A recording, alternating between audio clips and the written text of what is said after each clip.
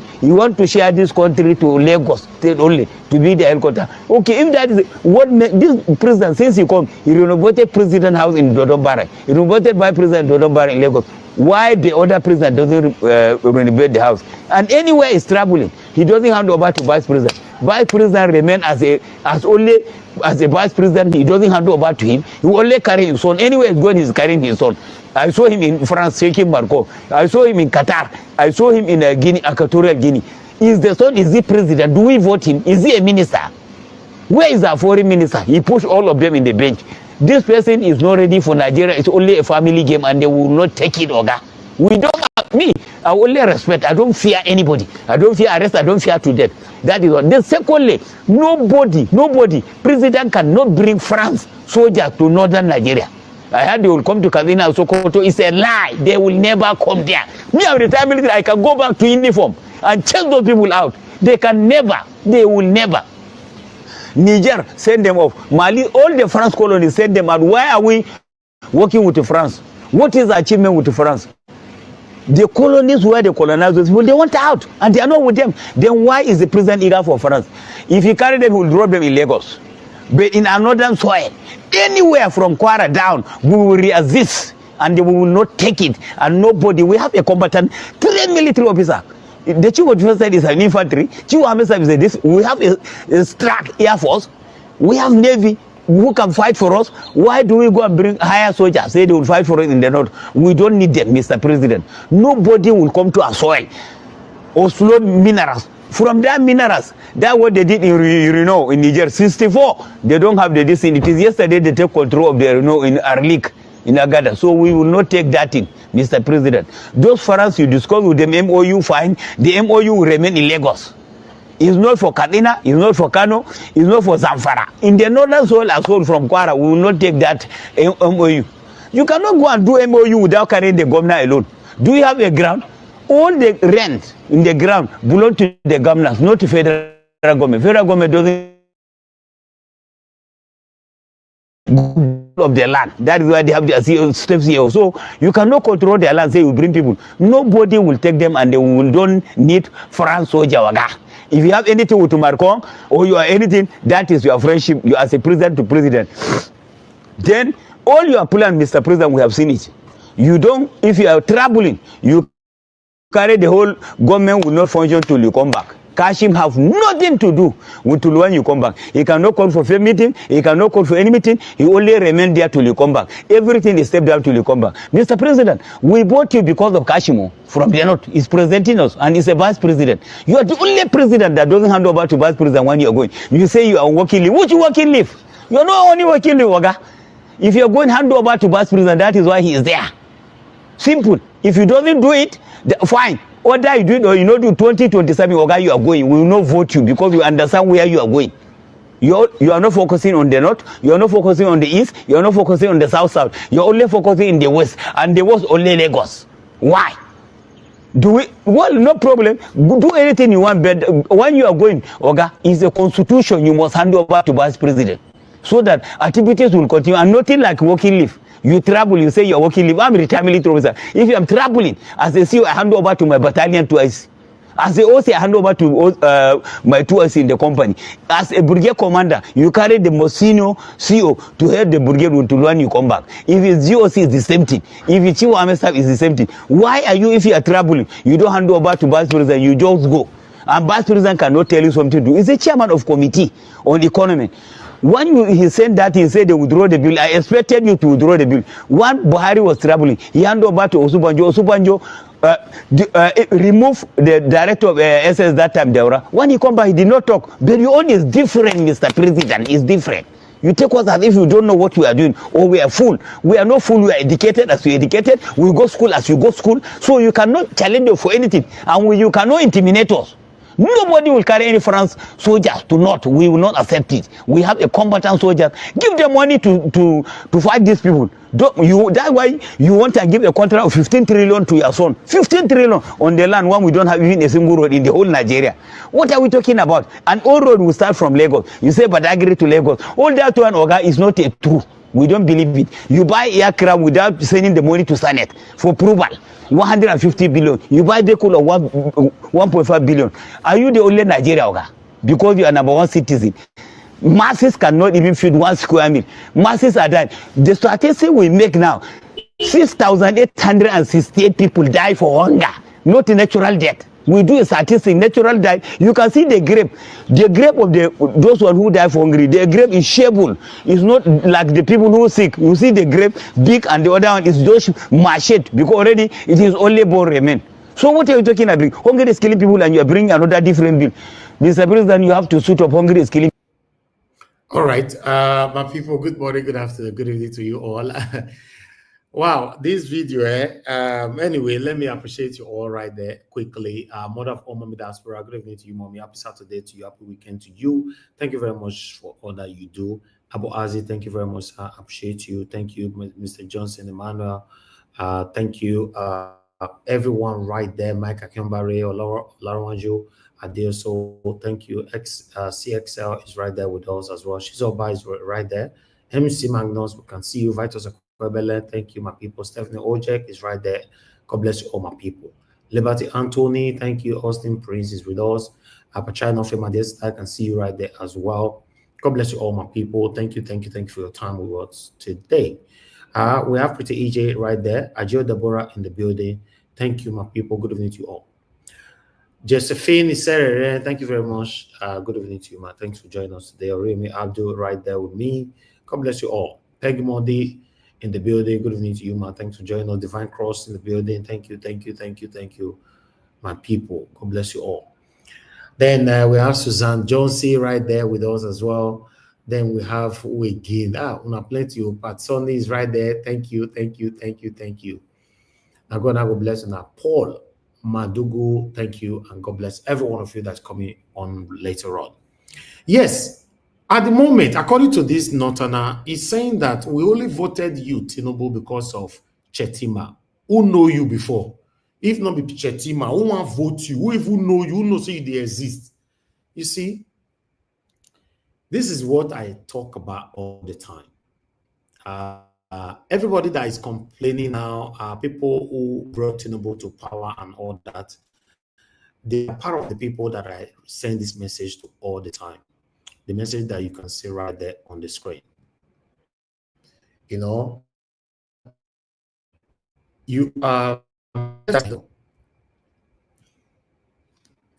hear me. Just let me know that you can hear me, because I don't know if anybody is hearing me. Can you hear me? Okay, I guess you guys can hear me. A man could become the next victim of the evil he celebrates today. Don't defend evil because it favors you now. It could work against you the next minutes. I know I don't talk this particular words so many times on this platform. These are the people who voted for Tinubu. They are not saying, I will not vote Tinubu, we will only vote him because of Shetima and all that. All of them are against the bill. My concern now is that how come the Northerners are more against this bill than every other tribes in Nigeria? Is this something that I don't know? And I'm not saying today we want to talk about something else, but I say there are other topics to talk about again. I could not go for what we wanted to talk about today anymore. I appreciate you all. Thank you so much. God bless you, George. A full side Benedict just coming in. Thank you very much. God bless you all. Thank you for your responses, my people, to my voice. I appreciate every one of you right there. But meanwhile, I would like us to move on right now so that we can have we can have the next presentation for you guys. I think because I don't have anyone on the screen or something, I don't know if because my network is failing here. Anyway, if you guys can hear, whenever you can't hear me, just write on this comment section that we lost your voice, then I'll know that something is wrong somewhere. But currently, I think everything is fine. But I'd like us to listen to other video that I have for you guys here. Let's start from this. Because Nashew are very dark black man, they won't use out. All of them are happy at him. He's coming to everybody's front door. It is coming to everybody. We cannot be in a society where you cannot speak your mind against anybody, they go straight to police to arrest you. Once they give police that power, once there's a law in any way, shape, or form to give people that kind of power,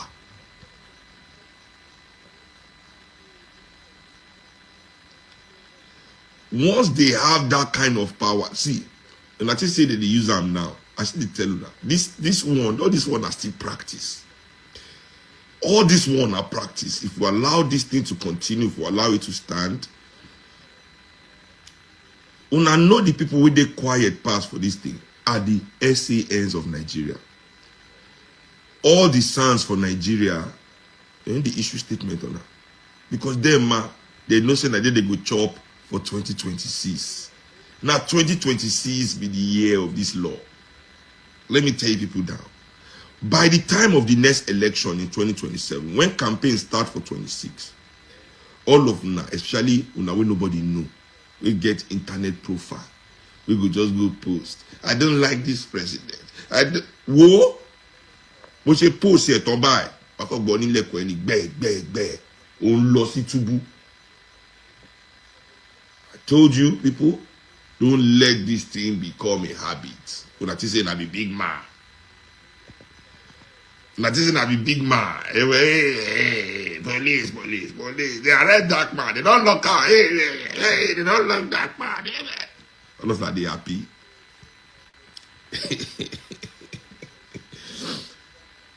Are you happy now?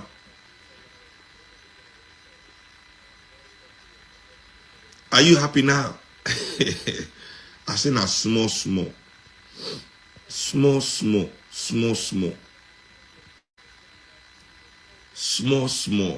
I tell you now, but nobody they like listen. It just be like for America.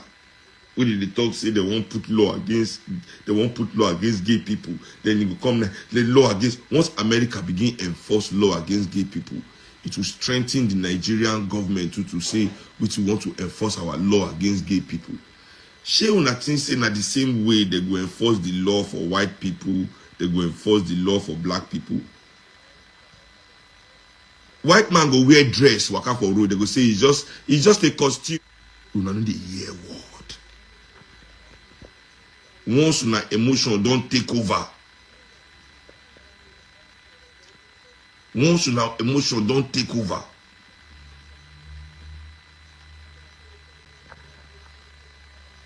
Nigbo. Now we dey here so anyway, I shall believe that this kind of law that Nigerians cannot speak their mind without police being involved. Yes, without police being involved is ridiculous. And I expect all the big lawyers of Nigeria to make a stance against this law. I think it's high time that all the big lawyers, but the truth is this, let me tell you, all the big lawyers in Nigeria are in favor of this law because they're going to chop from this law seriously. And the law also stops them from being scrutinized. The law stops them for any of you coming outside to say anything you say, they will say you don't get evidence. They will carry you to court immediately. Whether you insult to, whether you actually make defamatory statement to, you are going to court. So that's where you are now. That's where you are. So especially we celebrities and we all our favorites, anybody talk anything about you online, quick, and don't go bring police because you people are the new oppressors. You are the new big men of Africa. You are the new billionaires of Africa. You don't get the money where nobody get before. So why should Africans speak? Why? Who give you right to speak? In fact, why? If you want to speak, you go and become a revolutionary. You want to talk, become a revolutionary. Yes, when I say when they talk inside empty vacuum. You know, so there we go. There we go. And number two, as Nigerians, you know, you like to embrace oppressors. Africans in general know that no atrocity bring about any kind of stigma. Now only good people for Africa, they get stigma. Make it be fella picking. There's a stigma. When they grow up to be fella picking, stigma everywhere. But the people who they say they spoil in our society. What do you do against them? Nothing. Nothing. Nothing. You support them. You don't boycott anything. That is how we the people must show our power. Anybody where we they sponsor, where we they put money for in pocket, we use this law, we use this power. Nigerians must begin to boycott such a person. This is how we also fight back against this oppressive law, this dictatorial law, this tyrannical law that limits freedom of speech. That's the law. They say when your freedom of speech is guaranteed. Freedom after speech, I cannot guarantee. Don't talk. We already talk. So this is the only way we too, Africans, can fight back against them.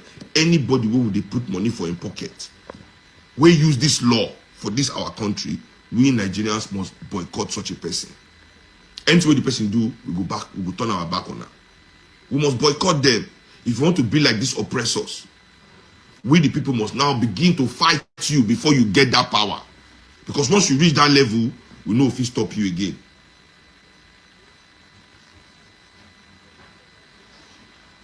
But if people don't care about that, we not send that one. You are happy if the law is used to attack those people you don't like. So anyway, make the free daily faro to me. You know, normally if me, ma'am, like most of you, I shouldn't make this video. But we make this video because of the higher principles at stake here. Free daily faro to me. Say person talk, not be police matter. And Nigerian police, what's next? I say, Nigerian court say, don't show us, say nothing way enforcement. The people in charge of law. Not be Nigerian court talk to me police no involved for election. How can a court make such a ruling? And that day, I say one day Nigerian court will make law, say make wife, go make ruling, say wife make you no cook for your husband. The another one go make ruling, say make husband no pay wife upkeep. It go still happen. Our court of law will turn to such joke. I can't tell of now. Say I fẹ́ Babalola no be God. Show you yeah. SAN, DTO, DPO, GHO, ETC, GOD not join the qualification. Not be God.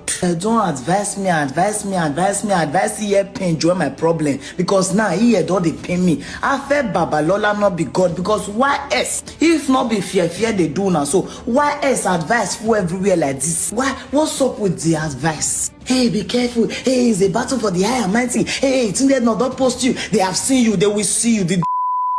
Oh, Google help me see you. Una de Chris. And this mumu fear make us they where we there as a country. You come for protest, they are scared to come outside. Not go even post. You see them in the comment section. Make I go comment now. No fit go praise you. They. It's just caution. It's just caution. No, you are just a. I say make I not dey shout again. I just come tell of una with the DM. Carry your mumu fear advice shift. Don't bring it close to me. If anything happen to you, the word we move on, are they supposed to wait? They send me message, not be the one I want do what they do. A lawyer will write petition against another lawyer. And then mobilize police to go and bring the lawyer from Lagos to Ekiti, probably to his choice court. And within 24 hours, his colleague is being sent to prison. This colleague is the person that has been speaking for poor masses from time immemorial. And you say the poor masses should keep quiet and allow their voice go away. Allow their amplifier, their microphone to go away, to be used as a scapegoat. We are poor, we are not cowards. We will talk. They might have succeeded in taking food from our mouth. They did not take our voice. I'm tired of seeing Nigerians wake up because this will not be sleep again, be like jazz. You want to come outside for protest, come outside. You don't want to come outside, stay inside. Lock your door, but pray make POP no fall for your head. Take gas your kitchen. I know they wish you bad, I just they pray for you. And lastly, don't discourage those that want to come outside, either through your comments or if this country good, it's good for everybody. Now, Momo, you be not be crazy. In my book, Nigeria and its criminal justice system, And what he has done is exactly what he has always done in hiding. But he has done it this time again. And the calculations were that I would have been picked up, taken before this judge who must have either been compromised or misled in Ekiti. And I would have been remanded in prison custody for being somebody who was meant to face trial and who had refused to bring himself to court. I am reliably informed that social media influencers had been paid to spin these narratives after my arrest. Human rights activists have been positioned to start speaking after my arrest, including one Agbaya.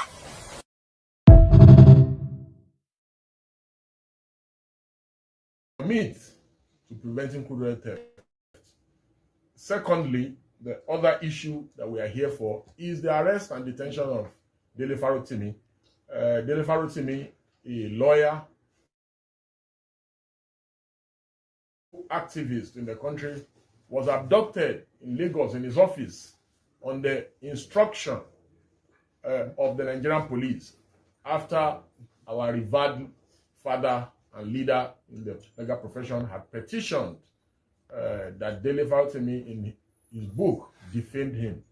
Well, it is unfortunate and regrettable that our revered father and leader in the profession will resort to using the police to harass, intimidate, and arrest a fellow lawyer, someone who is speaking up against the ills in society, that if Baba felt defamed, that the ordinary thing that one would have expected him to do is to have use civil remedies, to sue Dele Farotimi, that when people who have condemned institutional abuse of institutional power in the past, like Baba, now resort to doing same, it is most unfortunate. That we call on the critical stakeholders, especially in the police, that the police must stop acting as errand boys to big men, influential people, politicians. That it also points to the fact that one of our clients, Speed Darlington, popularly called Akpi, has been in custody now for over a week for allegedly defaming and insulting Burna Boy. Things like this are clear abuse of power and abuse of office simplicity that the whole world has moved away from criminal defamation. These are colonial laws. That Nigeria must move away. The idea of abducting Dele Farotimi from Lagos and taking him to the turf of Baba Aref Balola in Ekiti in itself is suspicious. Why was Dele Farotimi not arraigned in Lagos, where he resides and does business? Why was it so violent? Why were lawyers threatened by the police that they would be shot, as viewed on the interview on News Central? Why was the receptionist slapped?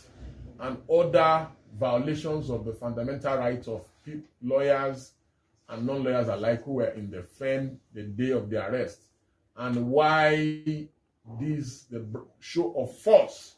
The police officers who are going all over the place, who are being mobilized from state to state to arrest people, are needed in Zambia.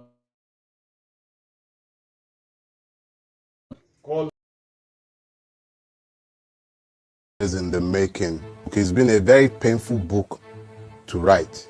All I have done is that I have given a truthful account of what I have seen within the judicial system. And it has taken the loss of the judiciary for Nigeria to become the useless place it has more or less become now. For anybody to be a citizen, for a society to have citizens, you must be found on the rule of law. It would mean that both the governed and the governors are equally bound by the law. It must mean that the judiciary is one that deals with people blindfolded. But in a situation where instead of us being ruled by law, even at the most elementary level, we're governed by the will of affect those men, they remain men, and it simply means that for as long as we are ruled by the will of men, we're subject to their whims and caprices. The level of corruption that I witnessed in this case, the brazenness of it, is not suggestive of somebody who is coming to the rodeo for the first time. This is a well-practiced person. This is the norm for these persons. No matter how corrupt a judicial system might be, there are certain precepts and norms. It's like I want to count 1 to 3, and then I'm looking to skip 2. So I just say 1, 3. Where is the 2? So there should be some order, some processes by which you arrive at a particular decision. That is why the court have rules. But when you see the highest judicial body in the country flouting its own rules and acting in a manner that is suggestive of impunity, then you know that something is very abnormal in that situation. When people become so powerful that they don't even care or believe that they are subject to any law, the law does not apply to them. The brazen impunity by which they did what they did made it impossible for maybe somebody else might have been able to find peace and walk away and be telling the story when they sit amongst their friends and they are sharing beer and cognac. But I'm not interested in beer parlor talk. I don't know why I said to Mondo will never even start to they pick them anywhere where they did. Suppose on they bust all of them. If you see the way people take thief for this government. No, wait, more than wait, they want to call their name now. The list of all the people Abat, both and they give Abat Papa Jeep. And the Jeep we did with that Tundra way now that Tundra way Abat they drive now. Wait till they shut up by that time. Abat never returned that Tundra. How they wanted Obaseki to revoke the C of oath of Garrick Memorial School for Ekewa. Mutari, Ostivi Boot, many names.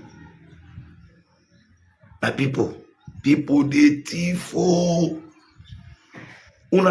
Una collect government property, they return us. Muna return this thing. This man say, me no, you know one fee, you know if you go to buy any other vehicle. Muna return the one with the don't fake give una. You know if you buy with you, una don't write for books say they buy. No be say to Muna cause say na leave 300 vehicle, whereas we not even see 5. Muna return na problem. I be something they kill na. Now I'm gonna die this Christmas. They say Muna return something, I no one return na. Oh, now one may I first shout my voice crack before now return her. I will chat about Jenny. Tiffy people. Mona return her. Okay. Return her. Return her. Open okay do. Return her. All of now when they call their name for this video. They go, I want to play the video. All of them when they call their name for this video. Mona suffer waka. Kuru kere. Carry the mood control government play because if they bust now for road or house, when I don't say, oh, I video now whether they bust now, whether they tell when I see how whether they slap on her face, wanna go return government property, wanna thief criminals, wanna go return her, wanna not stress me.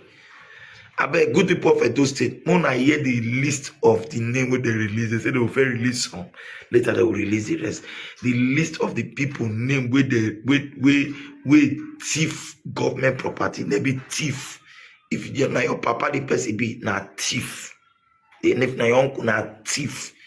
He thief government property, may they return her. Say if they no return her, say anyway they catch you now.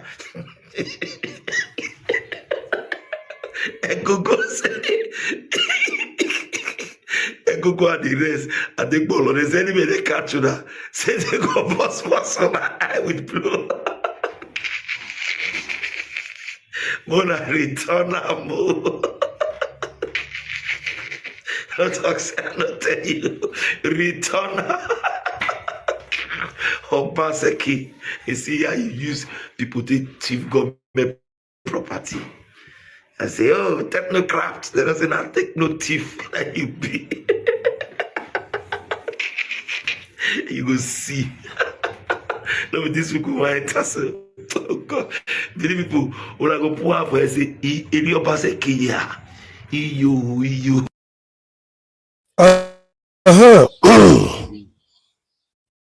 Edo people, God will bless all of you now. We call it the language that you all will understand. Because we are fully serious in this business. Whatever recovery we are getting is for the Edo people, not for ourselves. But for the greedy ones that take them home, please, wherever you are, and once your name is being mentioned, kindly return it to us, please, so that you will not be embarrassed. Both the company, one that they collect names and the rest, one that they collect government money, government cars and the rest, you know, get the one we know. Please, now please, we dey beg, make it not be like say we dey witch hunt anybody, because this is government property, and you are not supposed to personalize it. Personalizing government property makes you a criminal. Tomorrow you go say Nigeria no good, this one no good, that one no good, and now you be the custodian of no good. I beg, my brother here, he go mention their name one after the other, and we are giving you people 48 hours to do the needful, or else you go say our one face. So yeah, I want continue from where my brother stop. Say every government property wey belong to this government, when Senator Monday Okpewolo don continue kicking the good work of the project wey they do now, we want make very big sound warning to the immediate past secretary to Edo State government, Osadion Ogie. Say we dey hear say government property see dey your compound. Now me, the national tanker Egogo, you know be say you no know me. We are coming to claim everything that government have given to you that is in your compound. You return it immediately to the government house, or you, my brother, you go see another thing when you define. And I want to send a very sound warning to the immediate past chief of staff. Osagbovo, you are. I know where you they sit down later in the evening, they sit down, they drink with government motto.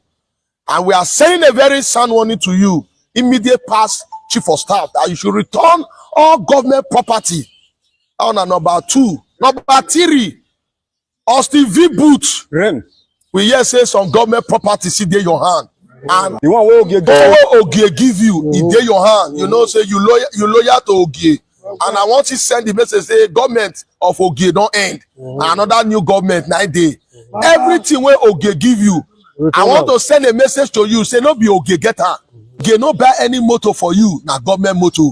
And I want to send a message to Motari, say all the motor where Ogie give you, when you take the parade Benin, say you dey do poor work. I want to make a very sound warning that the government of Okpewolo have sent a message to you that you should return all government property. My brother, I'm not tell you one thing. Who put that one from ECTS? Okay. Don't lie. When Mutari the Bojulo they talk. Abi, your face. Return all everything. You know. And I want to send a message again that all where una they hide. We know them, and we know your location. We no want use violence because the government of Senator Monday Okpewolo is a government of the fear of God. But if una say una no want use peaceful mind, we will use the next available things to fight you people. And I want to send a message again to a lady that brought theater of war to our state. It's okay. You will go use your influence with Godino Baseki. Want to buy what did they call that feed? Garrick. We hear say on revoke the sea of Garrick to our personal self. Now we are not sending a message that this government is going to look at it, and by the grace of God, justice will prevail.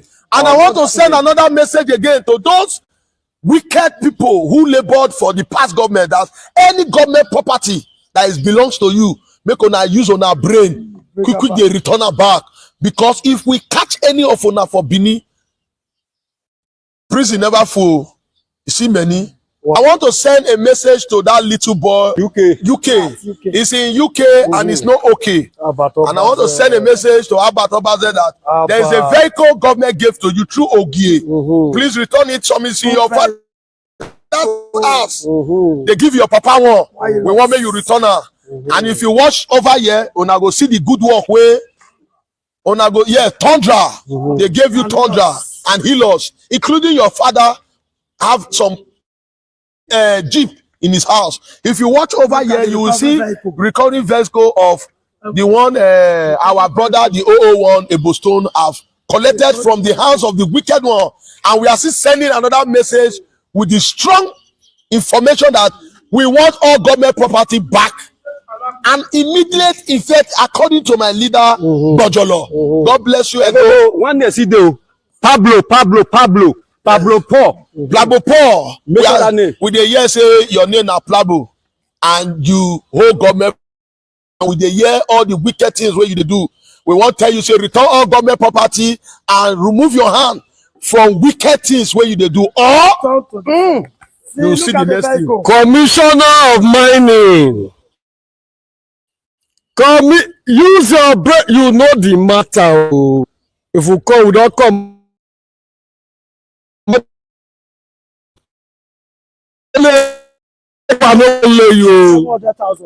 God bless you. Criminal. See, 700,000. 700,000.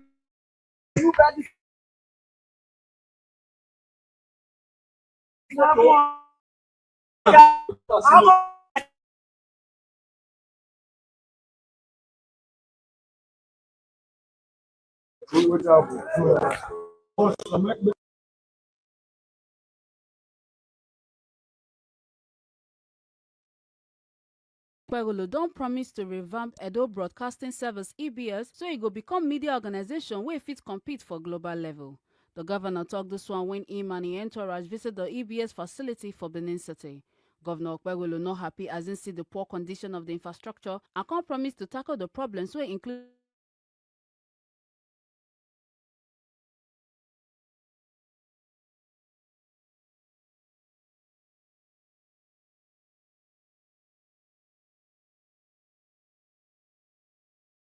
sake of say na Edo State property and e dey serve the people. Governor Okpebholo tok say dem go find alternatives for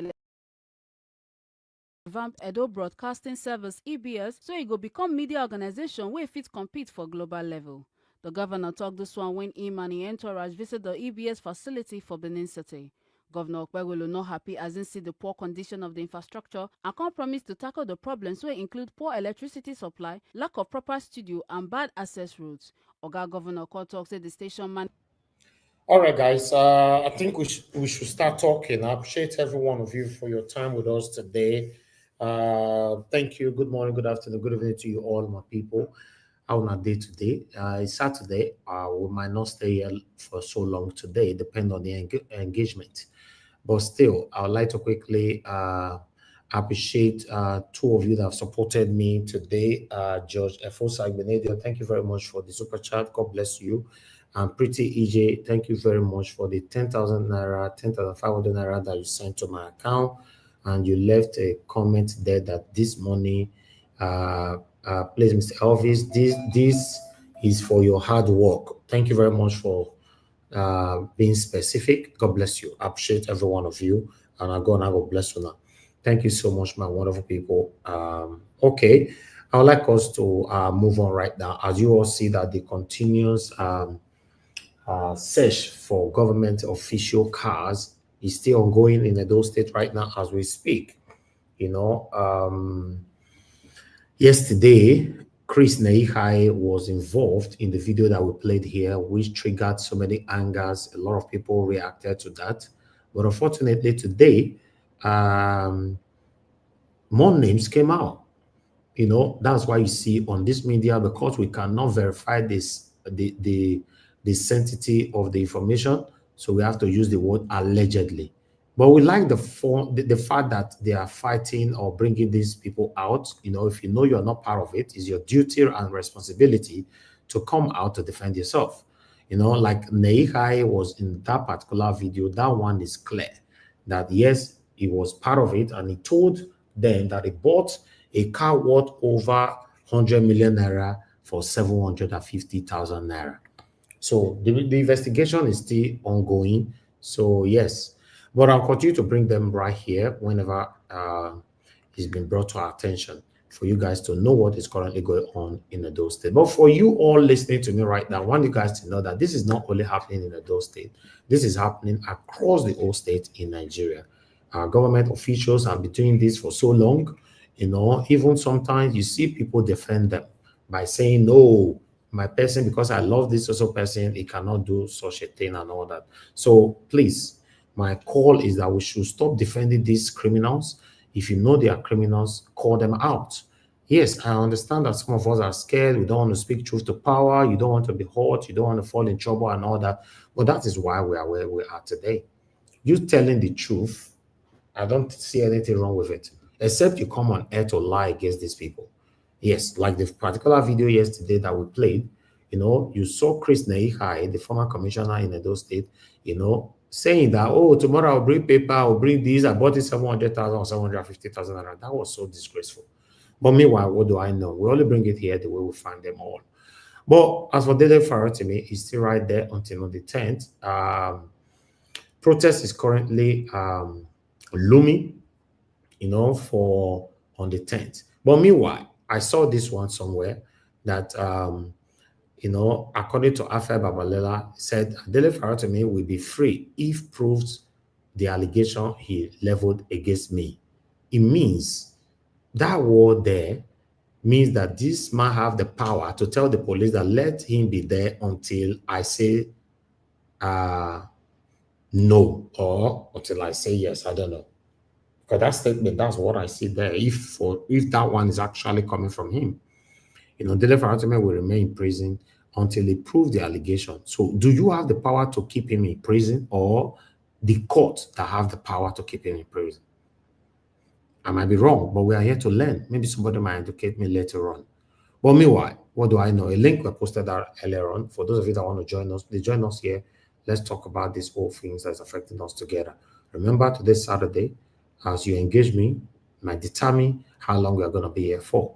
But we only have just one person on the panel right now. For those of you that want to call into the show, you can call in. I'll wait for the next 10 seconds so that we'll take it from there. In case nobody called in, I have just one person on the panel. Then I'll call him to start speaking to us. Thank you very much, my wonderful people right there. God bless you now. And Mr. Johnson Emmanuel, you tagged me there. So, Mr. Elvis, what is bad, no matter the color of the person. Exactly, sir. That is how it should be. And that is my stance, sir. What is bad is bad. Even me that is speaking to you today, if you find me doing anything that is wrong, please call me out. It doesn't stop you from liking or loving me, but call me out. Correct me. It's very, very important. You can't say, oh, because I love Mr. Naija Watch and you see me doing something that is wrong all the time, you are protecting me left to right. The more you protect me, the more I will do more. Thinking that after all, whenever people get to know these things, you guys will protect me. And it shouldn't be like that. Let me pick this call. Thank you very much, Madam Amy. Thanks for calling in. Good evening to you. Hello. Hello.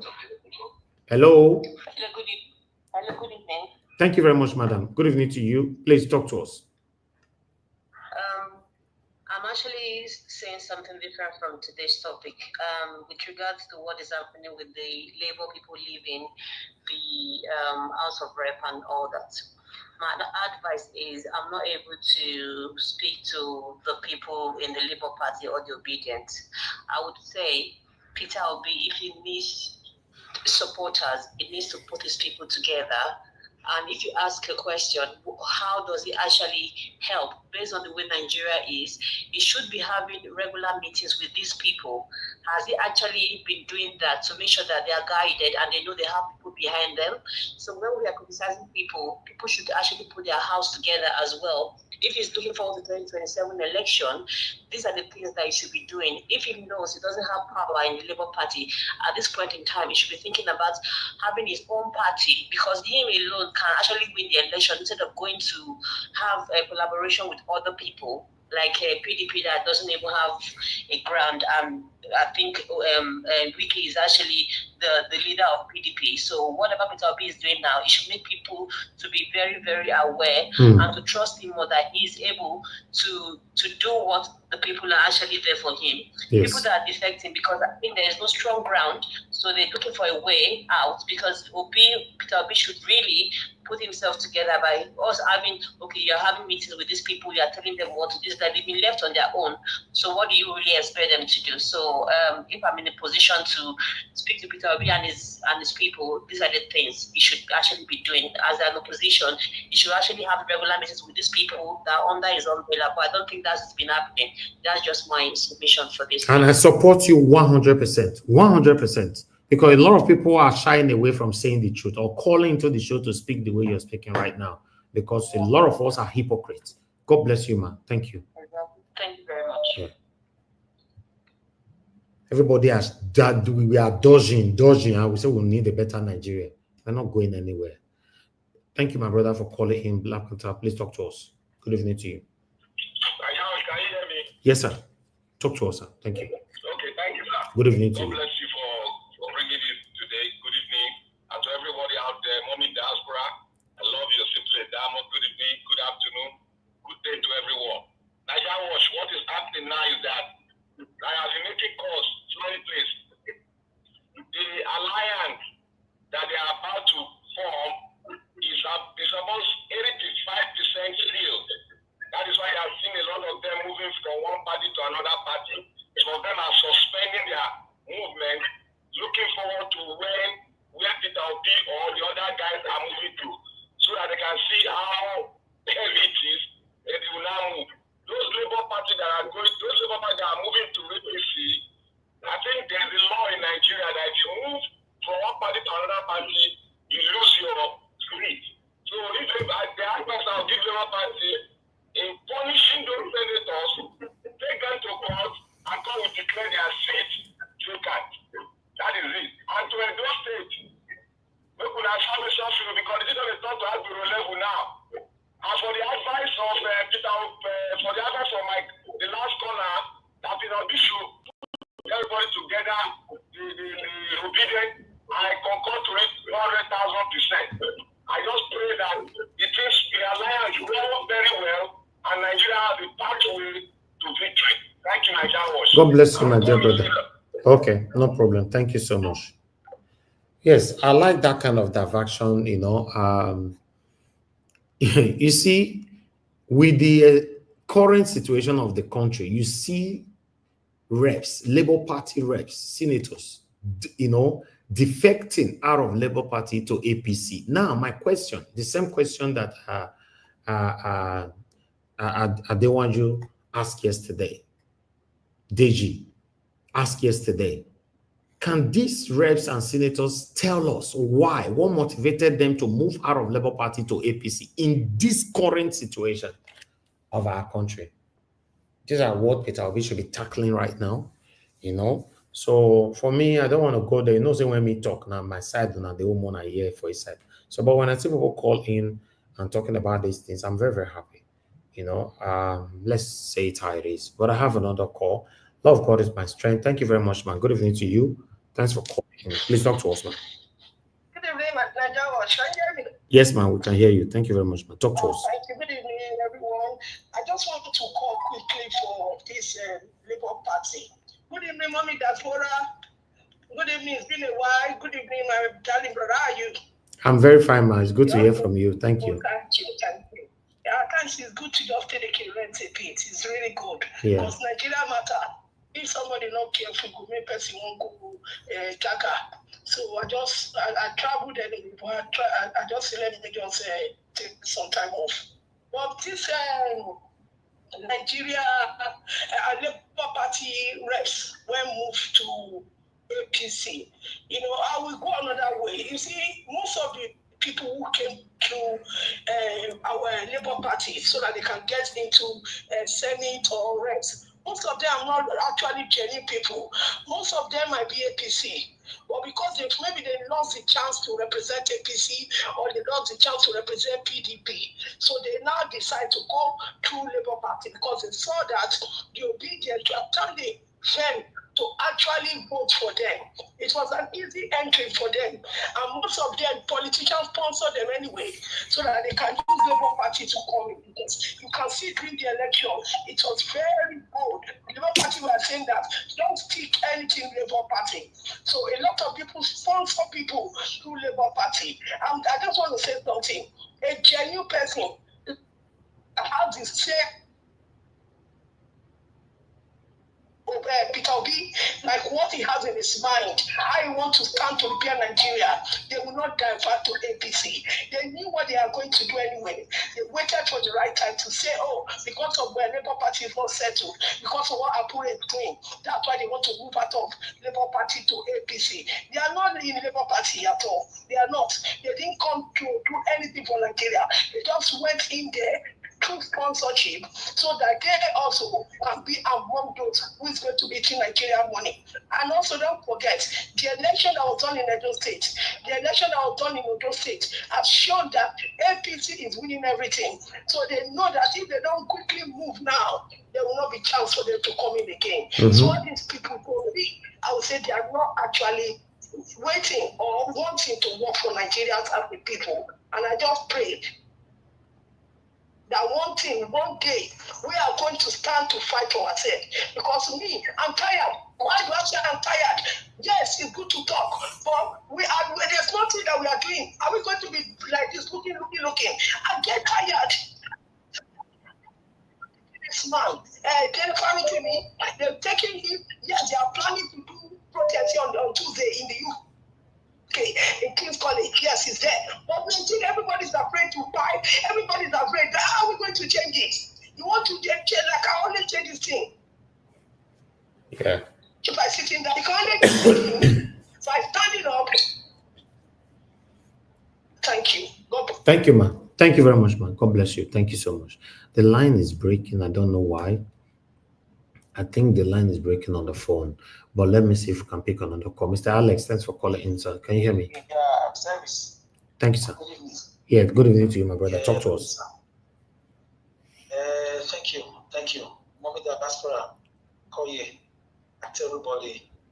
For me, obviously, Nigeria is drifting towards a one-state party, which is very dangerous. For we claim to have democracy.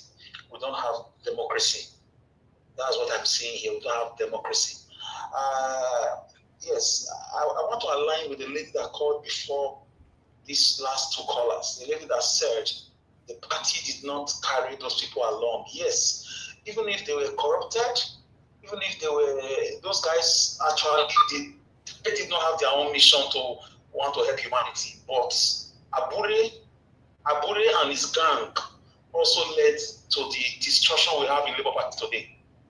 And to be honest, Mr. Peter, he has a share from this whole plane. He has a share. Maybe it's his own style of leadership. He didn't tell well. But when I really want to express myself in this way, people will get offended because of sentiments. But to be really honest, the kind of support our brother Mr. Peter will be enjoyed. Anyways, that's a story for another day. So the leadership of Labour Party was corrupt, was weak. They were visionless. They were clueless. It affected Peter Obi, and now it rubbed off on this. Although from the very beginning, these House of Rep and Senate members showed that they were just there to dance to the gallery, but at least nobody was able to carry them along. No leadership. Apure was a tangled left, right, center in those states over corruption issues. Limited Akpata was also, entangled with all those things with Aburi. The floor in National Party was on the floor. So I didn't see it that way before. I won't blame those guys totally, even if I also blame them. I hope other parties will learn, because APC has captured Nigeria right now. And as for those states, finally, as for those states, Okpebolo, yes, I'm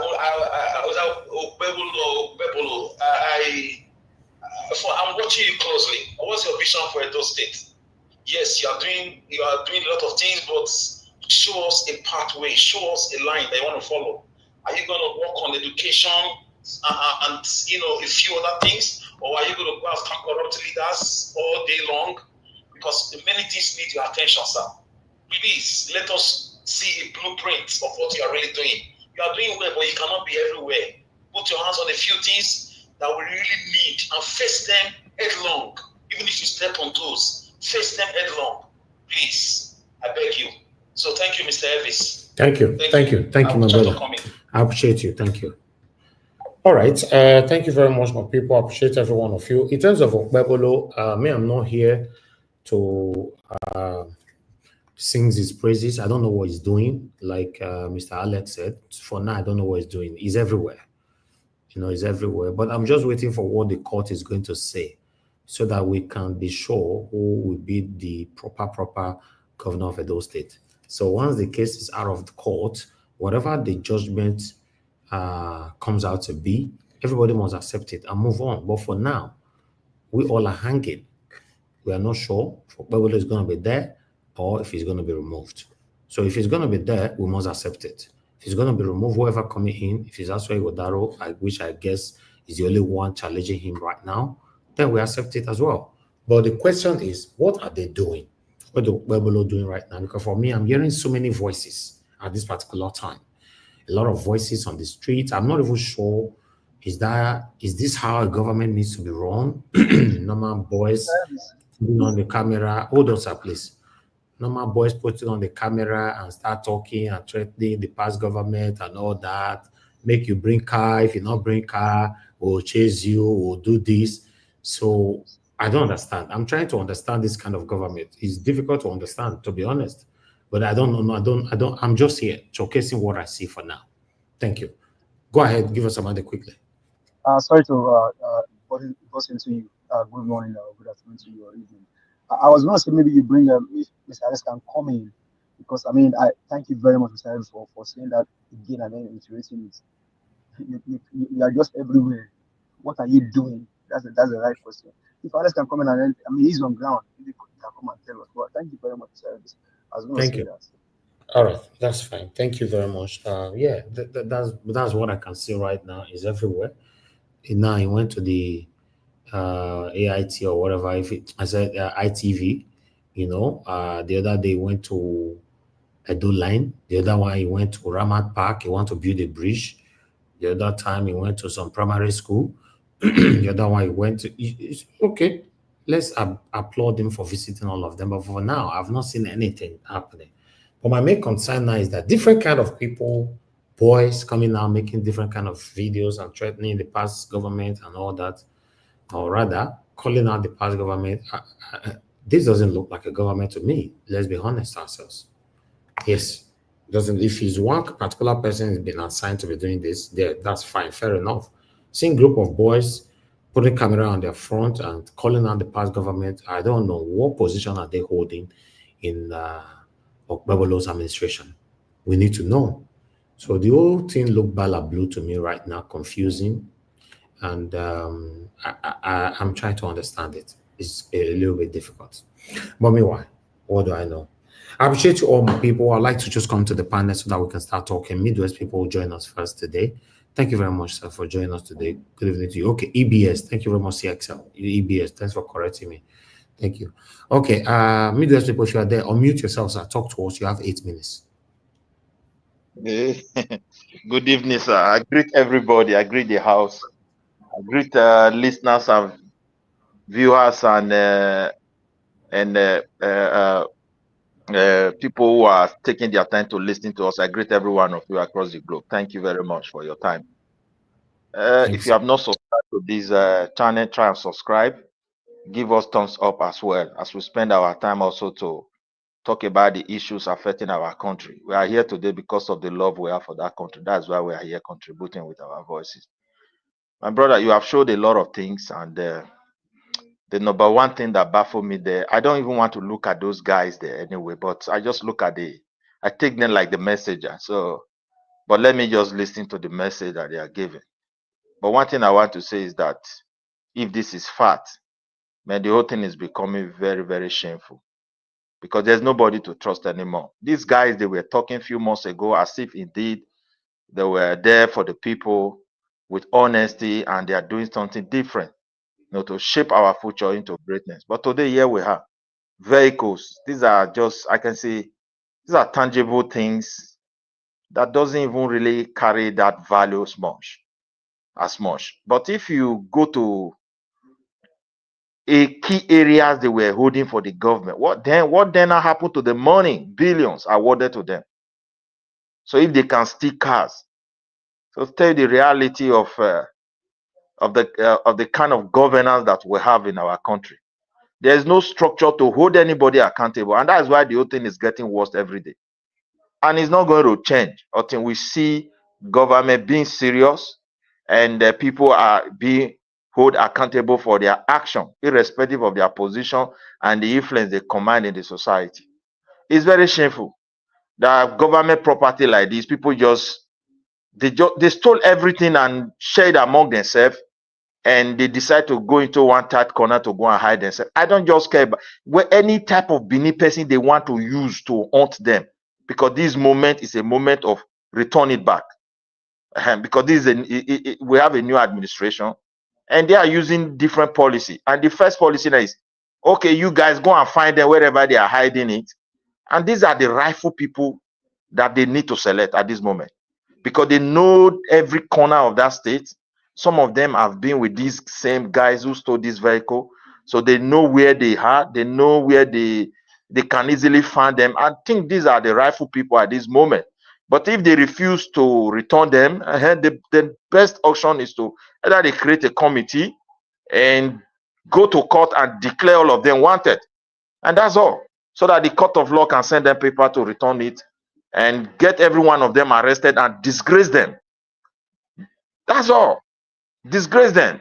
The politics is becoming very shameful. We don't even know.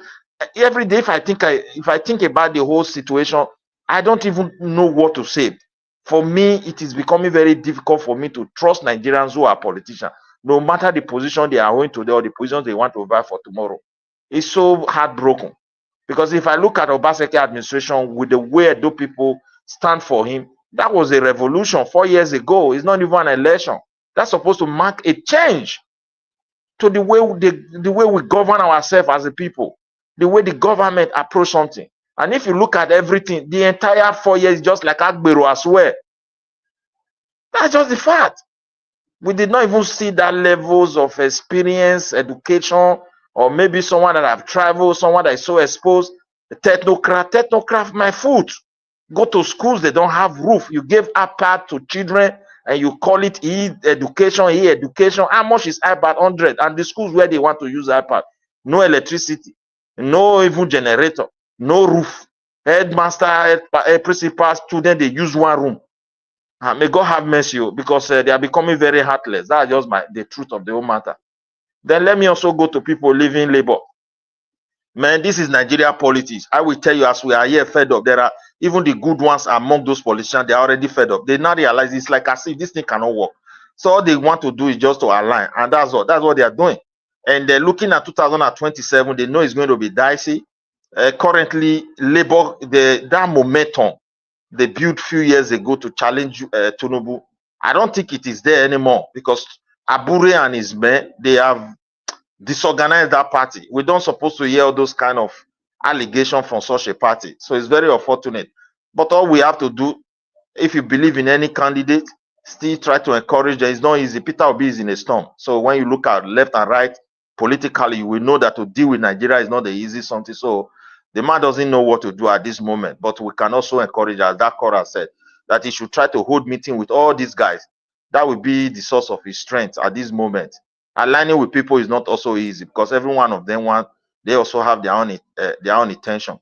So it's a very big challenge for him. He need prayer, he need encouragement. It's not easy, man, because they have bastardized the entire structure in that country. I don't know anything you're going to put there that is going to work easily for anybody.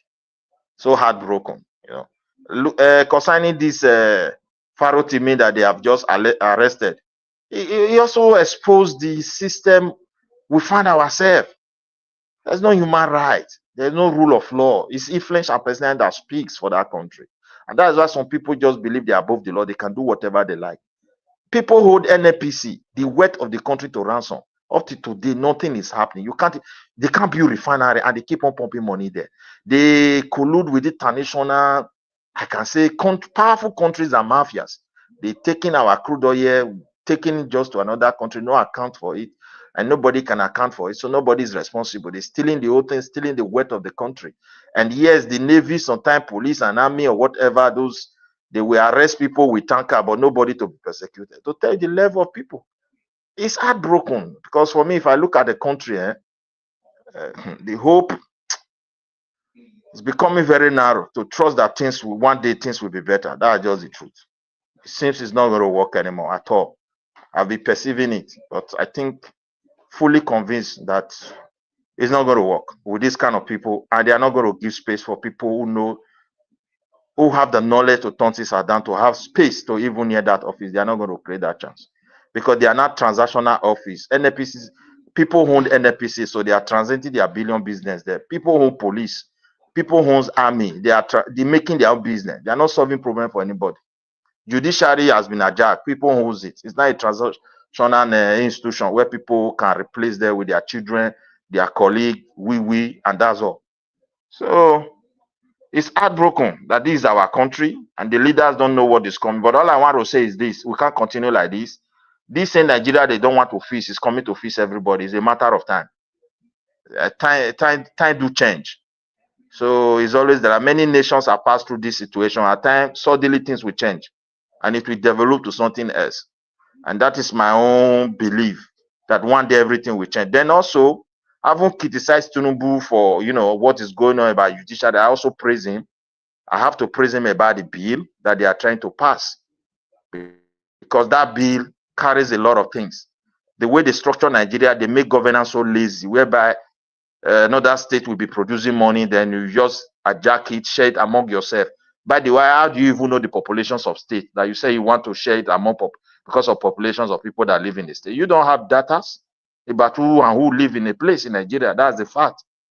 So to tell you the criminality of the structure, and that's why we are not going forward. The Northerners are the one crying, no, don't pass this bill, don't pass this bill. So my dear, if it's not working well, and people are not satisfied, why can't we go back to that regional government where everybody have to manage their resources and contribute some percentage to the federal, as it is across the globe? Only in our state we practice that backward system whereby they generate money, the source where they generate, they tell you 2%. What do you mean? It doesn't work anywhere. So it should push forward. I love that bill. It should do more. Because that is an executive bill. People in the House of Rep, House of Senate, none of them have ever raised this kind of bill. So since it's direct from the president office, I praise him for that. I recommend it for that because we need that kind of boldness to confront this issue. If he can do it, history will remember him for it and even go further to create more autonomous for people. So I give space to another person to also echo their view. Thank you, Nigeria Watch.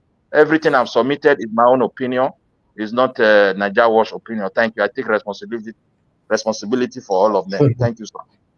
Thank you very much, sir. Thank you. Thank you, Midwest people. God bless you, sir.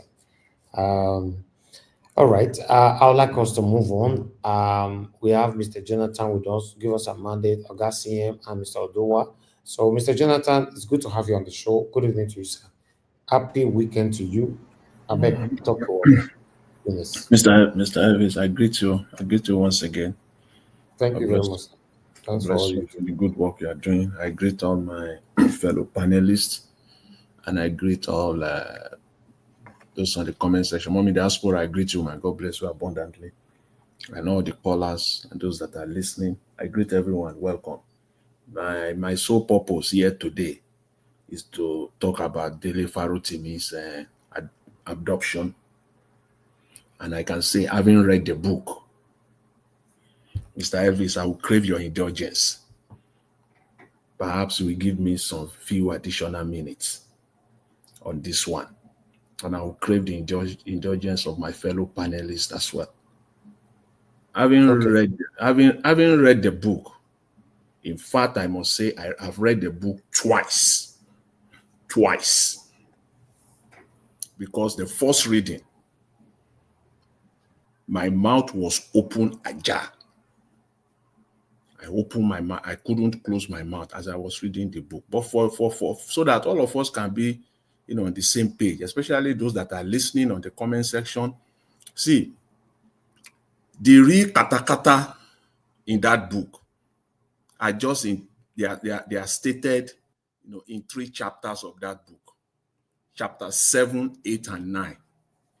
Except if you really want to go deep to really know the characters that Delifa Rotimi named in that book, then you can go and read the other chapters, preceding chapters. But the real core, the real meat that Afe Babalola is the reason why it's coming after him.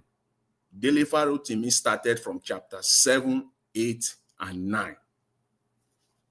And so that all of us can be on the same page, that we now know. If you read the book, you will know how the Nigerian judiciary system works and how rot. First of all, I must say I'm not a lawyer. I am not a lawyer, but I must also say that I'm well read and I have my own opinion on this. With the state of Nigeria, the Nigerian judicial system, it is clear. And this has been the trend. In fact, now it is clear what we saw in 2023. It was new to many of us. This thing has been going on. The election of 2023, the way the Supreme Court operated, it was new to many of us, including me myself. But with this, you will know that this has been going on. And this was a simple case. Land matters has been going on. And those of you that are living in Lekki 1, Lekki 2, Osapa, all those axes, you should be thanking Delifa Rotimi today. You should be thanking him today, because those properties where you people are living there, you should have paid 2, 3 times, even 5 times more, if not for the fight of this man. You should be thanking him today. Because on this matter, everything was clear to him, and it is now on Afe Babalola to prove that everything Delifa Rotimi said were false. It is for him to prove. Delifa Rotimi was only representing some landowners there, not the main family, the Ojomu family that owns the entire Lekki 1, Lekki 2, Osapa, going to even Elegushi side. They own the entire land. And they sold a portion of that land. Their old papa, who is now late, those people are illiterate. They sold a portion of land to one family called Eletu. They sold a portion. But these Eletu people, they are Lagos Island people. They are so crooked. They are land grabbers.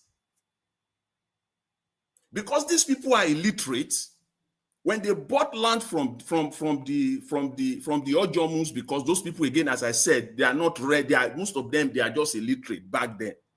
But these people, the Eletus, they will take the document.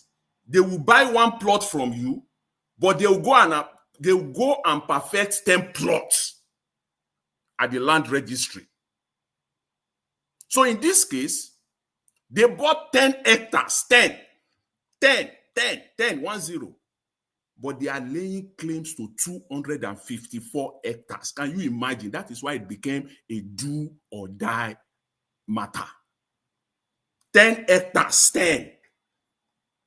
But this family, the Eletus, they are claiming that they bought 254 from 10 to 254. Can you imagine? You are talking of over 4,000 plots of land.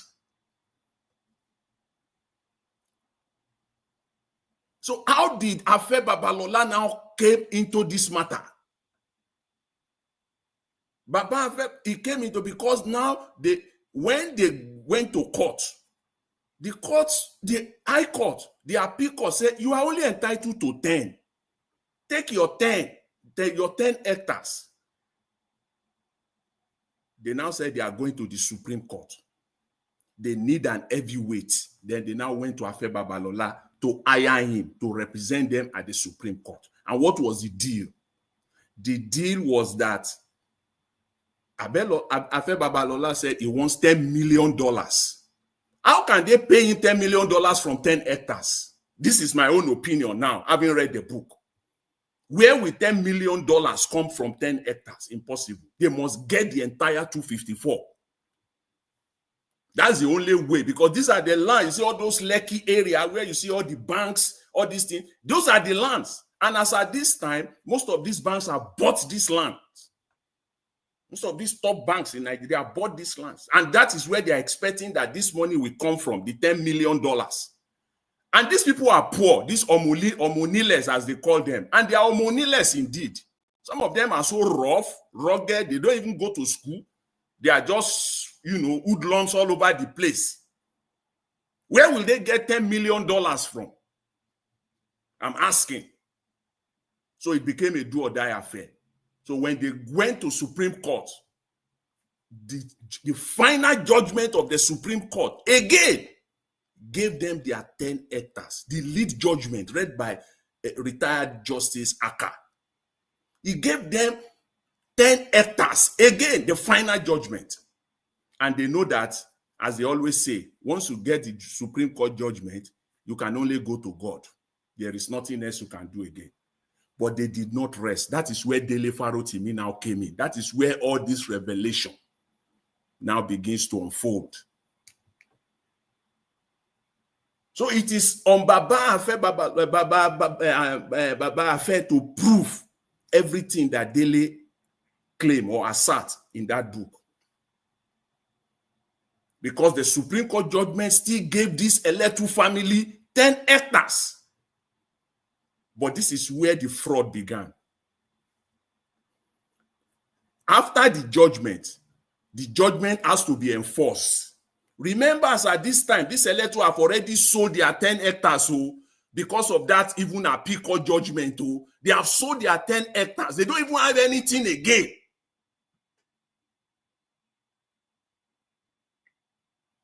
The fraud began when they now went to the Lagos, because it is Lagos that will now enforce the Supreme Court judgment. That is where the fraud started. The fraud that Dele Farotimi exposed. And he named names. The former CGA, the Ariwola, was named in that book.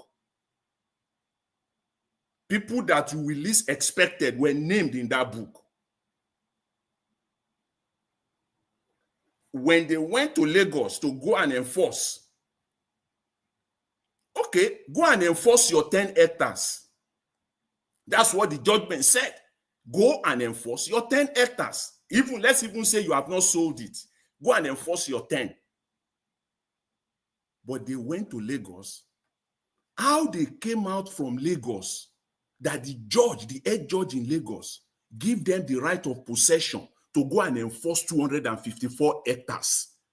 It is for you and I to imagine. How that right of possession came out. And then that was where Dele Farotimi, because Dele Farotimi has clients, those that has bought 2 plots, 3 plots, 10 plots all over that Lekki area. They now came to him and say, here's the problem. They are coming after our land. That was how Dele came in as a lawyer representing his client. He now asked for the Supreme Court judgment. He asked for the Supreme Court judgment. He got the copy, the CTC of the Supreme Court judgment. And it became clear to him that it is only 10 hectares. Why are you coming for 254 hectares? He now said, then why do you want to enforce? Who wrote this right of possession from the Lagos State Ministry of Justice? Who is the judge that wrote it? When you know clearly, and it became clear to Dele Farotimi that the judge either is part of the fraud or he did not see the Supreme Court judgment. And how can you write the right of possession when you have not even seen the copy of the Supreme Court judgment? How can you write it? That was when Dele Farotimi wrote to the Chief Judge of Lagos State Rajiv Fashola was the governor. He wrote to him. He wrote to the Chief Justice of Lagos State. They cowered. They came back and said, we made a mistake. It's all written there. We made a mistake because they said, we made a mistake. We are going to adjust. That we knew that it was not 10. I mean, it was not 250. It was only 10, not 254. They proved it. So Delevaro Timi has his proof. The Lagos State government even agreed. Before this, they have carried all the hooligans in Lagos, the police, the army to go and harass people in Lekki. They bundled some houses, they wrote possession, this house is, they went there to, write possessed and all those things in front of so many houses in Lekki. But the chief judge cowered because when it became clear to her that she has now been exposed. How could you, as a head judge, write the right of possession without the copy? Because if you see the copy of the Supreme Court judgment, there is no way you will write that right of possession for 254 hectares of land. And now, this is where the problem is. Now, this is my opinion. As I'm shifting from the book to my own opinion now, I haven't read the book. It becomes a problem for the Eletu family because they still have to pay Afe Babalola $10 million. Afe Babalola have done his job for them. He did it with the expectation that they will get 254 hectares and then they will be capable, they will have the capacity to pay him $10 million. But now they've lost. And their plan to go and enforce 254 in a crooked and fraudulent manner has been exposed by Dele Farutimi. So that cannot be done again. So it was like this thing went into the cooler, but not for Afe Babalola. Some few months back later, Afe Babalola hashed another plan. A case that has been decided by the Supreme Court. The Supreme Court said again that they want to revisit the case. Can you imagine that? It is like 2023 election. Or everything you and I have been hearing is that once Supreme Court decides, it is all over. You only have to go to God. But in this one, Supreme Court came back. That is the crooked, fraudulent judiciary that we have. And they use one of their rules that they have the right to come back if they have to change, if there are, clerical errors in the original judgment, they can come back, or interpretation, they can come back and do some adjustment. But in the adjustment, it was not clerical error that they did. They changed the entire judgment. That is the problem with Dele Farutimi. How could that be? How could that be? But remember, what was unknown to Baba Afe Babalola was that even after that, there is no way they can enforce it in Lagos State. It is not enforceable in Lagos State. So what Afe Babalola is fighting for now is that he lost entirely, even though he used his power, his influence to manipulate the Supreme Court to get the judgment, but it was an unenforceable judgment for him. So he hadn't gotten any $10 million. He didn't get any $10 million at that time. So these are the crux of the matter.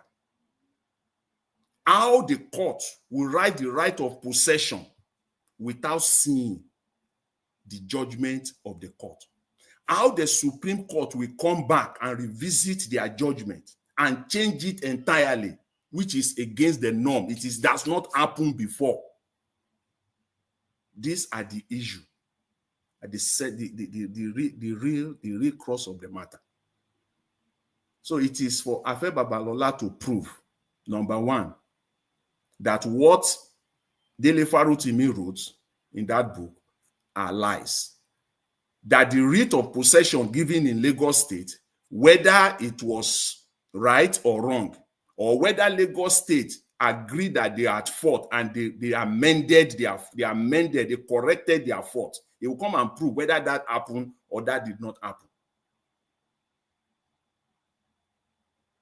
Afe Babalola will have to prove whether he had an arrangement to arrangement of $10 million that the Eletu family will pay him $10 million or not. He will have to prove. These are the allegations that Dele Farotimi made, or assertions, whichever way you want to put it, in that book. And those that are in the legal profession, they are fraternity, pretty much. They are in a form of a fraternity, a secret court. Some of them will not speak. In fact, most of them will not speak. Most of them will not speak. This is the state of our judiciary in Nigeria. There is no time. The mess that went on there, I'm just trying to summarize it, and I think I've done my bit so that people can have a foundation of actually what happened. How the Supreme Court will give a judgment, and how the party that the judgment was given will now go out and enforce what has not been awarded, is what is baffling.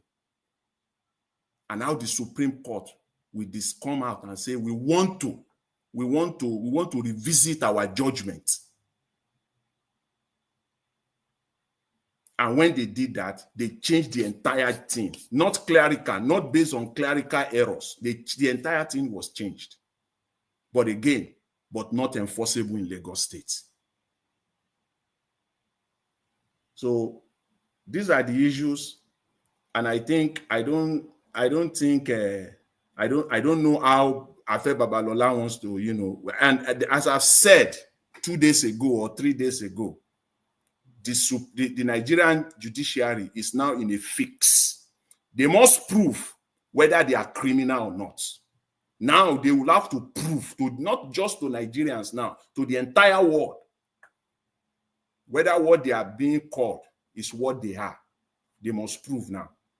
Because in order for them to prove that they are not criminal, you say you want to investigate. You have to investigate it to the core. You must go to the core. Investigate it to the core. Let us know what happened in Lagos State. Let us know whether the Supreme Court go contrary to their own rules or not. Let us know whether Lagos State government made attempt by writing a right of possession contrary to the judgment of the Supreme Court.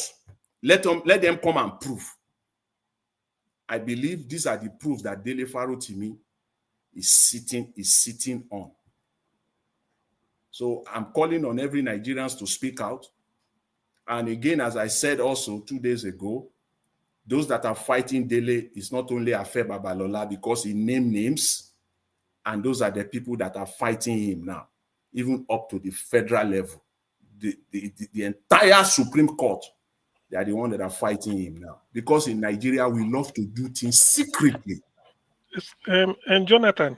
Yeah. Jonathan, pretty much, I've not read the book, it's all the excerpt, but I thank you very much. At least from what you said, I don't think I can fault 80 to 85% of what you said, though I've not read it. Let me quickly ask you this. Like you said, at least you now have the privilege of knowing what other names Dele mentioned.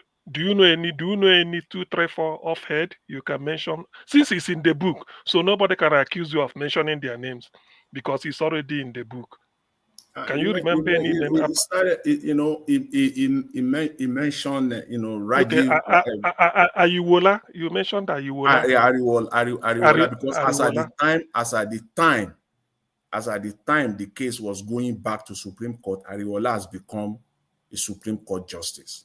Okay. So he mentioned his name. So he was part of the judges when they made that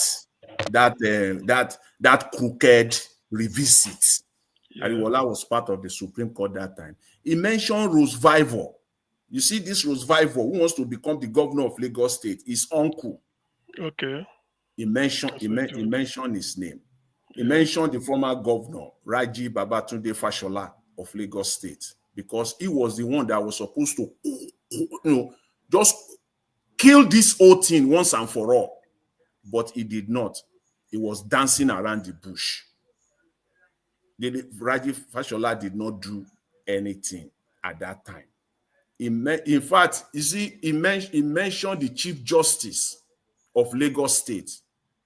He mentioned his name as well. He mentioned the names of a man.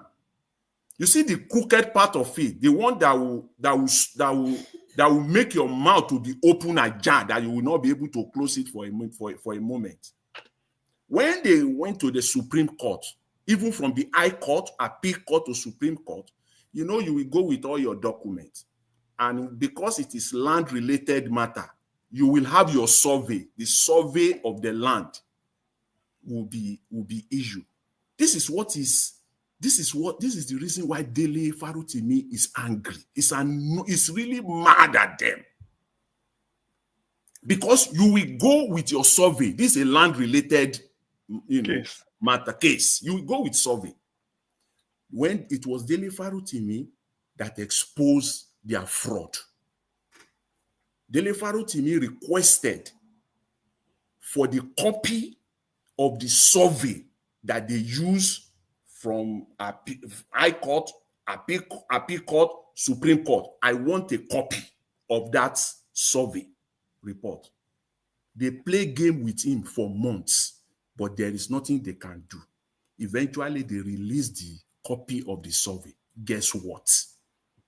The survey that was released was not even the land that the electors were fighting for. The land was in Badagry.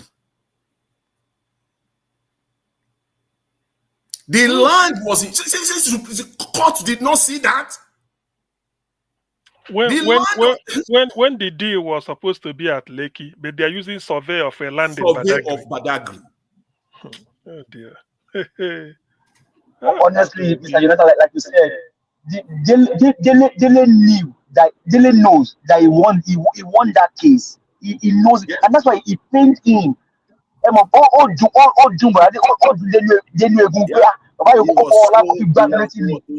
was so mad. He said, when he saw it, in fact, he now went to that survey. He named the name one Agbenla or so. He was the Surveyor General of Lagos State as at that time. When he went back to him, the man was trying to scramble how he's going to, and then he came with one man. They are trying to defend it. Dele Farutimi, he now commissioned the University of Lagos Department of Land and Survey, and he put the two surveys side by side. It was the Lagos State University, University of Lagos, Department of Land and Survey, that wrote their opinion. It was that opinion that quenched it for them. They kept quiet. So that's why I said Lagos State just want this thing to lie low, because this exposed the fraud that is going on there. Land grabbers, that's what they do. They want to claim a land in Lekki. They will present the survey, because it was in Badagry that they can come up with 254 hectares. They don't have survey of 254 hectares in Lekki, but they have survey of 254 hectares in Badagry. And the other thing that angered Farutimi was that, yes. So, yes. Just ask a question. Now, you know that the presidency, in a way, is kind of getting into this. Are we going to say that this happened when Bola Ahmed Tinubu was the governor of Lagos State? No, it happened. The case started when he was governor. But by the time it got to it started when Bola was governor. But by the time it got to the Supreme Court, it was Raji Fashola that was governor. Fashola. Who brought Raji in? We know now. It was Raji that was so the reason so that you now understand why police and FG is filing into this motion. Baba, there are a lot of things involved in this matter. A lot of things. So what Lagos State did was to now send one guy out, because now that they know that judgment is not enforceable, how will Lagos State go and enforce a law when their own land surveyor general signed the survey? He signed the survey. Their own surveyor general signed the survey that was used in court as Badagry, survey that came from Badagry. So Lagos State has there's no defense for Lagos State. So which means, Jonathan, let me say, so which means Afe Babalola from the account clearly knows that he has those people that approach him, they have no case. They have that no case. They have no case. No case. The deal was for 10 plots. Is it 10 acres? Yeah, 10 hectares. 10 hectares. But for them to come and they are not maybe trying to get Babalola to make it 254 acres so that, he should have known now. Why did he dabble into it?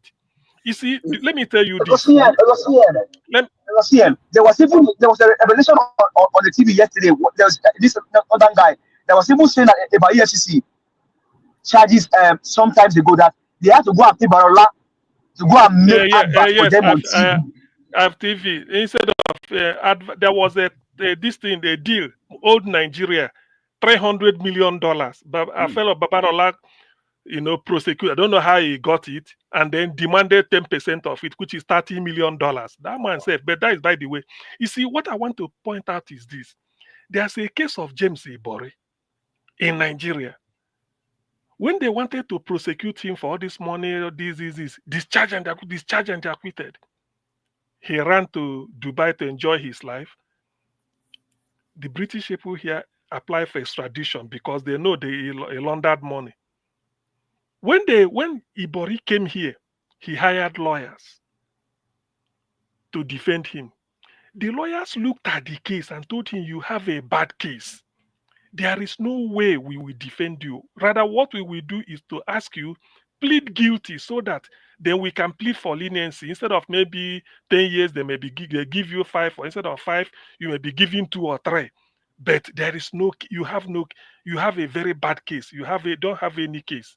Do you see the difference between Nigeria and here? So if it were here that Babalola is practicing, you would have told them that you have no case. You have no case. But because it's Nigeria, they know how to make something where be A to become Z.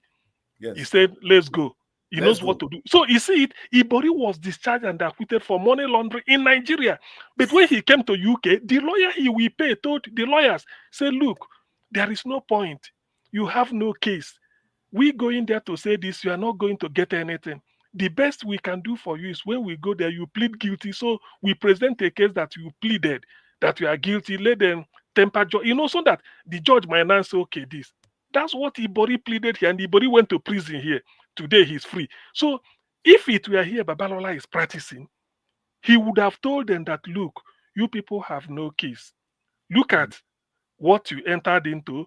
Look at what was given. Look at everything is already sealed. So you have no case. But because it's Nigeria, that's why we are where we are today. That's the reason. Because it's Thank Nigeria. You see, yeah. So I just for us. It is not even clear that Ekeremadu's case, if he had gone to Nigeria, would have gotten forget that one now. The man will be contesting now. The man will even not be contesting. You will raise the case safe. You for don't wipe out your village. You will even become governor. You will just be fine to become governor. If na Nigeria, you will raise that case against Ekeremadu. Maybe your entire village go down there wiped out. Who are by you? now. By now. And the Ekeremadu would have been on top again. You see, that is the thing we are talking. You see it. You see, and that is why the British people, I think they said on the 10th at University College London, Nigerians will gather to protest because that's how because in the UCL London built a center called Afe Babalola Center for Transnational Studies or something. You know, Igbo, the moment they give you an award or have anything, 100 years later, if there is a dent, they remove it. They will remove it. They will remove it. They'll collect it back now. No, they won't associate with their name with such a character now. That's why if you win gold at the Olympics, look at what is this man, Marion Jones, this American lady that was on drugs. Everywhere, 100, gold. When they screened it, they found, I think after how many years, they just called with. That was what made Nigeria. Nigeria was used to be third then, either in Sydney, in the relay. Then Jamaica now moved from second to first. Nigeria moved from third to second. So you see, that is the issue. In those days, they used to say Rhodes Scholar. Rhodes was a chap called Cecil Rhodes. He donated all his wealth for scholarship. That's why they say you studied, you're a Rhodes Scholar, you went to Oxford, all this. When they found out that the guy was neck deep in slave trade and so many things, they just abolished the thing. No more. You see the way they do. So this Babalola case, the only thing my fear is let them not buy that daily. If this case should come to court with this evidence he has written that the whole world. Yes, now. Do you know people in University College London must have read it? And do you know my fear? I've said this somewhere. Let Oyibo, most of their universities, let them not recommend that book as a standard text to teach criminal law. To teach criminal law, that will be done now. You know, Oyibo. Okay, I will tell you people something. Meanwhile, continue. I will get something. I will be back. See, the thing is that you see how they will prove the disgraceful part of it. The most disgraceful part of it is this survey thing. That in Nigeria, the court will see the survey that is different from the land that is in question, and they will still award it to the person that brought the fake survey. It's still beyond my imagination. I can't comprehend it. And it was issued by an institution, the Ministry of Lands and Survey in Alausa, signed by the state surveyor general. And they are so brazen. They still submitted it as documents in court. I don't understand. Wouldn't at that point in time, that would have killed the entire case? Even that alone is enough for a judicial review of the entire thing. And yet they still went ahead and gave them said they are now entitled to the entire 254 hectares, but not enforceable. The final one that ought Afe Babalola, the final piece of it, where Dele Farotimi now disclose what the arrangement that Afe Babalola had when they now told him that Afe Babalola, this thing cannot be enforced in Lagos State. It cannot be enforced in Lagos State. The guy that took it over from the Ministry of Justice in Lagos State now traveled to Ado Ekiti to go and meet Afe Babalola and make a deal with him. And the deal was that the Lagos State government have agreed that they will give some land. That's where you now see they are now selling some wetty, all those areas in this is a revelation for all of us. When you now see some Omunile now selling some lands that are waterlogged land in that axis, those are the land that Lagos State conceded as compensation. And they now said that they will give Afe Babalola part of this land, but those sides are the waterlogged area. Those that are living in that axis, we know the areas that we're talking about. But that was the deal. Maybe that is another thing that made him to be mad. I don't know how Dele will prove that, but those assertions were also made in that book. Thank you as well. Thank you very much, so those are Mr. Jonathan. Thank you very much. Yeah, I can hear you. Okay, thank you very much, sir. Thank you for that, because I wanted you to give that longer understanding of the book. Although me never read them. You know, Oga CM gave us some part of it the other day, yesterday, I think. You know, now today you are giving us some in-depth on the book. Yes, I would like to read it myself. You know, yes, just imagine now everybody is now rushing to read this same book to understand what is actually going on. The same book that many Nigerians would have ignored. How many people still read these days? A lot of people would have ignored that book it would have been few, very minimal, that would have read that book. But because of the arrest of Dele Farotimi, a lot of people are demanding for this book. And apart from that, Dele Farotimi have made loads of money through this arrest. According to information reaching me, allegedly, that Dele Farotimi have made more than 200,000 pounds already from this book.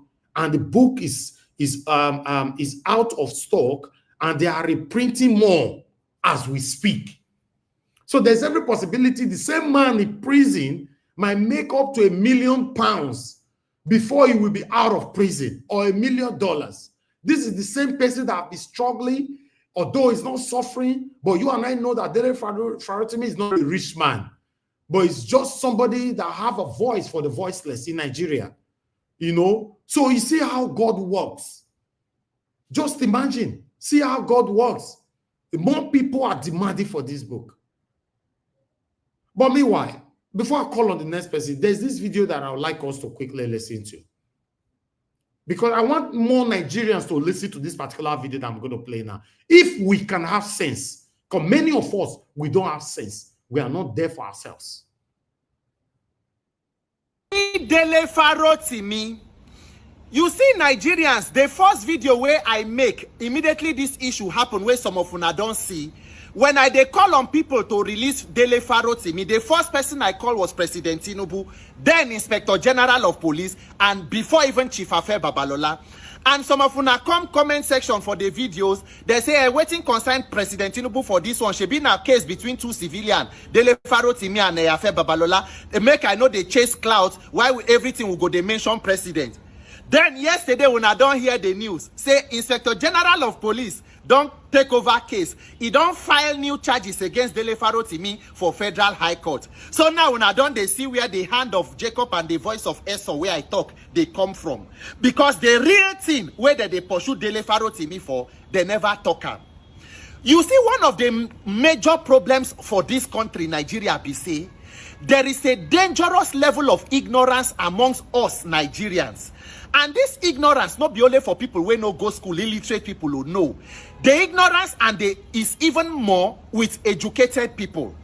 Because most of us as Nigerians, we don't understand how governments should work, how institutions are supposed to function, how systems are supposed to operate. And that is why even when we want to make any demand, we need to know how to channel our anger. We say whether we want to end bad governance protests or whatever.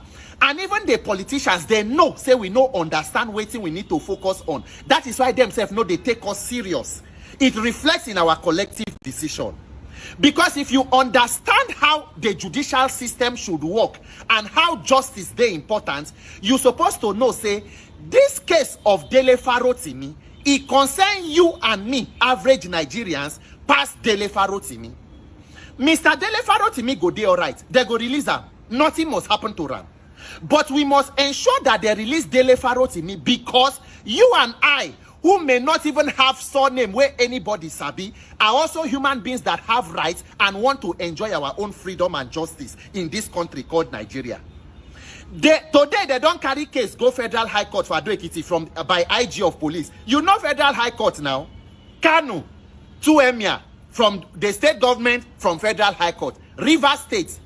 The thing where they happen for Nigerian judiciary today, not be waiting anybody go even tell you whether he corrupt or he no corrupt. 2021 report of US Department of State is there.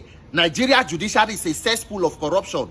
You hear for video when one former appeal court president husband will be former senator, they tell us for Senate how certain decision making they go on when the day house between him and his wife will be head of appeal court that time.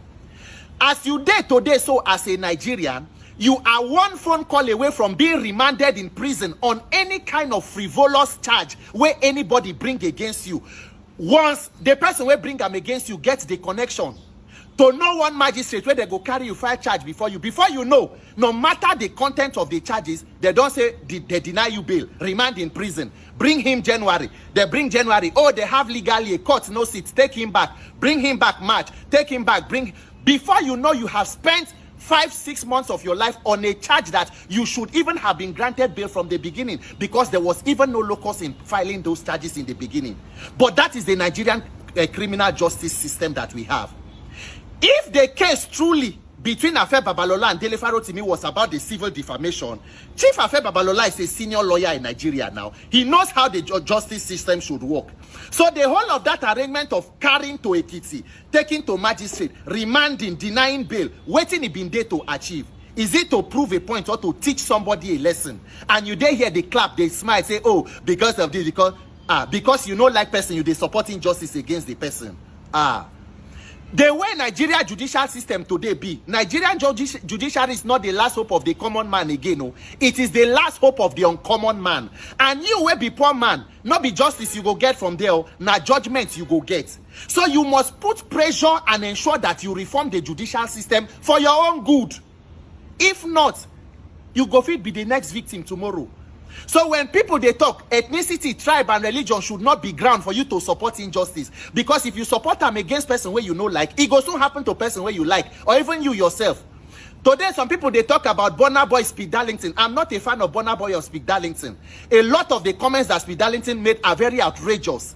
I do not support any of those kind of defamation against a person. But even in prosecuting a case against such a person, you must still follow due process. You cannot use injustice to get justice. You cannot use criminality to fight crime. It doesn't work that way. That is why you must ensure that in everything that you do, stand with justice, no matter who they involve. Because the hand of injustice is long enough to go round. It go touch everybody. This one where they talk because, oh, you are clothed with a tribalism, ethnicity, and nepotism. You say, oh, no, Tinubu, you know, concern, Shebi Dele Farotimi, no worry. The day they will come for you, there will be nobody to speak up for you. So we must ensure that our fundamental human rights are protected and guaranteed. If there is a case against Dele Farotimi of defamation, due process should be followed. Anybody who makes allegations should be able to prove. But you must not use criminality to achieve that. We reject it in its entirety. And that is why I must join my voice to demand that you free Dele Farotimi and every other victim of injustice in Nigeria. That is the right thing to do. God bless Nigeria. Illiteracy is a big problem that is affecting most Nigerians, most especially Nigerians in Nigeria. Illiteracy. A lot of them don't even know how judiciary works. Many of them not even aware, or rather they don't know the name of their governor, the state where they reside, currently resided right now. They don't know the name of their governor or their deputy, the commissioner, or whoever is representing their constituency or whatever. They don't know the names. So these people, they are the ones that argue mostly. Like they were attacking this guy on the first video he did.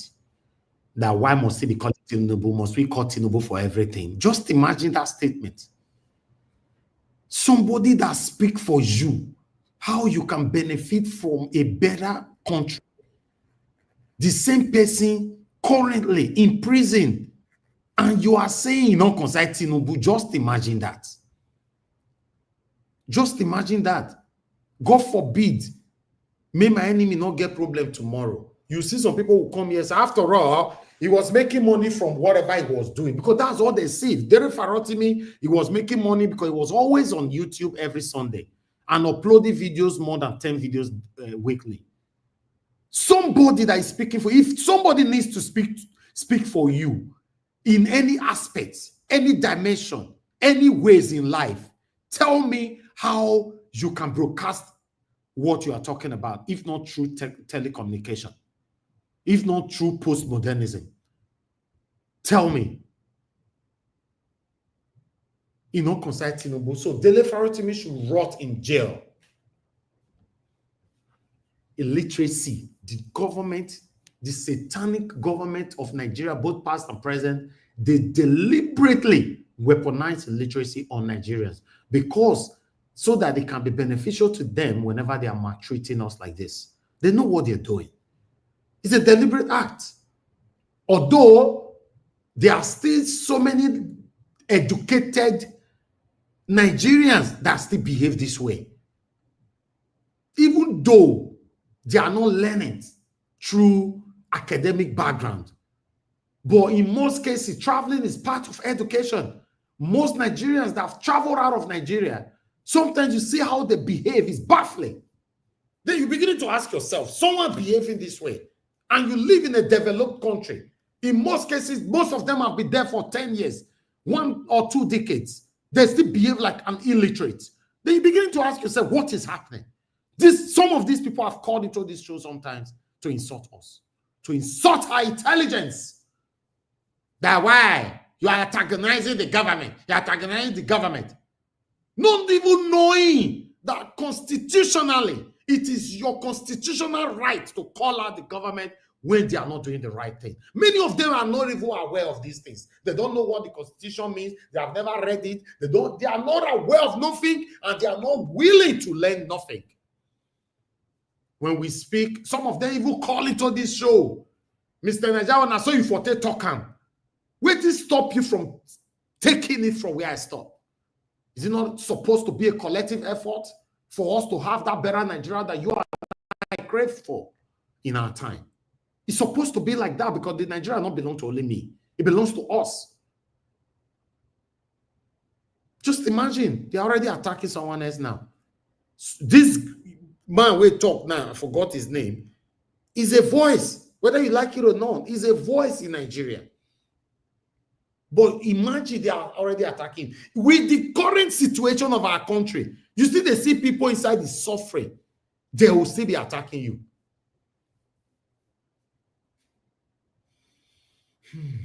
The day where they go treat Rufai Oseni of Arise now wrongly. You still see some people say, hey, not good for them. Rufai own too much, it's too they talk. We have a long way to go. This is the reason why you see a lot of people, they are not interested in these things we are doing, talking or countering the government or calling out the government to do the right thing. Many people are not interested. I agree with you, Mr. Elvis. All eyes, these people are watching Rufai. They are watching him so closely, looking for any means. Because even this book in question, now Rufai Oseni reviewed the book. Now, of course, of this book. He did the review, yes. Of course. Okay, for una mind, nothing say na because say Afe Babalala or Babalola case alone, they refer to me they suffer put so. The case long go. Except we all start speaking in long, there are some people who hide, say, thank God. The referral to me, he bring his chest out now to support Peter Obi. I don't know. Is that not enough for anybody, for these satanic people that are supporting satanism to hate him forever? I don't know. You think saying how many of these satanic people don't like Mr. Jonathan for this platform or give us a mandate? You don't know. They will hate him. So after all, you're a Yoruba man, if you know you not support your Yoruba person. That make us the way we did today, tribalism, ethnicism. Thank you very much, my people. I appreciate every one of you. I'd like us to move on. Mr. Jonathan, thank you very much for coming to give us a proper review, or rather understanding of that book. I will read it myself. But meanwhile, I'd like us to move on to hear from the next person on the panel. Give us a mandate. If you're available, I'd like you to talk to us before I come to Augustine. Give us a mandate is not available. Before I call on Augustine, I'd like to say that you can sort of comment on the comment section where one of our own here saying that Nollywood needs to do this. Yes, they have started deliberating on it already. In fact, I was actually called for it day before yesterday. If for investment, it's quite. I don't want to talk about it. It's quite huge, so I declined. The funding is quite huge. They want to make it a cinematic movie. They're already planning it, and I know about 3 EP executive director that are already planning to do this now. So they might this thing the next couple of weeks you start seeing this. Obviously, you should know that this will come out in Hollywood. Why not? It will certainly be out. I appreciate you all, my people. Let me pick this call quickly before I come to the next person on the panel. Thank you very much. Good evening to you. Your name and where you're calling us from. Hello. Your name, where you're calling us from. Good evening to you, sir. Good evening. Hello. Good evening to you, sir. Your name and where you're calling from. I'm calling from the UK. My name is Ife. I'm happy to be able to contribute to the program. Thank you, sir. Please talk to us, Mr. Ife. When we're doing your review, you're giving your own idea about what's happening. Look, the system goes beyond illiteracy. We have people in the United Kingdom who Mr. Lewis, I can't see you. Go ahead, sir. Sorry? Go ahead. Yes, sir. Thank you. So we have, can you hear me? So Yeah. we have people in the UK who are not also literate. But the system is designed to also protect rights. I think the problem we're having in Nigeria is we have a system that is made to only recognize maybe some social status, some traditional level, where if you are not in that circle, you will never get justice, or at best you'll be left to suffer. Yes. Because you are nobody's child and maybe your family has no name. Exactly. We have people living in this country who cannot even speak English. The government will give them translators. We have people here who never went to school, but they're on government benefits. Yes. Because the government have made what's it called, avenue for them to be heard. Yes, they're entitled to so many privileges. Yes.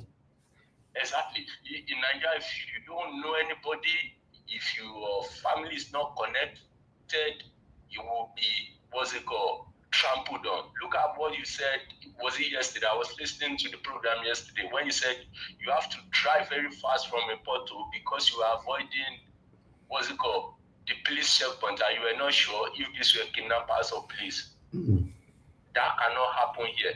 Even look at knowing that you come from more or less, maybe not the super top class of the families in Nigeria, but at least you can still have your way to some variable extent, but you are still afraid. So I believe it's the system that does not help the common man outside there, because looking at this daily fact wrote in this case, it shouldn't even be happening. They are bringing fake documents to the court. They are not even afraid. You cannot tender. Look, if you have a court case in the UK, the worst thing you can do is even tender any fake document. Because any fake document, you are going to get into trouble.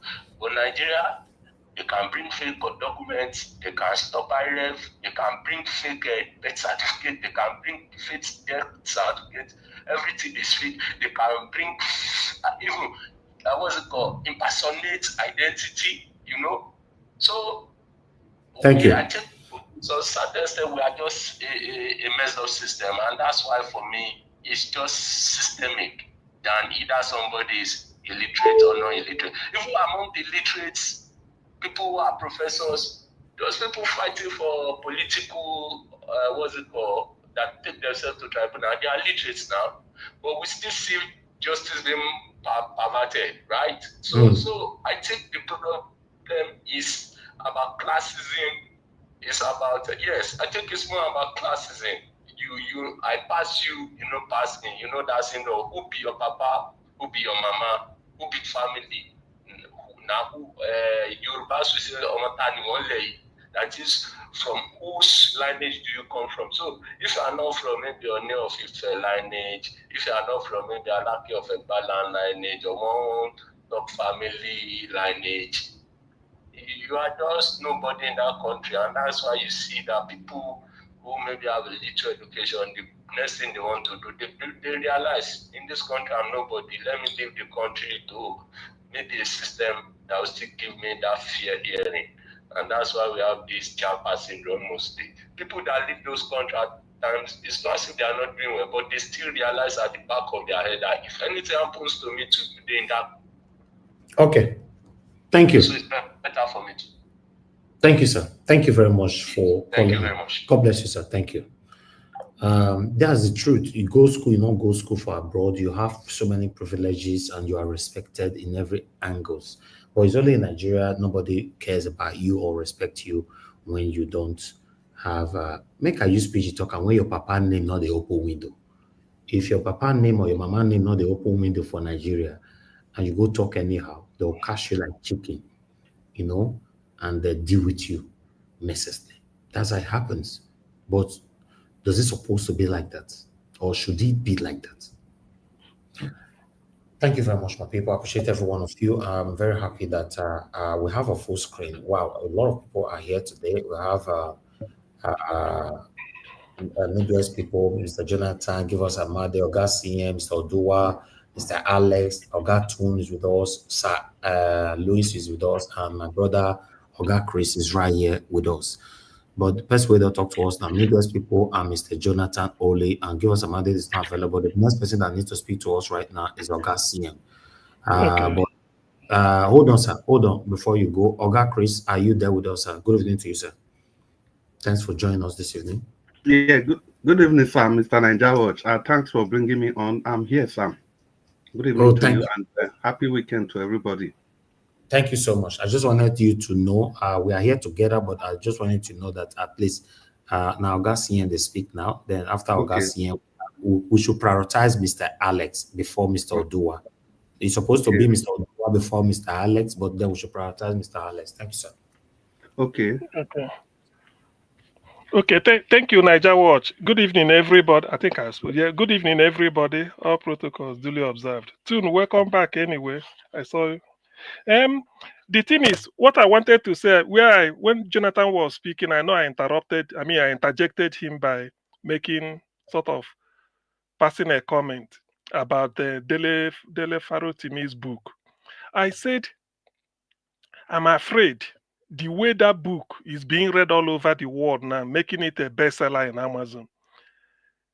Most faculties of law in Europe, in European universities or even US, in fact, most faculties of law lecturers will like to read it because the title is Nigeria and its Criminal Justice System. You already, at a glance, the world know Nigeria.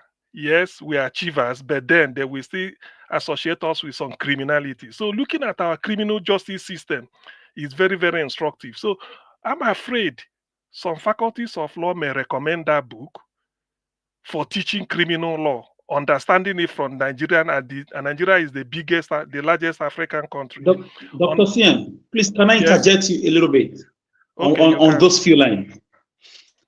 The biggest mistake the Nigerian government, I know President Tinubu's hand is behind the scene, looking at Obi defeat of Lagos and Abuja, looking at how Rotimi was everywhere.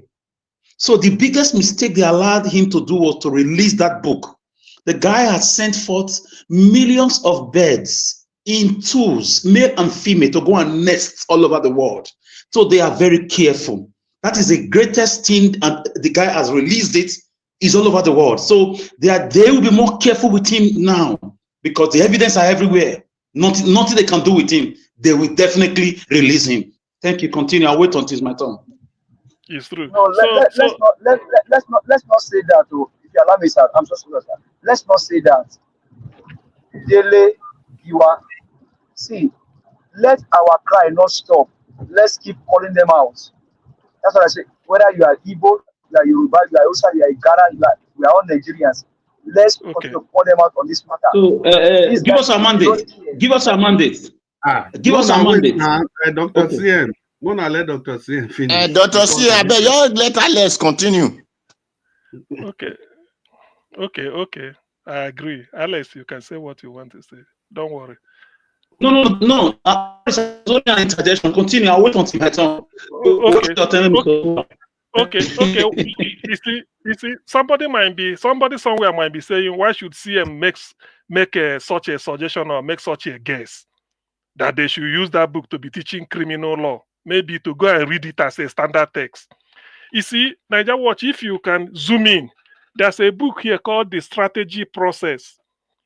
This strategy process, there's a module called the Strategic Management. You do it in MBA. This is one of the standard texts you will use. Do you know that all those fraud NMPC in Nigeria we are doing, maybe under Abacha, 1997, 98, 99, one of all those fraud, they normally say advanced free fraud. They publish letter, scammers, they will write a letter, tell a white man we have a oil full of where you come, everything now why you. That is what they used to do as a case study here. For those that have it, these are cases. They will publish more than 6 letters from different people from the same NNPC, forging the signature of the managing director to send abroad. So they now use this in UK here anyway. They use the standard book you use in UK to teach strategic management. So they will use it to say, go and read it. That's why after reading MBA, there's no way, let me say all over the world, there is no way you become a CEO of any blue chip company in the world if you don't have an MBA from a reputable school. It's a PhD is different. You must have MBA.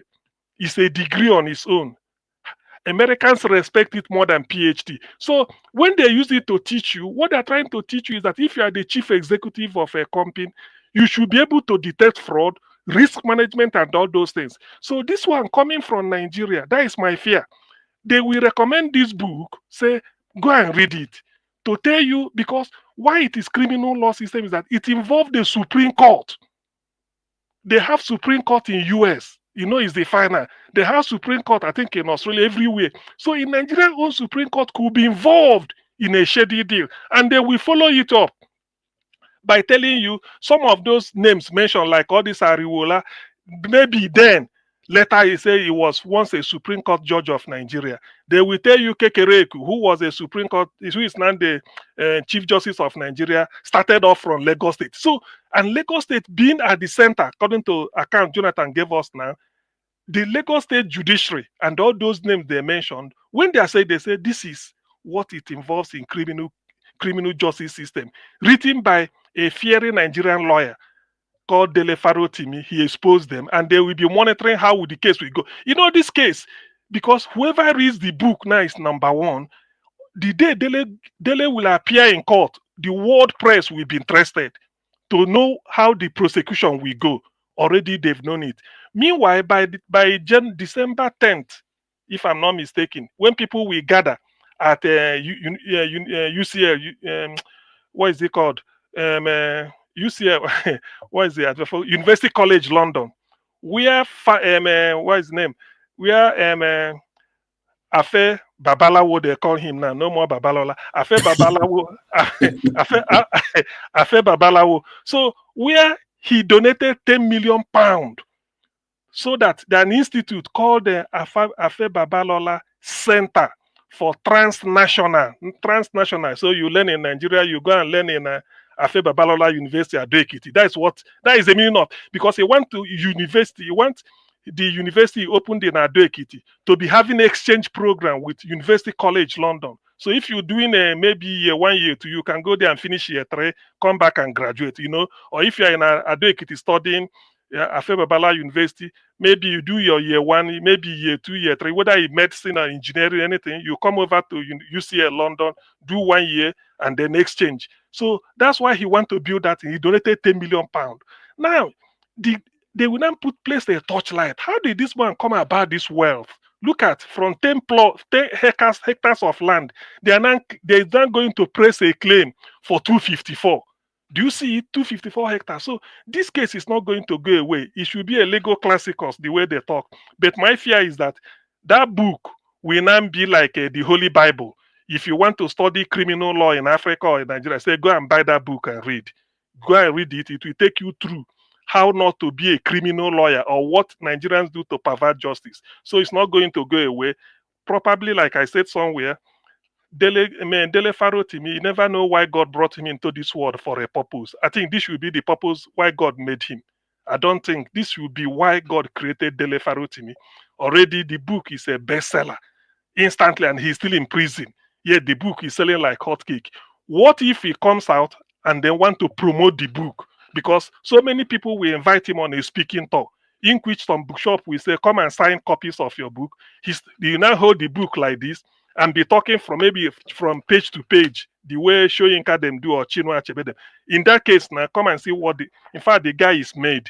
But then on the flip side, it's a very terrible shame. What we are seeing is to tell you that in Nigeria, title is what Nigerians are after. Do not respect anybody whose track record you cannot vouch for, including me, to be honest with you. Do not give anybody any damn respect whose track record you cannot vouch for. People are quick to say, oh, he's been building his reputation for 50 years. Yes. Then why then do you put it in tatters again? That is enough reason for you to say, I'm a senior lawyer. The case is closed. The case is 10 hectares. And they are telling you, make 254. You now go to Supreme Court to go and change, to go and make this sort of bend their hands so that they can say, okay, they want to revisit it. Revisit what? From 10 hectares to 254, and then look at from account now. Present the survey plan of that 254 you are saying that is in Lekki. You are bringing a survey plan of somewhere in Badagry. You see the fraud, and you are complicit in it. That is the one reason why I should have told them, no. You don't do it, because a senior lawyer, a son in the UK, the equivalent of a son is Queen's Counsel, QC. Now, a QC can be a judge.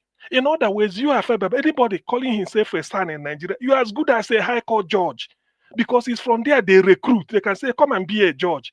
Like Professor Michael Zekome, Olisa Abakoba, all of them, they can say, come and be a judge. So why then do you now go? Because you've already know, some of those judges, you've been practicing before they come out of law school.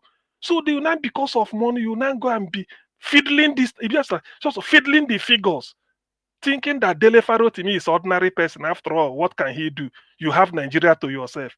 You see, Nigeria is rotten. If you are looking for any evidence of what they are saying about judiciary, it's totally rotten. Professor Chidi Odonkalo has been saying this. My son, what is in the Senator Bukachua, who said it at the floor of the Senate, that most of the senators here are here because of him, because they come to him, he will go and talk to the wife. The wife was Amina Bukachua, former president of the Court of Appeal. Yeah, former president of the Court of Appeal. And I remember the day this man said this at the floor of the Senate, Olisa Abakoba reacted immediately. Within 24 hours, he said, no wonder I lost 3 good cases before that woman, that Justice Amina Bukachua from Bauchi State. He said, I lost 3 good cases. Each time I was annoyed. Whenever it's before her, I wouldn't go again. I don't know why. So this is exactly what is happening. So don't be deceived by any senior advocate. My prayer for Dele is that let nothing happen to him. Let him have his day in court, because the whole world is awaiting. People are listening because already all the evidence is in the book. So you can't withdraw it. People have seen the book and they've read it and they're holding fast to it. All they want to hear is let them see how Afe Babalawo will now prove his innocence in all those charges. Thank you. Yeah, Dr. CM, thank you very much. Excuse me, ladies and gentlemen. If you check your time, it's 3 minutes gone past the half-hour mark on this Nigerians broadcast station. We are here on YouTube every single day of the week. We continue to do this. This is our own way of adding our voice to liberate our people, to emancipate our people. It's the Saturday broadcast. It's good to have all of you here again. Thank you so much for sacrificing your time in the emancipation of a nation.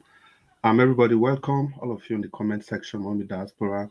Let me seize this opportunity to say good evening to you all and thank you all for being part of this broadcast today. We'll just continue with our discussion. Sorry, you lost me there for some seconds. The next person that's going to speak with us will be Alex. Okay, Alex, you want to open your microphone and talk to us? And please, if any person want to make interjection, just try and make it as short as possible, if the speaker allows you to, anyway. Thank you very much, Oga. Let's talk to us. Yes, thank you. Can you hear me? Loud thank and you. clear. First of all, I greet everybody, Mommy Diaspora, my fellow panelists, Mr. Evis, the Niger Watch crew, backroom staff, admin, those on comment section. Thank you. It's the same judiciary that we are hearing that judges have been given houses, mansions as gifts by former governor and serving minister. You know, in fact, Wike is being accused of building houses for judges. He's all over the news. He's been accused by his fellow party people and even opposition. So, and he has not come to, deny that. For me, I just know that this case is a game changer. Is a game changer, and I'm happy the way it's going. because there's nothing. The guy said, Mr. Dele said, you only live once. He said he's not praying for anything to happen to him. He said, but if I go now, I think I've done well. That sense, when I heard that from him, that sent shivers to my spine. Like this guy knew what he was getting into, and I'm happy. It's like an inspiration to all of us. Look at how they treated Peter Obi in 2023. A man that beat them from Benin down to Jalingo, beat them in Lagos, in their backyard, beat them in Abuja, beat them everywhere, down to River State, beat them across river, beat them everywhere. Look at how they use judiciary to manipulate everything, and the world kept quiet. Because Mr. Peter Obi is a kind of man that will not want to lead a country to go into flames. So I'm happy. The book is the biggest undoing of the Tinubu administration. Is the biggest undoing. Maybe, I don't know. We keep talking about revolution. I don't know what will be that sparkle that will ignite it. Maybe this another one. We keep, when something want to happen, we keep saying this is it. We don't know. Jesus, what was it called? John the Baptist told Jesus, "Are you the one to come, or should we expect someone else?" So we keep asking questions. Could this be what will lead the youth out of their rooms, their comfort zone? Looking at what Mr. Jonathan said, my dear brother Jonathan, I want to appreciate you again for your philanthropic Joseph of Arimathea gesture that you did, and all of you that contributed to Deborah's situation. I say, may God bless you. Like I said, I only know you to be an analytical rabbi, or what I would call a gaffer. I didn't know you to be a philanthropist. Kudos, thank you. That analysis you gave just now really, opened my eyes. I have not read the book. I can't even find the book. I can't anywhere I ask online and on ground, people say it's not available. So if anybody can make it available, I can give an address, I can pay the charges and everything. It's on Amazon. It's on Amazon. Yeah, they'll tell you it's not available now. It's not available. It's not available at the moment. Mr. Alex, if I may jump in, if you go to Amazon, there's a paperback option and there's a Kindle option, and you can always download the Kindle option, and that one is never exhausted. But it's just that you have to read it. Yeah, that one is about $12 for the Kindle option. Yeah, so you can always read that. It's never exhausted. Thank you. You have to be very careful with politicians. There is a hand behind all this Babalola issue. There's a bigger hand. That Obi movement is still hurting Tinubu. Look at the way he recklessly took over Edo State. Look at the way he did it. It's still hurting him, and he will do more havoc on areas where people who he assumes defeated him, individuals and geographical locations. Politicians are crazy people. They are crazy. They don't forgive. They don't forget. Go and read about Caesars of Rome. Go and read. Politicians dealt with Jesus. Politicians set up Samson through Delilah. Politicians dealt with Daniel, threw him to the lion's den. Politicians were the ones responsible for most of the atrocities in the Bible. They were kings and queens of different kingdoms. These are politicians. You gotta be extremely careful, no matter how close you are to them. The day they are bloodthirsty, they turn to the nearest victim. And you could just be the nearest victim. They don't care about their parents. They don't care about their spouses. They don't care. It's just about the power and the money and the ego and the influence. So it boils down to Mr. Ahmed Bola Tinubu's hand behind everything. Behind everything for me. The anger is already there. How Mr. Dele supported the obedient movement with everything he got, with his intelligence, with his time, with his limited resources. He finished work like the guy was great. He earned my respect. So I think that is part of in fact, that is 60% of the issue. Then followed by what Mr. Jonathan, the analysis he gave us.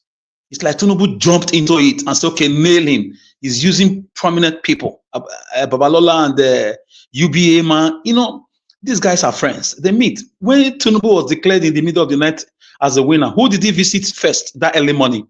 UBA man. What was his name again? Elumelu. He was the one.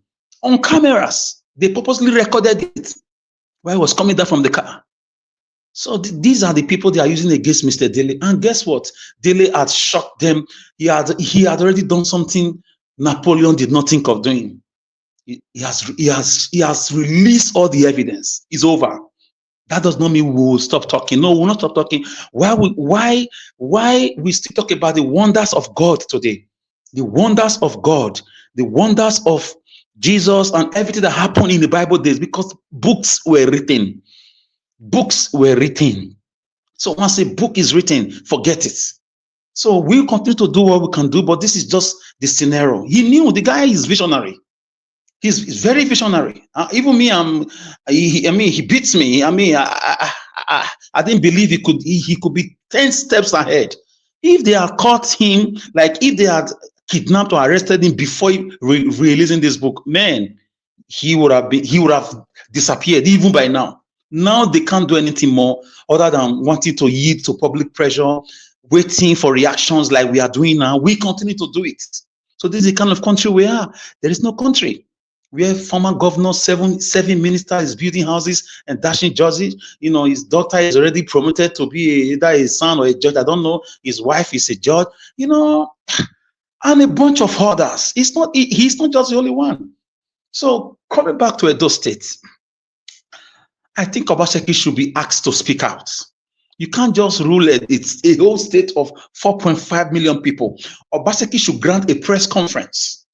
Very important. That is not harassment. That is not kidnapping. That is not arrest. He has to come out and speak.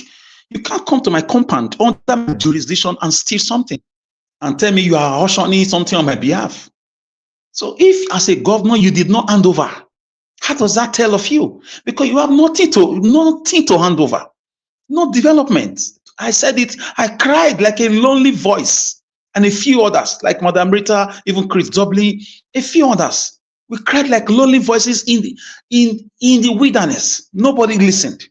Obaseki ruined Edo State. He left like a criminal. He just dodged like a rat. Which governor will not be in handing over ceremony? A governor that claimed to work. No matter the opposition, no matter the threat, no matter the wish hunting, the power of the people is more than the people in power. If you are being pursued, the people will shield you like they shielded you in 2020 before you became a bad boy. Now you turn to be a bad boy. You even disrespected the other people by not being in the handing over ceremony. That's a slap on our faces. So all these things you are saying, me, I know the number one corrupt human being on this planet right now is a governor, outgoing governor of Edo State, the former governor of Edo State, according to my own statistics. Arguably, is the richest former governor as we speak right now. Him and his deputy, Mr. Shaibu, and the second deputy, Olubayo. They all stole Edo State treasury. And I have my own evidence. So for me, Edo State people, open your eyes. We should call Obaseki to questions about the missing 245 vehicles. Some are saying 200. Mr. Alex, you cannot say arguably Obaseki is the richest governor in Nigeria right now. That is totally wrong, and you don't have evidence to that. Okay, I take it back, sir. Yeah, I take it back. I take it back. I'm just angry. It's my state. So for me, let me just round up. Let me round up, sir. Let me round up, sir. Billions of naira went to Gelegele Seaport. Nobody's questioning that one. Chinese came. Switzerland, American companies came to do landscaping. Ghost airports. Nobody's asking about the billions spent there. No. Nobody will ever ask how we borrowed $314 million. Nobody will ask about that. Waterstone project, Oshomoles told that one. Obaseki was the head of economic team. He said nothing. He threatened to probe. Nobody's saying anything about that. 800 billion is what we are owing. Nobody says anything about that. No, we'll not talk. We should just swallow it. Obaseki is a nice guy. Edo State had no meaningful infrastructural development, and things are unfolding. Video evidence, thefts about those in his government. Are you aware that a certain commissioner in his first tenure was caught with $2 million in Italy He served jail term in Italy. Commissioner Ero also. He came out and he started saying all sort of rubbish with evidence. Where is that money? Who gave him that money? On that Obaseki, nobody said anything about it. When we talk, they say we just hate him. They forget that we are those. It's the land of our fathers. So I will leave it here. Thank you. Yeah, Mr. Alice, and thank you so much. Yeah, Masovi Samu, you know, Nigerian story, not they finish. Yeah, Please, Mr. Alice. please, Chris, just 5 seconds because of people listening.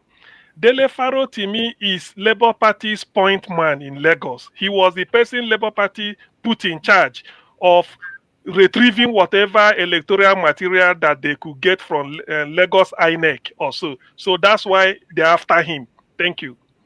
Yes, Dr. Sim, thank you for elaborating that. And it's also on You record. think, no, Oga CM, how are you sure that's why they're after him? He said Dele Farotimi in one of his thing, he said up till today, because when P2B wanted to go to court, they were saying every state bring your aid this thing. He said till today, the application he made on behalf of Labour Party to Lagos INEC and everything to give it so that they prepare. He said they didn't give anyone. He said it. I'm not quoting. He said it. He said they couldn't give it to him. That he be asking them what will give us a Labour Party. I'm the representative of Labour Party. I'm the person put in charge of Lagos State. I want to get all those things, INEC result, whatever document, so that I prepare a case. He said INEC Lagos didn't give anything. So yes, Dr. Mr. Elvis, let me just add this one in 10 seconds. Mr. Elvis, apart from your platform, maybe Aisha Yusufu, another person that carried obedient movement on his head on a daily basis, granting interviews, going to the feed, was Dele Farotimi. In that period, the guy did a lot. He deserves his flowers. Yes, you are right. You are very right, 100%. Thank you, love. God is my strength. I appreciate you, man, for the support earlier on. God bless you. May your pocket never run dry. Thank you, George Fosa Igbenedio, once again. Pretty J, thank you. God bless you all. Guys, you can make use of the $sign right there. Encourage our work here. Help us to share and like. And the like is very, very minimal. You know, these days we have to beg for people to like. I don't know why. But if you want our voices, our wonderful submissions here to go far, please like the broadcast. God bless you. Thank you, guys. Chris. Thanks, sir. Yeah, Mr. Njawaj, and thanks for that interjection. Yes, Dr. CM, you are absolutely right on that. I think Dele Farotimi was out 2 weeks ago, 2 weeks Sunday ago, and he elaborated clearly how he went severally to the Lagos State INEC office, and they refused to give him those documents. Until today, those documents are still not in the public space. And you know, those were the documents that clearly show how Lagosians rejected Tinubu, how he was roundly rejected. It was shocking to them. Till today, those information, they are not out there. Well, we just continue on the broadcast. Mr. Alex, once again, thank you for your submission. So we move to the next person. That will be Mr. Udua. Epa Udua, if you are there, please open your mic and talk to us. It's good to have you on the Saturday broadcast. Domo, sir. Yeah, I don't know. Did he come before me? Was he here before me? Yeah, give us our mandate. The thing is that we wanted to call you earlier before, and I think you were not around. So after No. The word, no, I have to correct that. Not that we wanted to. We called him several times, did not answer. Not that we wanted to. Najawaj, you know, if you want to be polite. So So if I hear you, I will answer. I didn't hear, but let him go ahead. That's okay. Go one corner, go ahead yourself, my friend.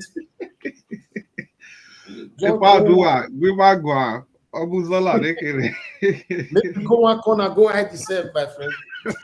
Yeah. Good evening, everyone in the panel.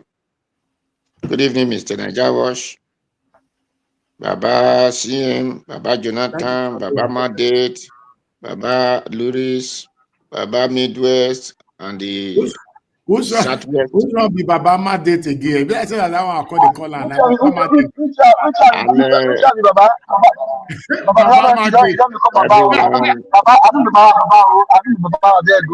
Baba care. You know, they don't manage Baba don't spoil now. So forget about it. Anything Baba just forget them. Baba Madit, how far now? Baba Madit, you don't ready to talk to us? Babalawo. Babalawo. Dr. CN, thank Baba, how are you, sir? everybody. How are you? Dr. CN, don't change that to Babalawo. Oga do what? Thank you, sir. Oga do what? You come from one corner, square everything. Good evening, mommy in diaspora. Sorry, sorry, please, just 1 second. Mr. Elvis. Yes, sir. Mr. Elvis, please, I send a quote to Niger Watch. If you can just post it if it is possible, so that while submission is going on, people can read the quote from Dele Farotimi from his book. That the word coming directly from the last one. Yeah, the Niger Watch. Was a Niger. Okay, on the group. Yeah, on the Niger Watch, yes. Okay, private chat. Posted on the private chat now. Yeah, it's on Niger Watch. WhatsApp group. Okay, let me check it. Thank you. Mr. Dunwa, you have the floor. Thank you, the listeners, the commenters, and the viewers. Good evening, good afternoon, good morning. Depends on your times and your location. Good night. Depends on the area you are. Well, anyway, thank you. Our analysis, great and fabulous. Papa Jonathan, you shall put in on the road of Ikuhaha, because we were not even manipulated by the so-called Babalawo and his teams. So thank you for enlightening us and taking us from the Zokwae to Ozolokun. Thank you very much. We are grateful. So we don't know that what our brother, great man, the great historians, and the great truthful, sincere, only the better Nigeria, Baba Dele Farotimi, who know and expose the secrets of what Nigeria are suffering. Because I wonder when people are saying that this Babalola or Babalawo have a legacy of over 10 years. Because he wondered when Nigeria said they are educated. I thank my brother who led people to understand that illiteracy is not because the person did not go to school. That is why when I find that Nigeria, I say, we are graduate. I look at these people and they say they are educated. I say, look at educated illiterate. Because they're taught to learn another man language. That is education. If that is education, then those people who learn from Hausa and who can speak other language, they are educated. Those of us who cannot talk English, we are educated. Those of the other people who cannot speak Swahili, education. Because it's another language. A language is what God gives. And if you are opportune, you will be able to learn it. If you are not opportune, you will remain with the one that is your environment. So, but Nigeria call it education because they build one hut or they build one place, they go there and say, this is school. A wisdom, God wisdom, is what lead everybody to exist. And it is wisdom you will have be called education. And you don't buy wisdom. You can only grow it through a good heart, a good spirit that God gives. The so-called names that they have built, what is the change that Nigeria have since over this Babalola building a name? What is the change of Nigeria? That is why whenever they say our brother win Nobel Prize, I ask them that Nobel Prize, what did he create? What is the production? What is the practical things that Nigeria is benefiting from it? Not to talk of when you say Babalola. The so-called law, do they have law in Nigeria? If what they have, is it not lost? Is it not the one that take everybody from the small hole and put everybody in the deep hole? Is it not the law they have in Nigeria? So those are not law, those are lost. Those who went to such school and say they read it, they are called Sam, they are even called Peter, and they are called Jesus, they are called the disciples. and they are called King Solomon. All of them read lost, because if they really read law as they claim to read law, the law will have been benefiting Nigeria, a country that the so-called Babalula is having a name, having a word and whatever. There is no road, there is no express road in that country, and it was there when the terrorists were disturbing the country. The same person were there. What kind of name do they build? What kind of liquidated name they built? So I don't understand when people say, this person has built reputation. What is the reputation? Okay, the reputation he built, he should tell us the one vehicle that reputation can produce, or tractor that give people food to exist. They build nonsense reputations. People just go by build reputation. The reputation that law, that the criminal cannot go to jail, the person who thief fowl will go to jail. Person who thief the entire Nigeria and thief the person that even thief fowl will not go to jail. The next thing they will say, okay, come, a person who thief 5,000 will go to jail. Person who thief 10 million, they will say go and bring 500. Then what of the 900 and 9 million, 900 and 500,000 remaining? There is this for that person. Those kind of people, they said they build reputation. Anyway, because in the city of blind, one Asma is the king. For those who just believe that talking another man language is what you call education, so that will how they always think, because they look at themselves inferior. They cannot think and say, let us do this thing with one mind. To them, all those things are inferior, except when the white man, when you now come with another man language idea, and they will say, yes, you are good, you are this, you are that. If Babalola said that their court or whatever law they read, it is now they are looking for evidence. I will know the way to bring out evidence. Let us call the God of thunder. And Babalola should come and be a witness to answer the God of thunder. If what our brother said, if it is true or lie. If what our brother Dele Farosimi said is true or lie. And let's know the people that will be guilty. That is how they bring out the evidence. Because all these are things who see far and near. Not those when they write in book and they say, go and read it. So and so thing happened in London. Go and read it. Are you in London? The year that thing happened in London, how many years now? What did London change? Did you think over those things and say, yes, that this thing happened in London? It was London people. It did not happen to you, Nigeria person. And the London, how many laws have they changed to improve their people? And how are they fighting such things in their own land? People, we don't think of that. When the Bible were written, I told people that when Bible were written, it was not written by one king. It was written by different events that were happening to people. So when people are using laws and say real law, the law is supposed to be transforming every year, every 5 years, every 7 years. The law is supposed to be transforming because people are now living in a different way of life. They are now improving. We are not having much people in the land. So we have to have the law that will benefit people. The houses that we are in the country where those laws were made, it's no longer the houses we are having now. So the mentality of people is no longer the mentality we have now. But what we are having, if Babalola and whatsoever Tinubu, or ever the police that are manipulating, that are trying to coerce our brother Dele Farotimi, if all of them said what Dele Farotimi wrote in that paper, it's like, let them come to my village and let them swear why.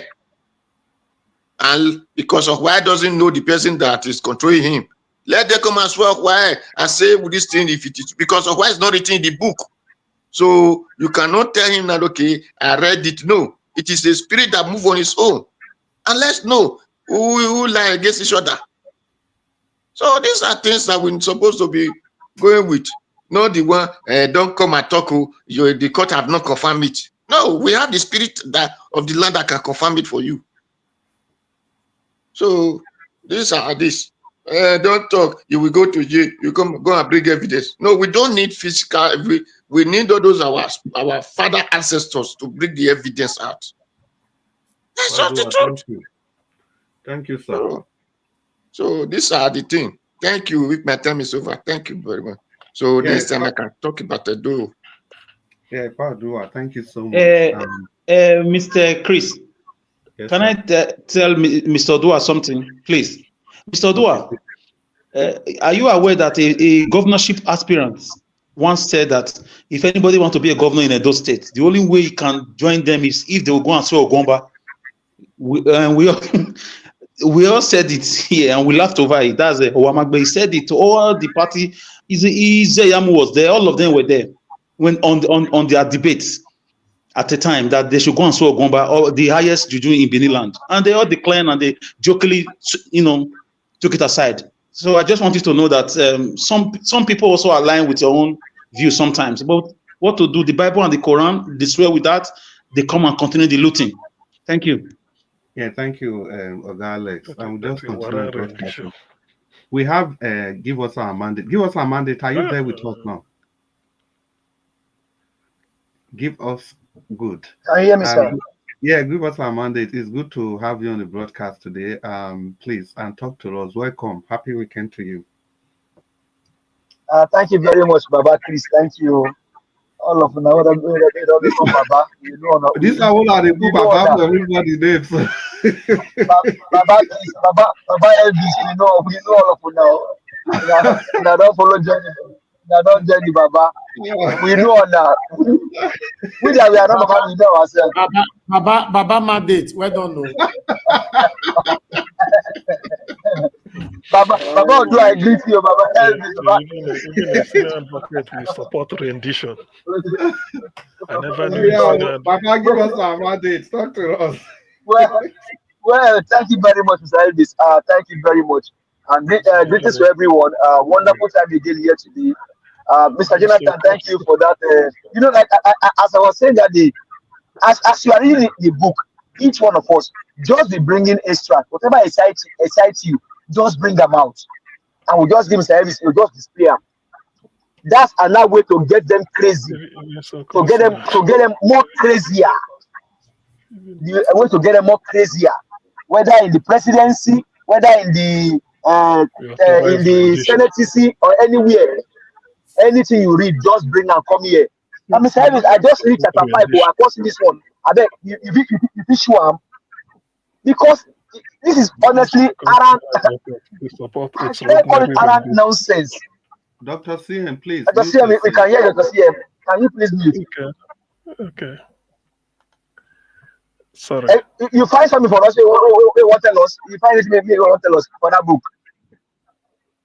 I will let you tell us. So, but it's just crazy. That one man, all the way from Ekiti State, can now go. See, it's like this man even is in charge of the police in Ekiti. That one man can sit down, call the commissioner of police in Ekiti State, and tell them that Delefaro to me, I want you to be arrested. On what ground? Has it been proven in court? Now the police itself now file a case against Farotimi, then the federal government of Nigeria. See, there are so many axes of evil in this case, up to the presidency level, because from the expose in chapter 7 up to in chapter 9, thereabout, Mr. Yonta mentioned, Tinubu was a governor in Lagos State. Then Fashola was a governor. The Eletu family in Lagos, they are not small people. The Eletu family in Lagos, they are not small people. Now, Delefaro Timi know that he won that case gallantly. That now tells you, when Dele said he resigned as a lawyer, he resigned as a practicing lawyer in Nigeria, he will now tell you the reason why he resigned. That these ones, both small and old, whether founding fathers or whether you can call them legal luminaries, they are all corrupt. And why? They say he that must come to LPC must come with a clean hand. That lady that they use that statute of marriage that holds the sword and the weight, the balance is just for justice, and it tells that justice is blind. But in Nigeria, justice no blind, oh, justice get eyes. No wonder people like Babalola or Babalawo, because they are, like Madam Mika said, they are in a secret court, and because they know that, oh, because they are now they accept them as the founding fathers or maybe legal luminaries of the land, they can do and undo. Because what can you say? Is a clear judge, is a clear case.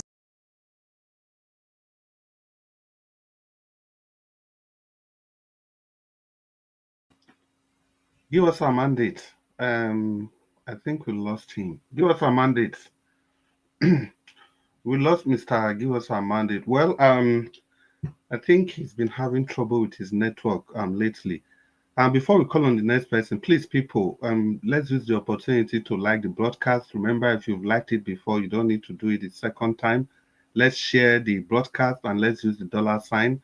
Please, please, please, let's do this. This is the way you can contribute your voice to the voices that are willing, that are ready, that are pushing to emancipate our nation. Please do that, do that. You can share to as many people. It doesn't matter if you have shared to them before, just keep doing it. Click on the share button and it takes you straight to all your social media handle. And from there, you can continue to good. From there, you can continue to share to your friends, well wishers, everybody on your platform. Just do that. And it's good we have give us our mandate back. So give us our mandate. You want to continue from where you left it off? Okay, thank you very much. There will be echo here. If you can hear me, let me know. Yeah, we can hear you, although it's echoing. But just Let's honest. Go. I will come later. Okay, and that's fine. In that case, give us our mandate. We are owing you 3 minutes. So we just move straight to the next person, and that will be Mr. Tone. Mr. Tone, it's good to have you today.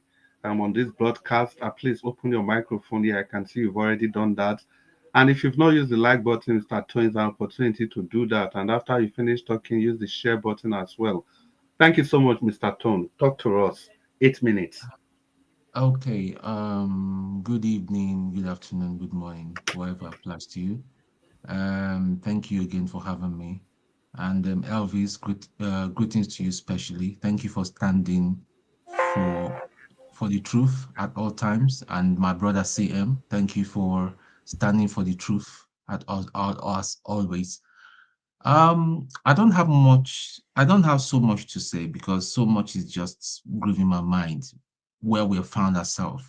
Because we keep saying about Alfred Babalola and people that we know. The real people that are enabling these people and supporting them, when it is very clear that this is a criminal move, but yet people with hands on chest and all that, they puff up and come and defend what cannot be defended. They come out. Some of them even come here always and they donate $2. And please, for people that are listening to me now, that is from another channel, you know yourselves. I don't want to mention, respectfully, I don't want to mention that name of the channel. Not that I'm afraid. For you that come here and cut what I say, and then later you advise them to ban me from that channel, that is fine. But you cannot stifle me. I am still alive. The truth will be said.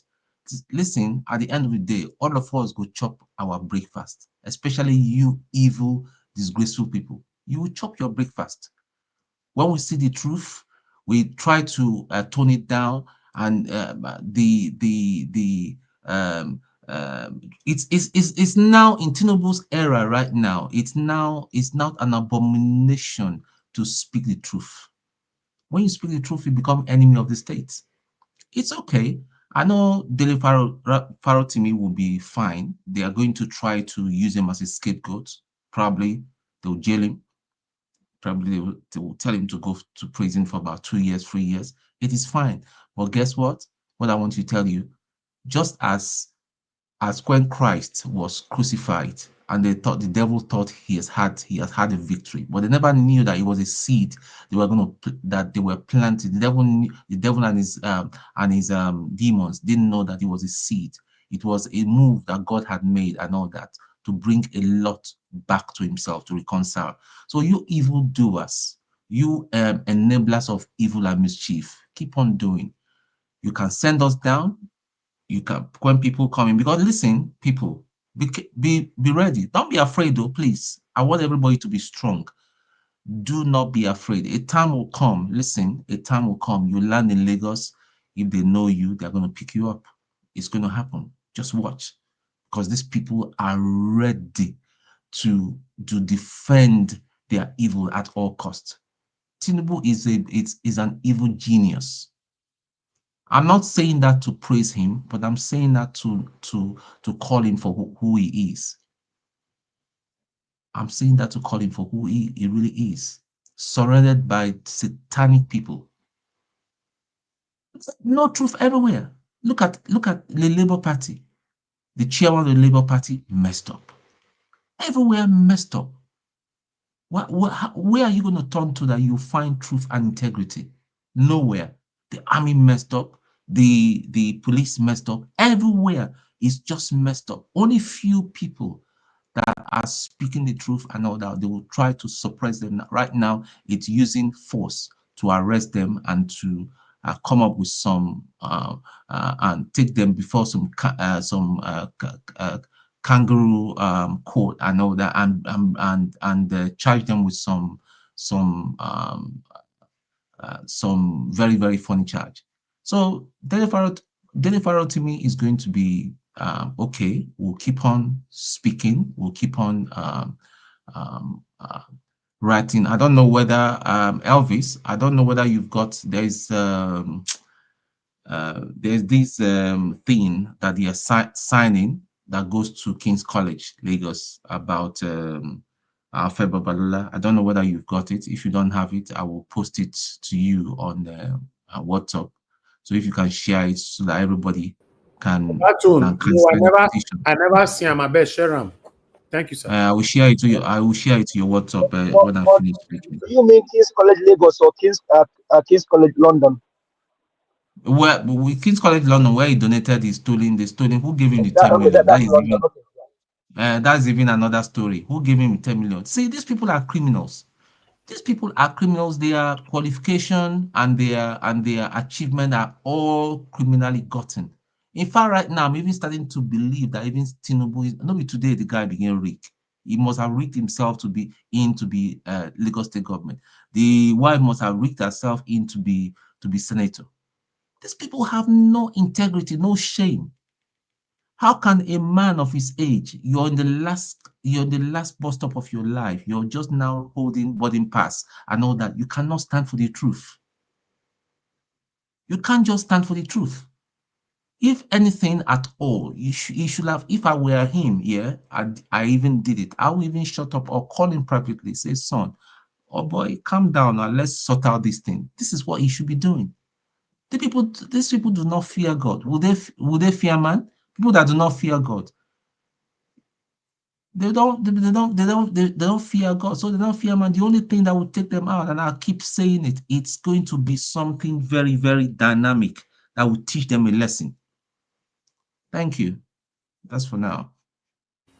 Yeah, thank you, Mr. Tone. That was short, precise, to the point. And thank you so much, Mr. Tone, for joining the broadcast today. So we'll move to the next person, and that will be Sir Louis. Sir Louis, are you ready to talk? I'm back if you allow me to use my 3 minutes. Okay, and Sir Louis, just 2 minutes. Give us our mandate. All right, talk to us. Conclude. Sir Louis, I no verse. So let me just conclude my speech. I'm so sorry. Well, like I was saying, so you can now trace the whole thing to the fact that all of these things are co-joined, from Elumelu to Afebalola now to Tinubu. See, and I think Black Panther usually see something here, and some other panelists, that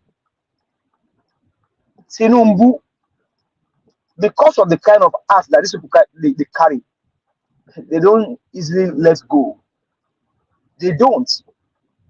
So it will take Nigerians to arise, and then we'll do the needful for us to save that country. Because these guys are bent on destroying everything. They have to criminalize everything for them to be able to govern that country. Because what can you say? It's just like me saying that. It's just like me saying that Joe Biden, or maybe is that even too far? Maybe just one senator or one lawyer here just send somebody to go and pick somebody. Man, I really don't. It's just so sad.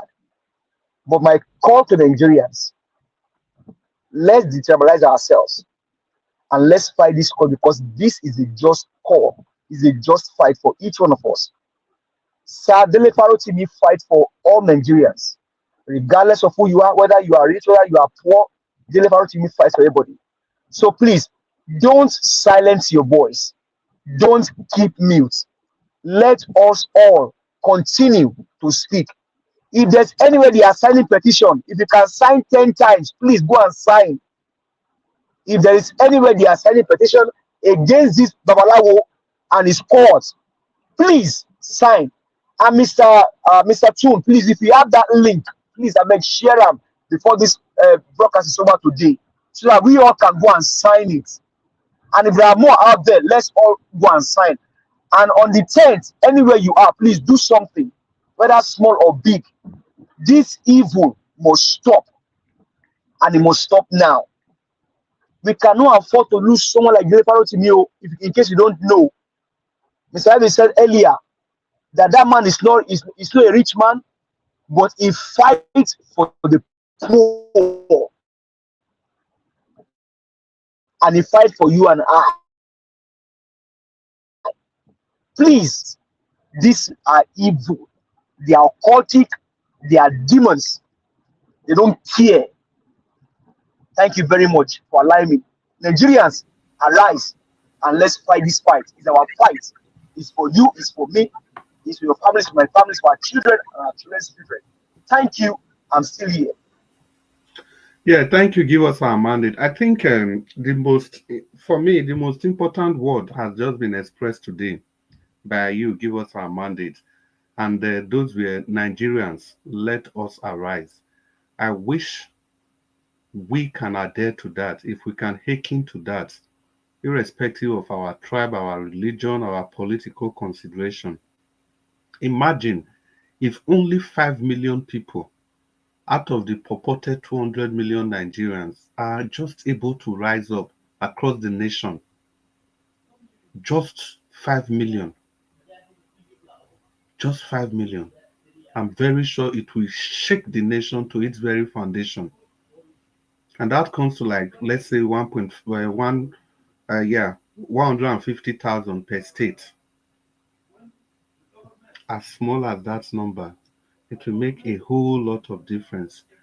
Nigerians, we have to arise. We have to fight this together, because you can see the winners of the nation. They are collective. They are together, irrespective of their tribe or religion. They are all together. It's one thing that's uniting them.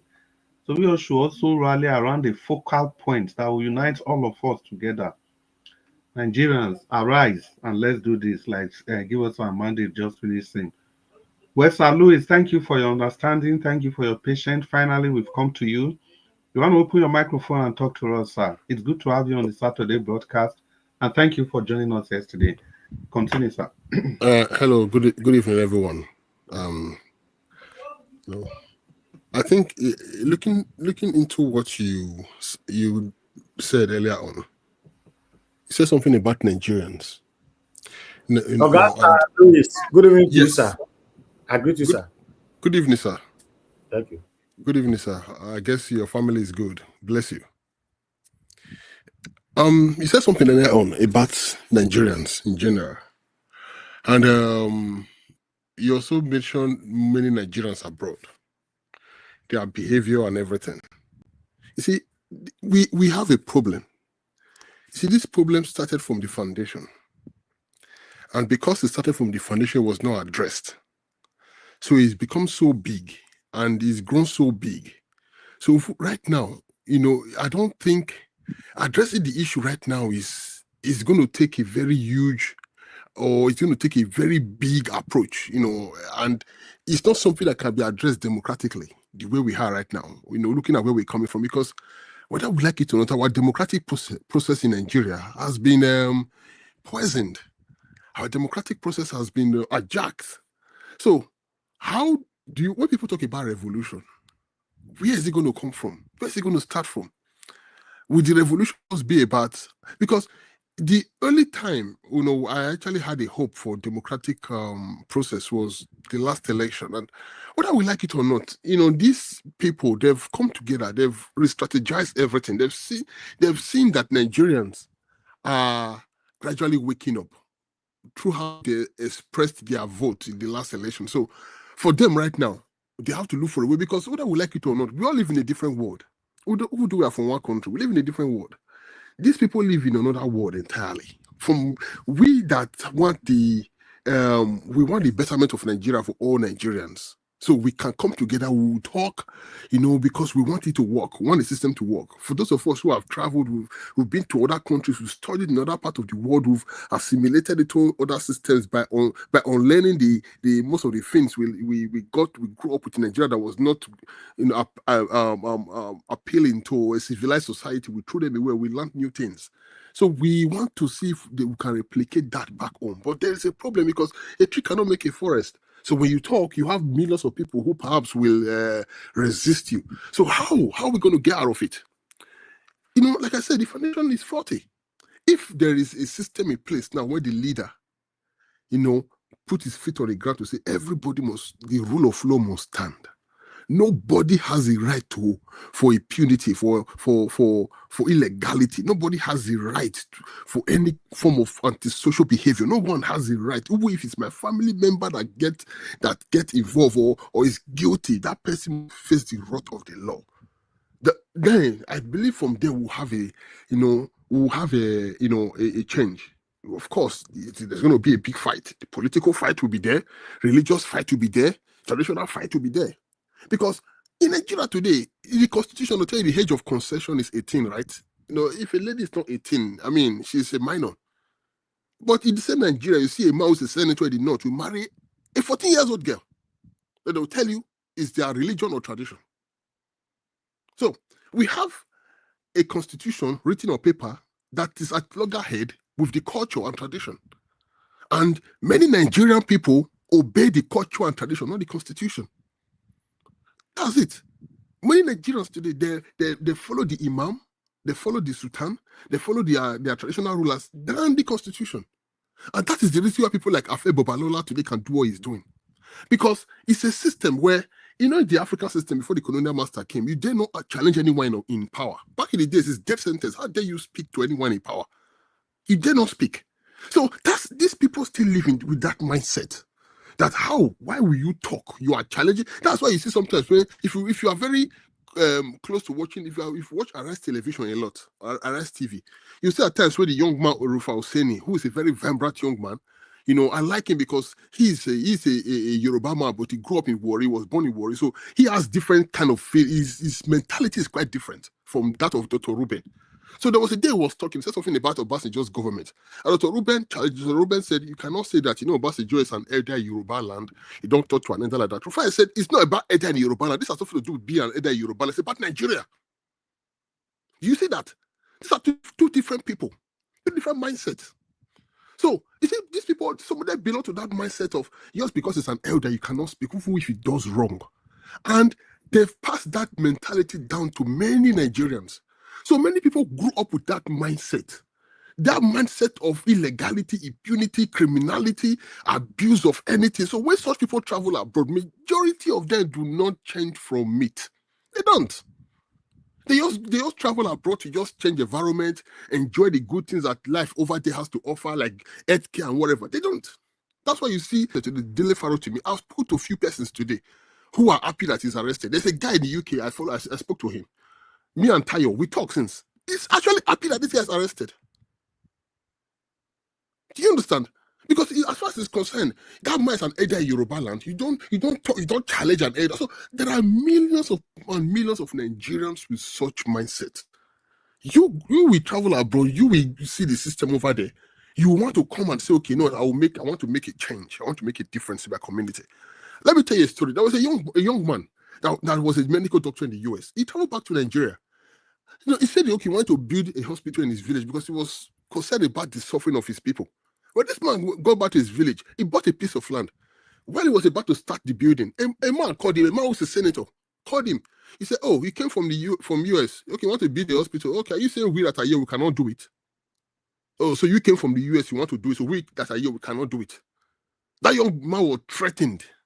He ran back. So there are lots of these people. The people that are called principalities. These are people who they've made themselves like a Nebuchadnezzar image in their community against progress. So they have lots of people following them. And they will see pass that mindset down to lots of people. So people cannot, like I said yesterday, Bible says, be ye transformed by the renewal of your mind. Now, the minds of Nigeria is dirty. Nigerians, their minds are filthy. Some of them is beyond repair. There's nothing you can do. There's no deliverance. Nothing can change it. I'm not even talking about old men. These are young men, some of them. And this is still the same thing we have today in cultism. Why will a young man think of killing his fellow young man because he thinks he belongs to a different color? So this message is there. And how can we challenge these people if the Nigerians are not in one accord? It is impossible to challenge these people. Today we have different people doing their some sort of craziness. Some people they say they're agitating. I call that some kind of expansionist. For you to sit down, you are drawing a map that is not yours. You say the people that belong to a particular first country that has been declared in another country. If this craziness continues, how can we challenge the people in power when the Nigerians are not even in one accord? When we are saying this now, there are millions of Nigerians saying something completely opposite of what we are saying. And some people don't care because they have one man somewhere where the man put Ghana must go on the floor with money. Of course, they rush it. They don't care to know what you're talking about. So you see, it's a big issue. People, they say truth is treason in an empire of lies. Truth is treason in an empire of lies. For what we have today, it is difficult for Nigerians to stand, to demand justice, to demand accountability, to demand fairness. Years ago, wasn't not this man, late Chuba Okadigbo, that said, the judiciary should be allowed to enjoy the independent guarantee by the Constitution. That was years ago, when there was crisis in the house. The judiciary, because there were some cases that they thought the judiciary was becoming an unpick of President Obasanjo, and this thing continues. So a man like that who went to the UK, made such a huge donation in the UK. Have you ever asked him what he has done in his homeland? People keep saying Ekiti is the home of knowledge. I've challenged so many Nigerians. They say Ekiti is the home of knowledge. As if Ekiti is the home of knowledge, why have they not been able to build something like Seneca Valley in Ekiti? If you are saying every home in Ekiti has a professor, why have they not done something similar to Silicon Valley? Ekiti should be a place that everybody will be traveling to because it will be the most advanced city in Africa. All those are just mouth. People, uncertified professors everywhere, professors without portfolios. People who have a bunch of PhDs, and when you hear them talk, you begin to wonder, is this guy who attend primary six? Thank you, my brother. Please just permit me 10 seconds to buttress your point. When you enter the city of Ado-Ekiti, once you enter Ado-Ekiti, it is all these crooked houses you will see. Those houses that were built in 1920s, that mortar houses, they are all crooked houses. So when people say home of knowledge, what kind of knowledge? Tell me the knowledge you're talking about. Someone will say every house has a professor. They have a professor in every house, and you cannot. People are not. Tell me one thing that is it providing tourism? Those people are not traveling to Ekiti because it's not a home of technology. There's some creative tourism there that people are not traveling to see. Nothing. Sir Lewis, I don't usually believe that Ekiti. When I come to Yoruba land, it's Ogun State I rate #1 in terms of anything. Ogun State. When you get in there, Ogun State I rate #1. That's not even. It's not it's a no-brainer. It's Ogun State. This professor. Look at everywhere. Look at everywhere. Just it's Ogun State written all over everywhere. Just look at everywhere. It's Ogun State. So these people keep going abroad. Is it not the same man I said some time ago that made a donation to American University where the daughter graduated from American University, one man from the north? Now, what have they done in their own town? Go to the street of this man and this Babalola. What has he done in his area, in his own community? What has he done Tell me what he has done to improve the lives of the people. They prefer the people to be impoverished. They've weaponized poverty to control the masses, and these people sit like a god. They're all Nebuchadnezzars, all of them. They stand there, you have to battle them. So when people like Nigeria Watch are the treasure Meshach and Abednego of this generation, we stand up against them to say, you know what, we will not bow to your manipulation, we will not bow to your you will not use us at our own expense, we will not bow to anything. We're going to stand to say, you know what, truth is truth and Nigeria must work. People like that are rare. And just to end up, the reason why I respect people like Fela Kuti so much is Fela Kuti was a man that had all the opportunities to be corrupt. Because that man he actually grew up in the midst of elites. I think that I was told and Obasanjo to the same primary school. So he grew up in the midst of those people. He had all the opportunities, but he said no. He decided to fight for the Nigerian people. So a man who has so much opportunity to stain his hand, to actually loot the country and become wealthy like the others, is decided to be an activist. That is an activist that should be respected. Not someone that will say I'm an activist today, tomorrow he start calling himself comrade. Because one politician has called him to corner. Or call himself honorable. So, so at the end of the day, can Nigerians be transformed? It's a long way ahead. Nigerians have to think alike. We must know that we have a nation. We must understand that the only way we can fight this system is to come together and demand one thing. First, justice. Let's start from that. Thank you. Yeah, thank you so much, Sir Louis. Justice first. Let's start from that here. Yeah, like we were saying, that professor thing from Ekiti, they say Professor Bed, Professor Parrot, Professor Cockroach. I beg, for me, Ogun State is the clear leader. Without being no controversy about that. And somebody new is just joining us, and that's Black Panther. Black Panther, it's good to have you on the show. We could see you on the comment section earlier, but it's good to have you on the show. Welcome to the Saturday broadcast of this media station. So you want to talk to us? Open your microphone. I can see you've done that. Hello, my brother, Mr. Chris from downtown Dublin. How you doing today? I'm good, man.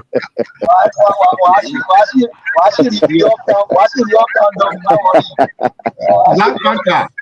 Black Panther, you mistake. Today, a part who are the app about everybody there. You go say Baba Chris. Okay, Baba Chris. I welcome you all.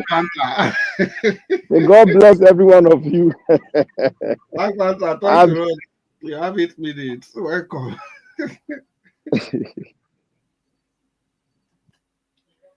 Black Panther. I'm changing my mic. Okay. Okay. Can you hear me now? I changed my mic. Yeah, loud and clear, Black Panther. Fire on. Yeah. I want to say good day to everyone out here, and I want to say may God bless our CEO, Mr. Nigeria Watch, of our company, Nigeria Watch Network, which we have we are investing in it, and we are waiting for it to be mentioned in the stock exchange market around the world so that we can buy our share, because it's not the owner only. We should buy shares from it. I hope you are hearing me. Go and register in the stock exchange market so that we can buy your shares. And I want to thank Mama in diaspora. May God bless you. You're simply a diamond. We love you plenty. You continue to amaze us because you are an amazing mother. God bless you, ma. I want to thank those in the comment section. You guys should keep on typing, keep on speaking.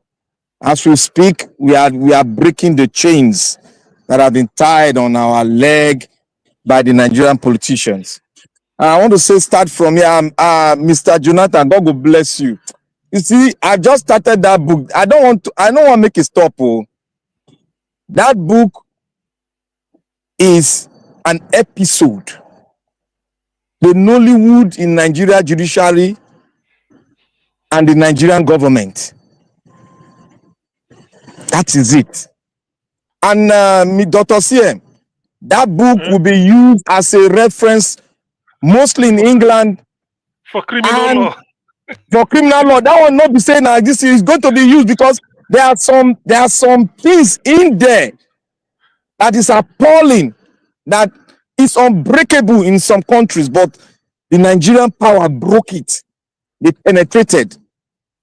And on top of it is our Baba, Afabebola. I don't know how I go to defend that thing. Oh. I don't know how he's going to defend it. But make it right, make it writing, make it writing We own no book go now. fit defend am. Which Baba be that? Baba Moyemoto be over there. No, carry us together. Baba Ape Babalola, the Babalawo, no man be go Babalola. Babalawo, no be Babalola. Babalawo. You see, Say it's a Babalawo. story that you when you people start reading it, you won't want it to finish. It's interesting, it's mind blowing, it's mind boggling, and I'm still studying it. I'm putting my note down, making a roundup note on it too. I'm trying to see the spirit behind those things that they perpetrated there. And I want to say here too that there's nothing for Baba to defend, because Baba cannot defend it, because like what Mr. Jonathan said, I'm not there yet. But from what the extract by Mr. Jonathan said, Baba cannot defend it, because what the judgment that came, they did not quote the Supreme Court judgment, and Supreme Court went and altered their own judgment, which is which which has not criminalized the Supreme Court. They said a clerical error. There's no clerical error there. It was changed. And even in when they brought the plan, they saw another thing, which is even a lie, contradicting what the Supreme Court said. When they brought the plan, they now quote another area, another local government. Instead of the main one they were fighting in court, they brought another one. So it is a story that will not come out of our spirit for a long time. And we are going to hand over this book to our children. It's going to be interesting. And I want to say, concerning the Ekiti State saga, they said, I serve in Ekiti State. I was one of the leader in one of the points. I've forgotten what they call it. One of the points in Ekiti State. Okay, a CLO, call his own officer. I was one of the leader in the point. Somebody handed to me. The person that handed over to me is now a professor anyway. My Oga is the professor now. You see, Ekiti State, all the things they said is a lie. I serve there. I serve in Nigerian police sub-headquarters in Ekiti State. I then now went to, they now took me to another school. After they make that stupid law, the state government said, oh, this copper here, make it not go know our secret. But they now took me to a school, that was owned by one of the founding members of Ekiti State. They took me to that school. I became an assistant headmaster. Can you imagine? You for join police now. So I did a lot of things there, and so one of my students now is the University of Lagos, a lady. I taught her in a very, I'm blessed. And I want to say here concerning the Nigerian issue itself. Nigeria problem is a foundational issue. Like I've said it here several times. Before you solve a thing, you must go back to the history. Even because when you go to the doctor will have to seek for a medical record. Before anything can be sorted out in Nigeria, we need to go and look at our foundation. If you refuse to do it, if Black Panther speak here, you will not know where I'm coming from. We all need to go and seek for the extract from the founding fathers of the country who have spoken about this country that we call a country. It is not me that said it. They said it's not a country. Abubakar Tafawa said it's not a country. Nnamdi Azikiwe said it's not a country. Awolowo said it's not a country. Like somebody said here, when he came here to Nigeria, he was speaking blah blah blah. He don't become spokesman for Atiku. That is infinitesimal. To me, that man is infinitesimal. I don't recognize him. If you like me, they cut all in refinery, put on that. I not send him. I not send them. When you talk about billionaires in Africa, it's not that man. We have a lot of billionaires that are money breakers in Nigeria that are richer than him, but they cannot come out because they know the vampires, the kind of country they are. So Nigeria has the foundational issue, and the courtism as it's part of the foundational issue. The courtism is part of the foundational issue. You can see how Wole Soyinka brought courtism into our university fraternity, brought it in, and look at how he gave birth to many, and look at what we are facing today. We have to go back to the foundation. It is there we now start noticing how we are going to find a solution from the foundation, and we'll not do it. Like I said here, when I entered Nigeria, I said, look, all this thing we are going now is called, we need a new constitution. Because we don't have. People seem to say we have. Somebody came here, he was saying, oh, after all this thing, I believe even if they fail, I will know that Nigeria is blah, blah, blah, blah. And I asked him, if they fail, does it not tell you that my solution, you should look into my solution, that we should all gather together and foster and bring forth something that will not fail, that we all will sign and attest to it? Does it not occur to you? Do you know what he was saying? He was jumping all around the planet, looking for who to devour with his word. I was provoked and I was angry that day, because I told him, because I know his solution is going to fail. If it fails, does it not occur to you that you should take my own word, my own solution, which talks about the foundational issue that we have, that we need to come together and solve? He did not even go there. He was running from there. That is to tell you that there are many that their minds have been twisted. They have been twisted in a way that they cannot. It's just like the devil. He cannot do good thing. He will only do evil. That is who they are. And we have a way of, God has destined to put them down. Because if those people are speaking, we should put them down. Don't listen to them. They are sending out a message. And if it hits in some Nigerians' heart, they are going to swallow it and start preaching it too. Our words are stronger than our physical structure. We should note that. When words are coming up that is irrelevant to the structure of Nigeria, that cannot, see a pathway to victory, let us take them out. This is not, look, we are already in the revolution as it is now. We are already in the revolution. So if anybody tell you that there's another kind of revolution that's coming, the revolution has started. It has started. That is why we are hopping up and down. The government is going up and it has started. They know they have a lifespan. Everything have a lifespan. They have a lifespan, and we are going to make their lifespan. We are going to cut short their lifespan, and they are going to get away because it has started. The magnitude at which we are going now, men are going to study that book, and when they study that book, that will be their foundation in making a judgment in the entire Nigeria's concept. That will be. Because the judiciary holds the foundation of the country. They have the template. They make judgment. How the country will move, they make judgment.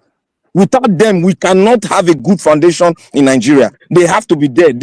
Nobody brings them down. You can change the executive, you can change the legislature, but the judiciary stays as the last man standing.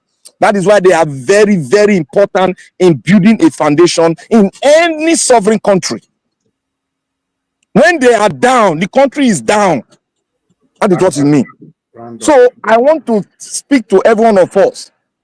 Let us know that the evil in our land, the revolution has started. And to the Edo State government, please, I want to beg him now, because me, I've already seen a clause in his way.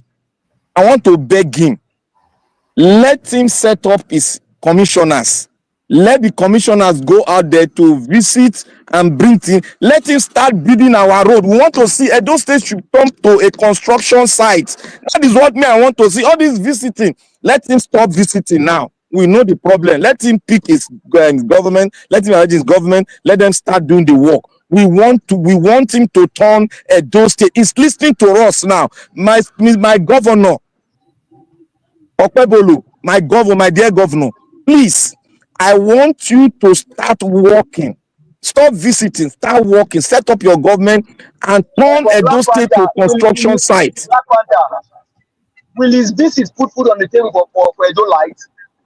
I don't want to know whether anything want. I want him to turn Edo State to construction site. There's a lot of work to be done. There's power, there's water, there's road, there's so many things. I'm running up by saying here that please let us start, let us continue. The revolution has started. Our judiciary is gone. It's gone. It's gone. There's no, it's in the coma, the oxygen is about to be taken off. It's already in coma. With that extract that I'm reading on, is already in coma. So I beseech everyone, let us speak on our foundational issue and start bringing up word from our history, historical antecedent. Let us merge it up and find a lasting solution. Thank you. Black Panther, thank you. Finally, wow, you just chop your time, chop other people's time. But sorry now, no say Nigeria na problem too much. No, it's fine. It's fine. There's no problem. It only means that you are not going to talk during the second segment, the 4 minutes. The one way chop, take a come up for the next round. Go wait up for 1 minute. Now down you go. That's why they call you Baba now. Now down I said Baba Lola. Let's continue. We'll do well. Finally, we don't finish the first segment of this broadcast. Now to Waka go the second segment with that. And this second segment are just for 4 minutes. I'll just call everybody name randomly. If you hear your name, you will open microphone. May you talk to your people. The first person is supposed to be Mr. Jonathan, but before Oga Jonathan, make we greet our people for comment section. Obviously, we cannot finish calling all your names, but we appreciate you. We see all of you, everything you are doing there. But I must take time out to salute Simon Unuigboje or Simeon Unuigboje. You've been very consistent, and we see all your contributions to the discussion every time, every day, almost from the beginning to the end. And thank you so much. And a whole lot of others. We have Madam Peggy Modi always there, Madam Tusabi, Charles Moses, Madam Njidima, and Stella Imasemedo. Stella, where have you been? We missed you for some time. We've not seen you, but it's good to see you today on today's broadcast. And thank you so much. And all of you, we appreciate your time. Mr. Jonathan, if you are there, please open your microphone and continue with your analysis. It was beautiful earlier. Mr. Jonathan, if you can add a word or two about the current gain of the Naira, I think it will be a valuable information to the public. There's nothing in that respect for now. You know, there is still nothing to nothing tangible to hold on to. Nothing tangible to hold on to. It's just the trick they are playing with this new bond that they issue, this Euro bond. But that's the most important thing now. That's that's something to hold on to. It's going to be short-lived because the Euro bond will close, and after that, what's next? The most important thing, Mr. Jonathan, is not any economic brilliance or financial brilliance. Not at all. Are you going to be issuing Euro bond on a weekly basis? Nigeria is not United States. Nigeria is not United Kingdom. Nigeria is not Japan or Germany. These are countries that issue bonds literally on a weekly, if not even sometimes on a daily basis. So what are you going to do after that? Because our status is junk. It's a junk status. So you can't do that. So it's only just for a short period of time. Once it is closed, subscription is completed, then it will go back. That's what's going to happen, and that's going to happen very soon. In the next few weeks, it will go back to where the whole thing came from. They are doing it so that to attract people, so that they get the dollar cheaper, and they get it at the cheaper rate to come and invest, so that at least when they are going out of their investment, they will not lose out. Even they give them some cover, some protection for now, bring the Naira down a little bit, and then they can come in. That's just all what it is. It's not anything, there's nothing there, as you said, so, but we'll see again. We'll see what happens. Again, in the next 2-3 weeks, or maximum by the beginning of 2025, Naira will, unless they want to be doing this on a weekly basis, and Nigeria does not have that capacity. because of our ratings. Nigerian rating is a junk rating, so they can't be issuing bond on not even on a monthly basis, maybe once a year or twice a year. That's the only thing they can do, because the people that invested, they want to get out before they come in again. They cannot put all their eggs in one basket as far as Nigeria is concerned. They want to wait to see out the one that they have done, or see one full quarter that everything is stable, everything is normal, before you want to ask them to come and put another one again.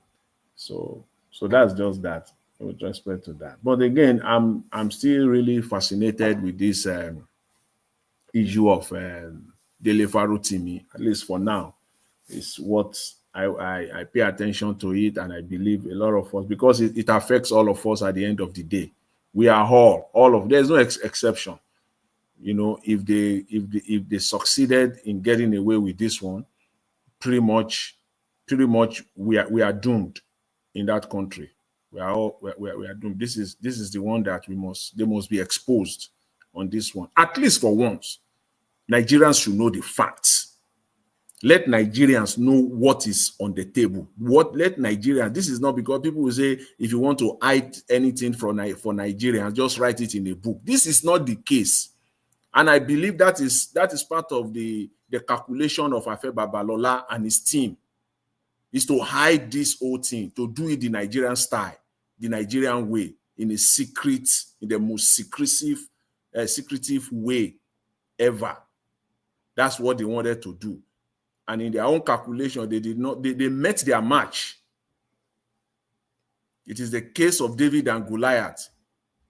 The Afe Babalola chamber with Dele Farotimi chamber. Compare the two. It is the fight of David and Goliath. So by their own estimate, they never thought that this guy would go this far. And that brought me to this other revelation in that book. Another thing that got Mr. Dele Farotimi so furious about the Nigerian judiciary, especially the Supreme Court, the apex of it all. This is another one. Apart from the fact that, and this is the strategy that land grabbers use in Nigeria. They will claim one land. The land they want to claim, they want to grab, is in Lagos. They will go and present survey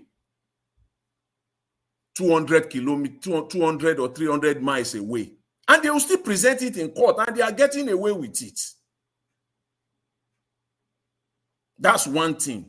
The other thing is what the Lagos state itself, it's not just any Lagos state itself, their involvement in this thing, their hands and their legs, it shows the fraudulent, the deep fraud that is within the Lagos state judiciary system.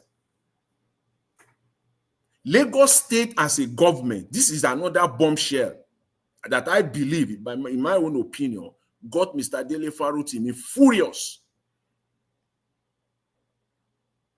Lagos state government, and it should, and for all of us, we should be, because what is happening there, this whole thing emanated from Lagos state, and it got to the Supreme Court.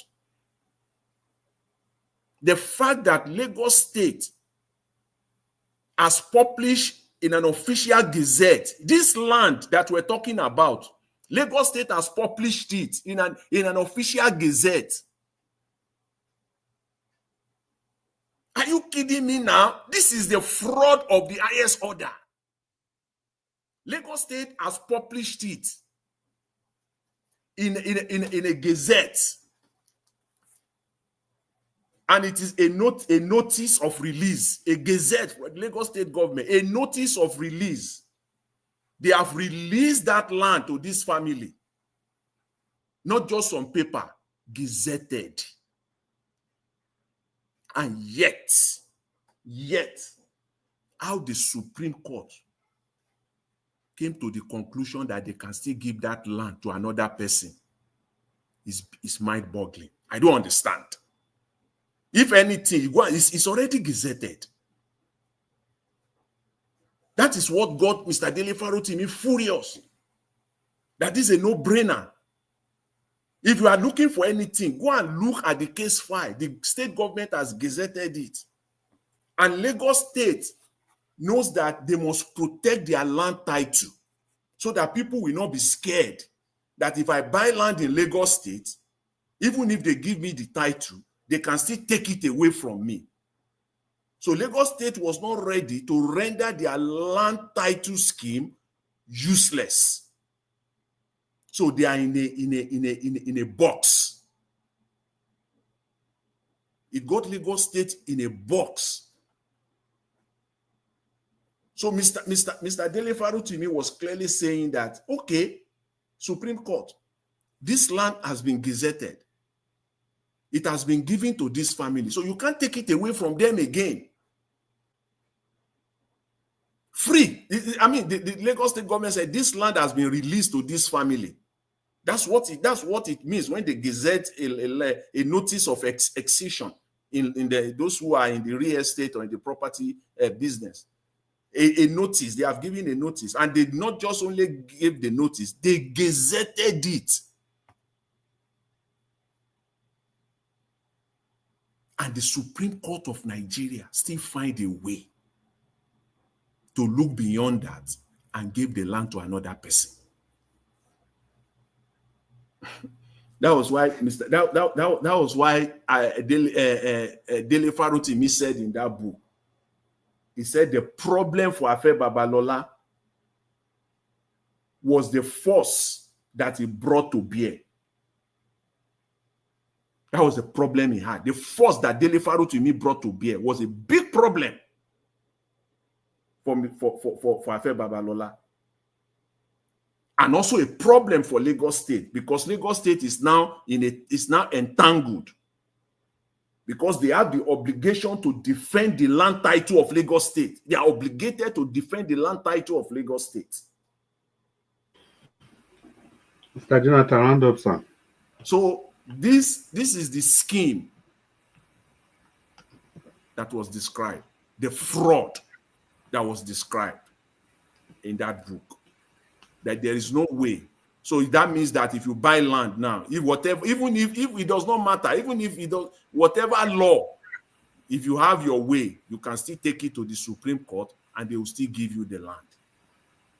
So this is the book as written. But my own opinion, having read the book, is all about money. The land we're talking about, the area of Lagos that this land is situated on. We're talking of Lekki 1, Lekki 2, Osapa area. We know the value of those land. So it was all about money. And in my own opinion, my own estimate, I know that a lot of people have been promised what they are going to get. That is why they have to look the other way. They give no damn to anything. At the face of it, you still went ahead and gave the land. Even at the end of it, even when they cannot enforce it, Lagos State knows that it is not enforceable. If Lagos State enforce it, you will have to go to court again because Lagos State have gazetted it. How do you want to enforce it, even though it comes from the Supreme Court? So it was all a mess. Thank you, And Mr. the final one that really, I don't want to use the word, that really, got Babalola mad. What got him mad? The man was mad. He's been looking for a way that is going to pin Dele Farotimi. He was the one that did the work. His chamber did everything. It is like you go to the bush, you go and kill your own, you kill something, and then you brought it down, but you cannot eat of it. So there was no way for him to eat from the loot, so to say. He couldn't get paid. It was other people that are enjoying his work. So for him, it was like if not, it's Dele Farotimi at the center of it that cost him $10 million. If not for Dele Farotimi. So he did the work.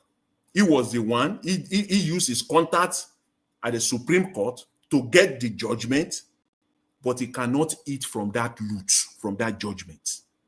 because it was unenforceable. Other people are the one that are now selling. All the people that are living there in Lekki 1, Lekki 2, everybody can, it's a fact, it's a public information that all of them pay again for their land the second time.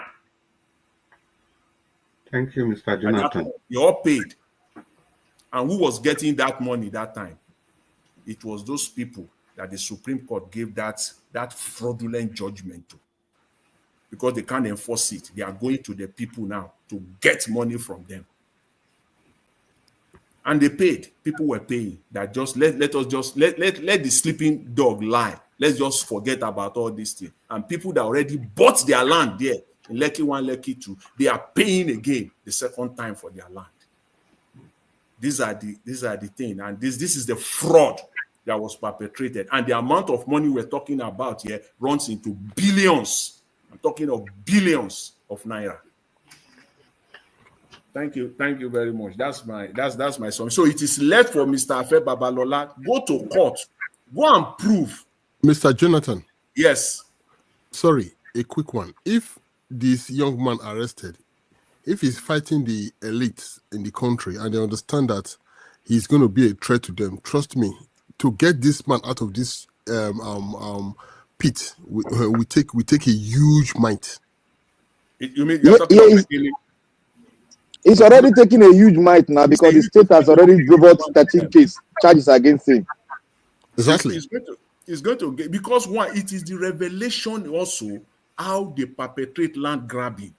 This is how, because something that is, especially in Lagos State, they have penetrated into the land and survey ministry, the Ministry of Lands and Survey in Lagos State, there in Alausa, where those people will just be. One thing about survey is that you cannot repeat it twice. Mr. Jonathan, once survey is done for a particular location, you cannot go and say, I have my own. Two persons cannot have two surveys for the same land. Yes. It's not possible.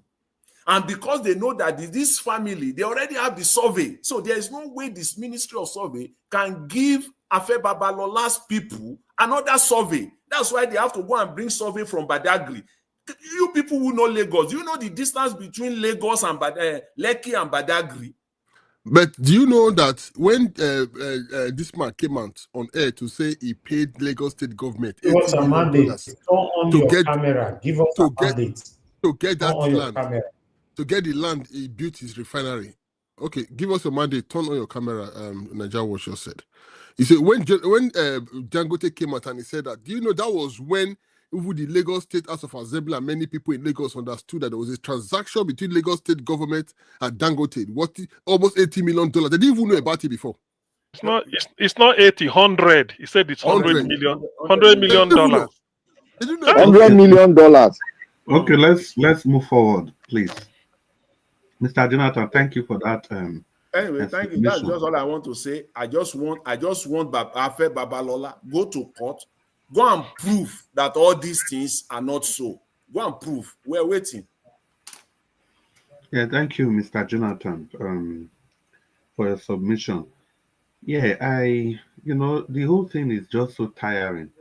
Considering the people that's involved, it's not just one person. Afe Babalola, I believe, he's just one aspect of this whole case. It's the country, the nation that's on trial. The Supreme Court is on trial. Everybody is on trial. So I don't know how these people, I just hope they will allow justice to prevail, or they are not going to manipulate everything. Because I can't even see land that's already gazetted. I don't know this kind of country. So we need to reboot this nation. We need to reboot this nation. So which one be after Supreme Court judgment? They say a clerical error for Supreme Court in a big judgment like that. We are just, is it only in this case? They say Supreme Court, they only revisit Supreme Court, they only revisit Supreme Court. Is it only in this case? Coach Charis group, you don't see judgment Supreme Court given that time against Guaranty Trust Bank. Then after everything, they say if they enforce that judgment, now be say Guaranty Trust Bank is going to crash. Not be exactly the same thing. They have to go back, and at the end of the day, they now change they modify. You know, they'll say they cannot, the judgment, Supreme Court is final. But what did they do in Costa Rica versus Guarantee Trust Bank? At the end of the day, they did everything. The judgment that Costa Rica, you have to go and take over the assets of GTB. But I don't know.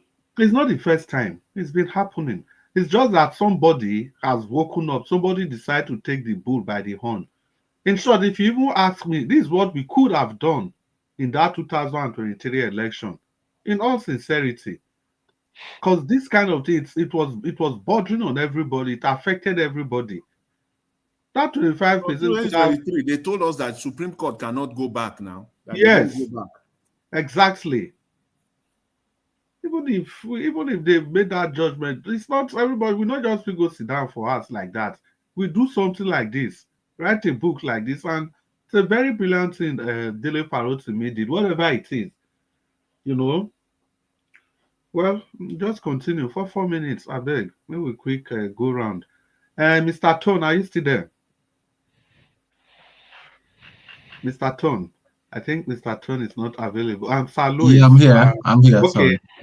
Mr. Tone, it's good to have you. Please, your 4 minutes on your final thoughts on this issue. Well, I guess I've said everything that I needed to say in the first place. I mean, I've just been listening to everybody and learning. But all I can say is let the truth be told.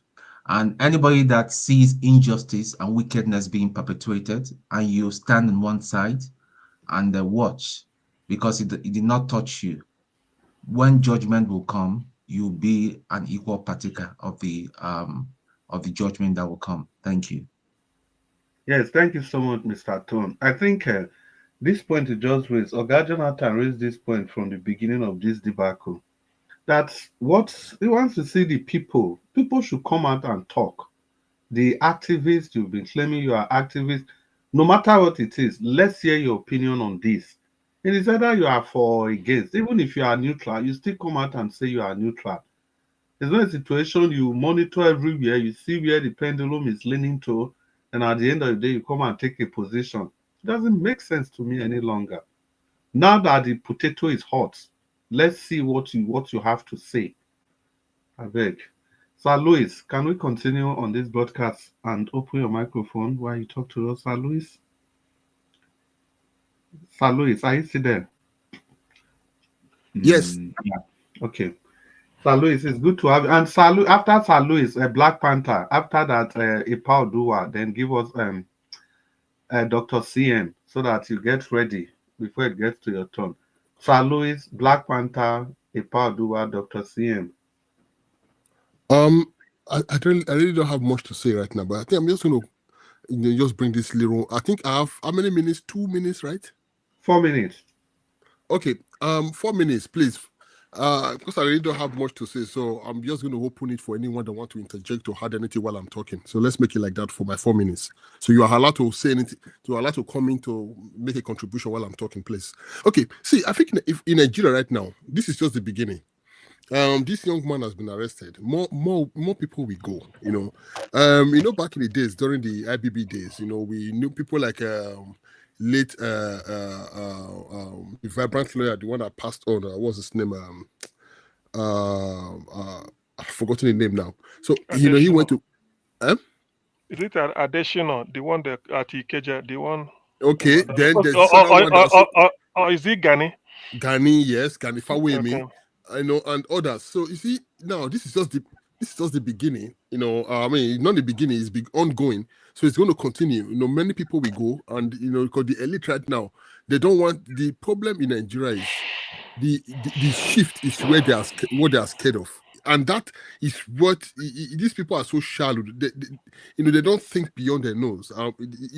Their thinking is so myopic because they do not understand that great countries today build for their younger generation. They build the younger generation and build infrastructures. They build systems that will serve, that will stand the test of time. But in our country today, it's just a one step forward, 20 step backward. These people understand that the system is not working.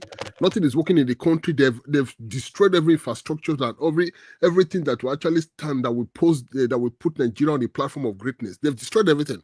So the younger people speak, they fight them.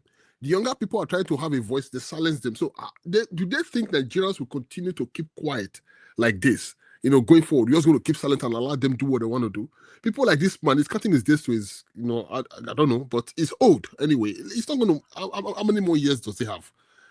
So I've expected him to sit down and say, okay, you know what? I've done so much. This is how far I've achieved in life. Start to build something that will stand, a legacy. But now look at him. So at the end of the day, these people are shameless. They don't think. They don't plan. They only look at what they've put in their bank account that their children will enjoy. That's all they think about. Nothing beyond that. Thank you. Yeah. Thank you, my brother Sir Louis.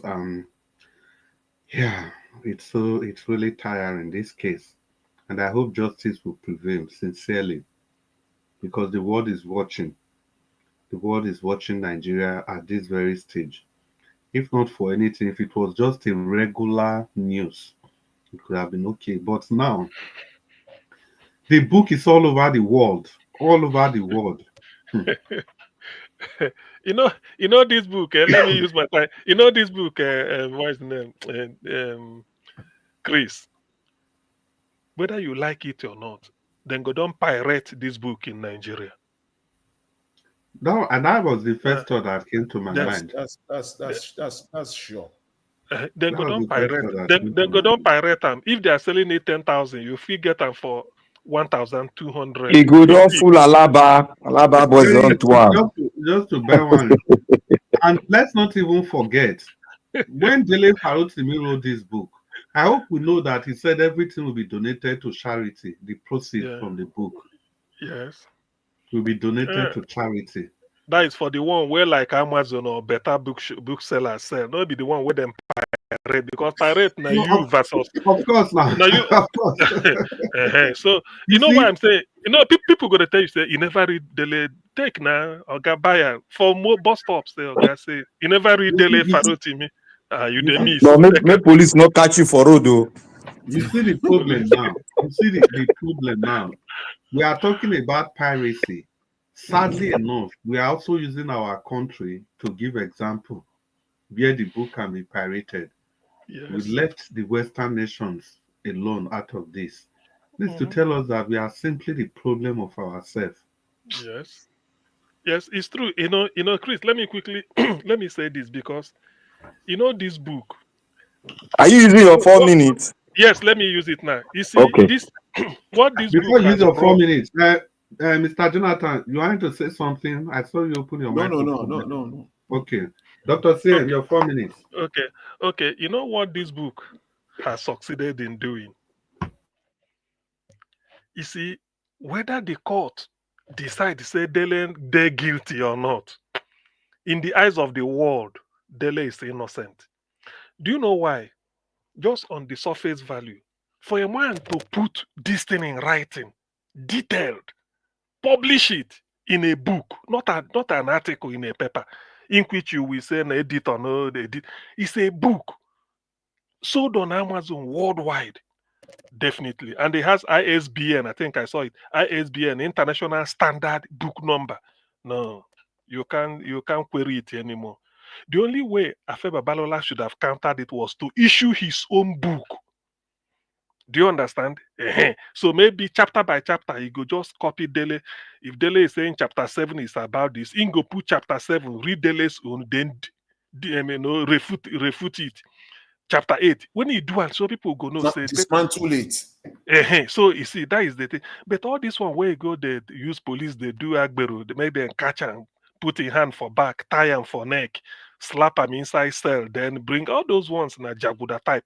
No only fake it, that one go work. So people go down, everybody go down read them. Because when you read a book like that, you go to wait for rejoinder. Rejoinder means, can you put anything to debunk it? And it must be in book form. Now, the book is selling like this. By the time Dele regain in freedom, can't do book promotion. Maybe worldwide, they present them or call them for one conference. He hold the book, they talk. The thing go be near. He go say like Bible. If I might even come in, what about this promotion you are talking about? What about authenticating the book himself? As in that conference, he sits down and he's selling the book. Okay. Okay, book signing. Yeah, they call them book signing it signing. for people that are buying. See, and then it will tell you I don't talk I'm here and it will surely happen. You go to see for faculties of law how to teach criminal course, criminal law. So all these things are Femi Balola is doing. I don't know people are this. You see, that is the problem in Nigeria. We feel infallible. Everybody they walk on air. You know, I can walk on air like Jesus Christ, or maybe I can make water to become wine. All this one oppression. Nobody regard them. Look, you know now, the University of London, where he donated, University College London, where he donated 10 billion. You know, Igbo, they will like to look into the finance of the man, put their own investigation. Because if their name, you go tarnish UCL name, they collected money. It's like collecting money from a common. There's one chap in America, they say he donated money. When something come out, the university say, "May he can't take his money back." I can't remember. It happened maybe a month or so ago. One of these celebrity, I don't know what thing crop up. They say, "May he can't take his money back." See, Oyibo believe if you are supporting a cause, they don't want you, like, you know, in abroad, institutions have more reputation than human being. Do you understand? They believe an institution should be reputable. So for you to be associated with an institution and you are dealing with them on the basis of integrity, goodness, this, and they can't see one kind comma, then they wait for you to disprove it. They read and they wait. You didn't put it in writing and they are listening. All those, they will call you and come and take it back. Not before London, no, not before London. They will. No, this is an institution. This thing where the thief for Benin Empire. Say, listen, this is a private, this is a university. Even Cambridge. That one different now. This is a private thing. Listen, even that one, Cambridge or is it Oxford, they returned it. This is a university. It's not like UK government. You see, like that one, let's get this clear. That one are spoils of war. Yeah, maybe slavery in those days of slavery, colonialism. So not like when institution. No, they can't, because by the time December 8th, people go to UCL, go mount a protest. Media go ask them. They say, "Look at Afeba Balola. Look at this." Okay, all this money when Nigeria they thief for government, where they thief for their bank, they don't return them. Oga, please. That one, you know, that one a long road now. That one a big economy. No, you don't understand that one. This is an individual issue we are talking about. This is a person. This is an individual issue. Babalola, now they deal with. The university will just look into it, and I believe those people that will be going for that protest, some will have the book and wave it. Some people will not get it after, because when you read this type of thing, the only way you disprove of it is they call you, write your own, put it in writing. Because you know, if somebody go to Arise, go slander you or say something, Arise will say there's a right of reply. They will call you, you come and present your own.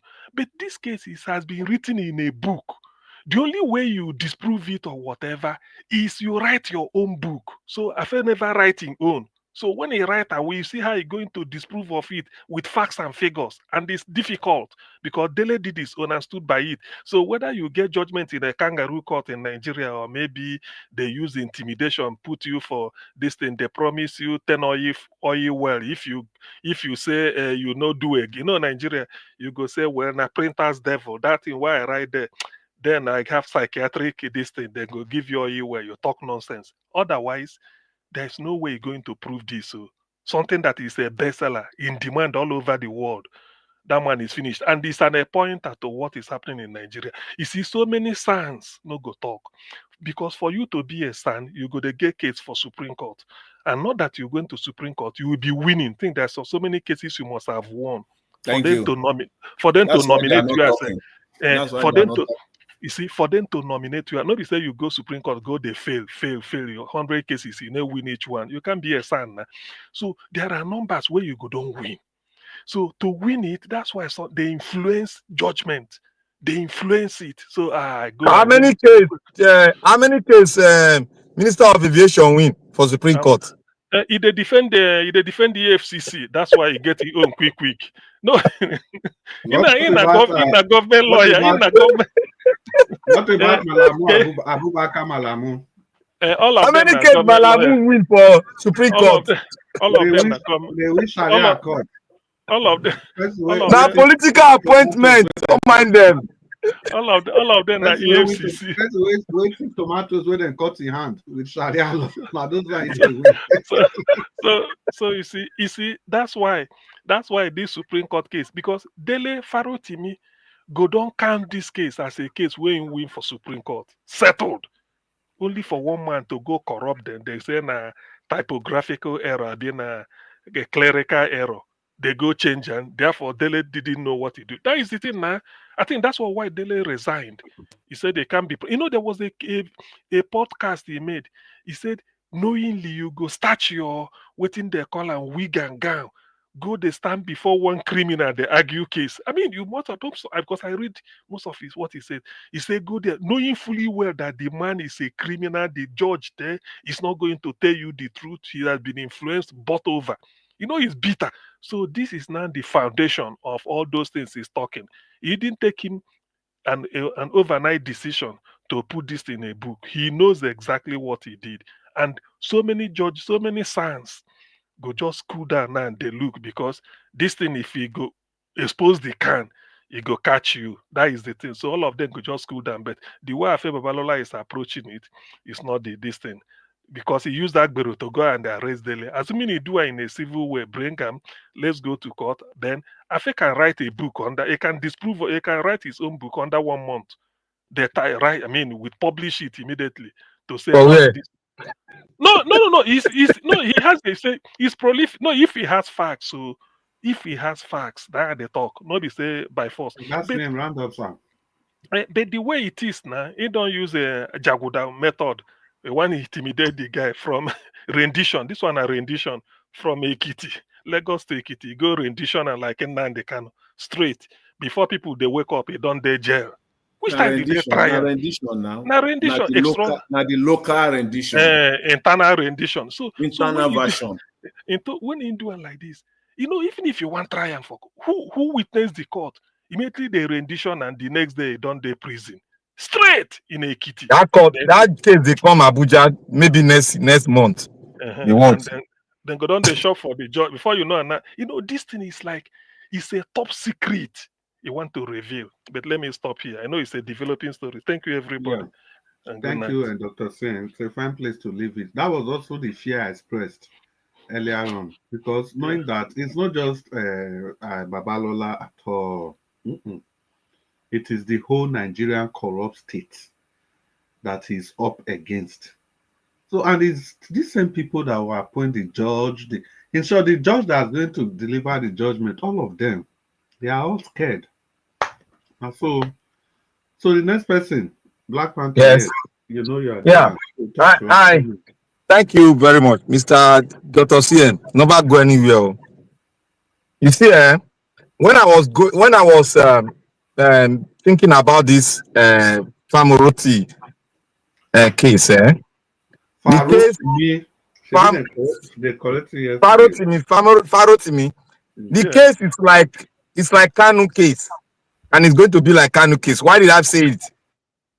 I asked myself on that question: what is the economic implication of this case towards the Nigerian state? And I look at it holistically. It's going to affect us economically, and it's going to affect this government like hell.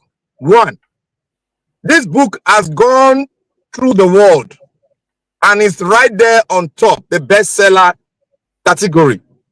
Now, most companies that are going to deal with Nigeria, they are going to buy that book and they are going to study it. And when they study it, their mind will be blown up to oblivion. How can a state and the judicial system turn around the justice system and peg a price tag on it and give it to a family?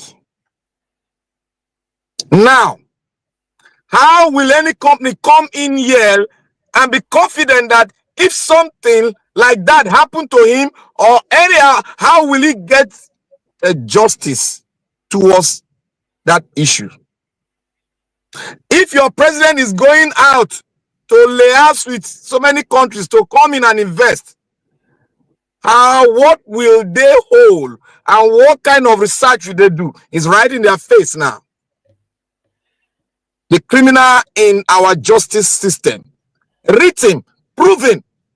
And what happened to the man? There are going to be another book that will be written after it comes out. He's going to write another book, the part 2 of this book, because it's going to write it, make it open, because the world is looking now, and everything that we are propagating out there, they are monitoring it, and they are going to use that as a standard, as a yardstick, to tell the Nigerian government, we can't come in unless you fix your judicial system.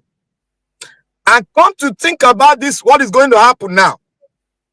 I foresee the judicial system will undergo a transformation, because this is a mind-blowing. And why did the government, the state, bring forth a 13-charge count? That is, they've seen what I am seeing today. They have seen it. Because this rob Nigeria, this rob everything about Nigeria. It has, accumulated. You know that, and we should not forget that the FBI have already investigated on this issue already, and it's out there on the Nigerian judicial system. And to confirm it, in Nigeria now has written a book to affirm what they discovered in the Nigerian judicial system. That is, this one is watertight, airtight. The only way out is for the Nigerian government to drop that case and reform the Nigerian judicial system from the root. There's no way out. If they want to leave it this way, nobody's going to come in to invest in Nigeria. That one is point blank, because it's now waterproof, airtight, that the judicial system of Nigeria is compromised and is dead. Now, I want to go to my Edo State governor. Baba, I beg we dey. This Agbero things where they do now, we don't know already. Make them push them aside. We don't want to see them for video again. Because those ones, they know they make us vex the more. What we need now, Baba, governor of Edo State, His Excellency. We need Edo State to be overall and become a construction site. We need an order to be plagued on that our road, all the linking road, be fixed, all the drainage be fixed. Then start on giving us a water system that will go around Edo State. Then we go to light energy. Please, my governor, we have no time to wait for that, what do they call that power project for Edo State. We have no time. I beg you, sir, His Excellency, go if you can have expatriates that will work on renewable energy, let them bring it in. Every local government, you need to use a renewable energy to beef up the lighting system there. You make your money. Very easy. In a local government, you can have a renewable energy, a plant there that will supply the local government, do it local government by local government. Gradually, you are moving. You are making use of what you have now to give it to the Edo people. And the local government, they will take care of it. You will collect your tax from it, because meters will be there to be read. You will be reading meters, be collecting your money, because you have a solar plant in each local government. That is the only way out. Then let them be selling that one, the Ochomo and Ojomo that they call it. Let them sell it to companies. Let them just push that to company. We know they buy. Go on renewable energy. It is not as bogus and priceless as the other Kenji Dam or one thing they are doing there. We don't want to, because the bureaucracy there has eaten our money. This one we know. Go to China, liaise with China. They can give you a solar farm in each local government that will supply big time. If you want a case study, go and look at the case study of every 7 universities in Nigeria, have underwent it, and it is performing excellently well. That is what we need now. We need to start thinking ahead of time. All this one, they all show me all those one they do. That one can be a long-term project. Maybe you want to give to one. If you are building another city for Edo State, you can use that one. You can build that with that. But now, what we need now, let us make use of renewable energy. There are so many platforms you can use. Please, our governor, that is the way out. We need emergency in our farm agricultural sector. We need emergency on our road sector. We need emergency on our energy sector. That is what we need now, and you get good tax, good money from all this, because every dollar is ready to pay for what they get. That is what we need, our governor. Oba talk pay. I know folks, so I beg go. For Nigerian politicians, I don't turn to Ebora. I beg. Thank you, Black Panther. Thank you so much. You see, and before anything, Mr. Niger, I beg, if you are still there, if you can let him give us our mandate so that I can give his final submission. Mr. Niger, sir. Yeah, Black Panther, in fairness to Obaseki on this, Obaseki has actually started that solar panel, whatever, and people were already subscribing. It kicked off. He said he was going to continue from local government, from community to community, and they actually started it. Very brilliant project. Like you said, people had to get their meters, and the way it is. Yeah, that is how to get it. Enough taxes there, money there. Yeah, people got their meters, and the way they were doing it, it was so efficient to the extent that you pay for only what you use. If you are leaving your home, you can decide to off everything and your meter goes off. Even your fridge, for example, your deep freezer has worked for 2 days. You can turn it off for the next 2 days because it will still be cold. They started it, but all of a sudden, from nowhere till today, nobody knows how that thing happen. They just jack the price, go up, to the extent people could no longer afford it. I think this was one of the major bane of Obaseki's administration. You see, this idea of make the profit quickly. Probably, from my own estimation, maybe they wanted to mop up the money because, as usual, and are still private firm, they give the business to. They wanted to quickly mop up their investments before a new government comes in because they were not sure of what will happen. So maybe that was why they jacked up the price, and because of that, a lot of people... But Mr. Chris, please let them always back their investment with a law, so that the other government will not come and cancel it. Black Panther, that's the whole thing we are saying. But the point in my argument is to say that this idea has already been started by Obaseki, functioning, not be say they pipeline, functioning very well. People that enjoyed it initially, I didn't believe, but when I reached out, a lot of people that I spoke with, they enjoyed it. It was so efficient. But what I still don't understand is that what's changed, what led to that massive increase in price. So what Okpewolo should do, if he can look into it and try and see how it can function properly and in accordance with what the local people earn. You know, for example, minimum wage is 70,000 naira. So if you are fixing the price, you're doing it in such a way that if people spend like 10, 15,000 a month, they can be able to do something. But Dr. Chris. Which one with doctor now? Oh, sorry. Baba Chris, if you are going through Lagos now, this thing, go and fact check me. You will see a blue, almost 25-story building. It's all blue. These are they powered it with solar panel all around. I know, Black Panther. I know, but the other point in this is that not to say, because you talk and I know there's people they listen. Tomorrow now they go start something. Nobody go even want to give credit to Obaseki again, at least for that solar this thing. Me, I feel, I don't know. Then do I'm so efficient in such a way that you can off your light for 2 days, you will not pay anything. That was how efficient it was. So nobody say them maybe they can improve on that one now. They go count and join the project. because you don't they talk and so it's Obaseki, he started it actually. Well, Nigeria, I beg if you still did there, Black Panther, may you bring her in. Ipa Odua, if you are still there, Baba Odua, Baba, Wadamo. Baba Lawo Odua, Baba Fafuwa Odua. Yes, na Babalawo will be now our tradition in Africa.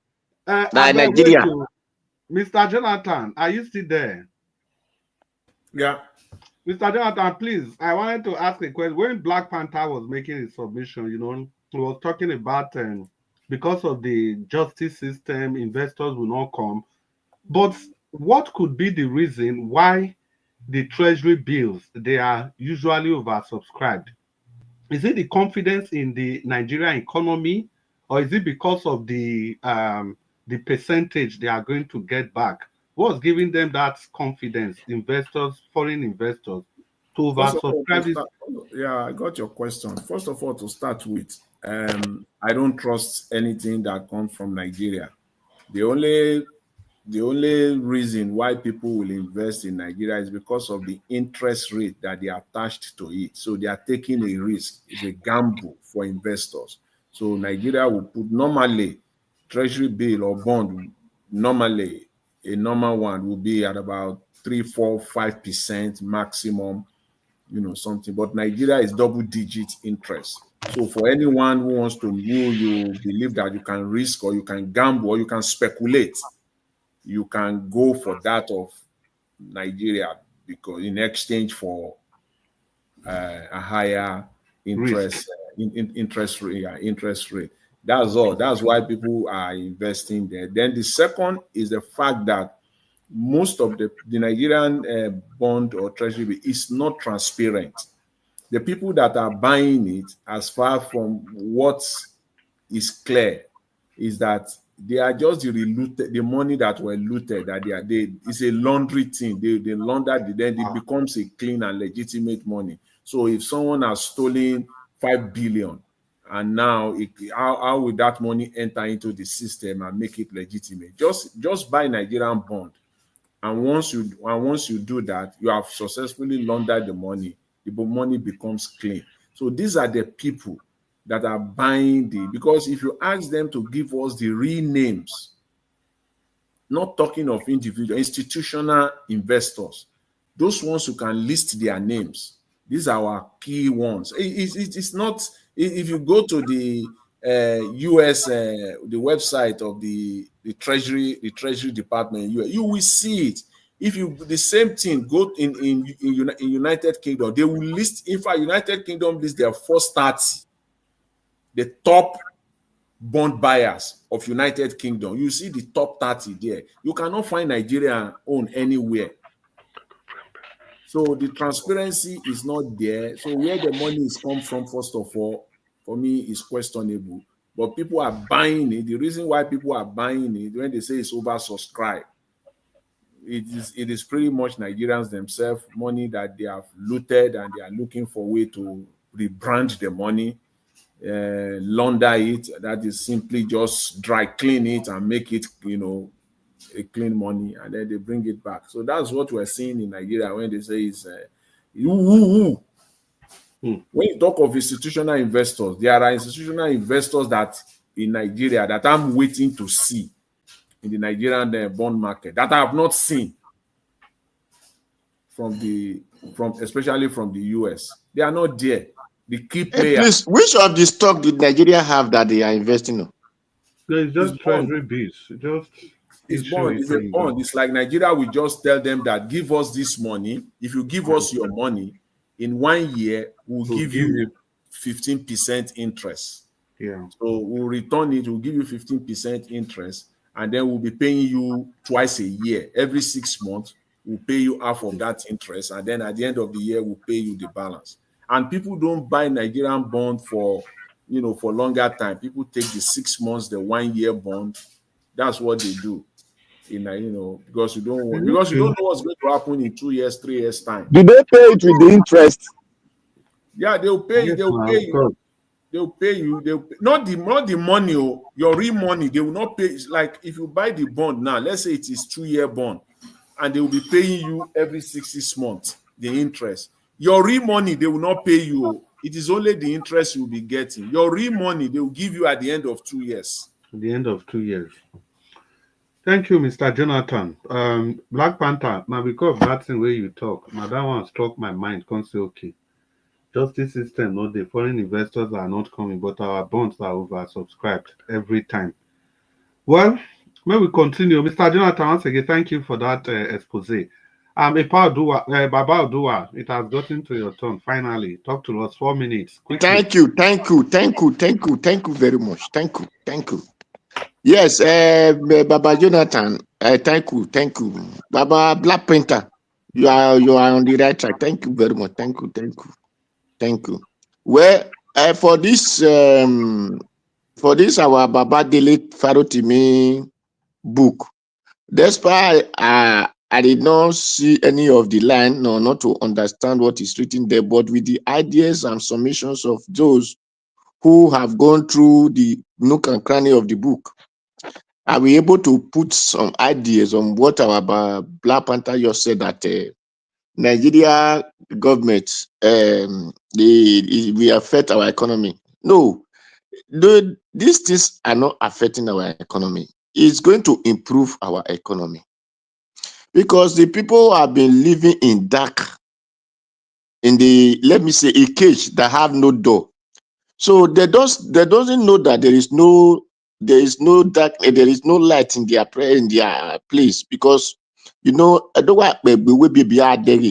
so when you are stay long in the darkness, you'll be seeing a little, you touch is bright, until someone have to come and lick a hole in that your cage, then before you now see the light. So Nigeria will start experiencing light of life now through this book, because the so-called government or government status can no longer come and tell Nigeria, hey, people want to come and invest, because who will come and invest in a place that there is no guarantee?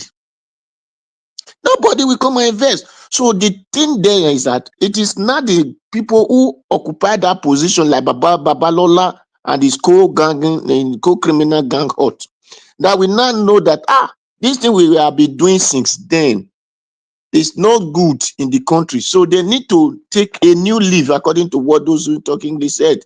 They will not take a new leave and put the country way that it will be beneficial for the people, so that those who know that Nigeria and their justice system are criminality group of people, and their government are criminality group of people, then cannot open a way of trust. So when trust are there, then investment will come. Investors will come to your country. Investment will be in your country. So now there is no trust. So the criminal gang is still operating. Or the criminal has to start purging themselves and said, this thing we have been doing since then, just like what our father, our Baba Obasanjo said, oh, I have made mistake many times in Nigeria, but I wish I know, but you have done that. So let me start speaking now. That is talking, but not that he's giving us solution. No, but he's talking. So this criminal gang like Baba will now pervert away from the good, from the new generation, that we now know that they have spoiled our name. Or this Babalola has spoiled our name. So let us now make a new leaf, turn a new leaf. Then those one will not change a new leaf for investors, so that when anybody will become a president, go to other countries and ask for investors to come, then they will not have the right channel and know that there is not trust to invest in the country. So that is the improvement that is going to come out of this book.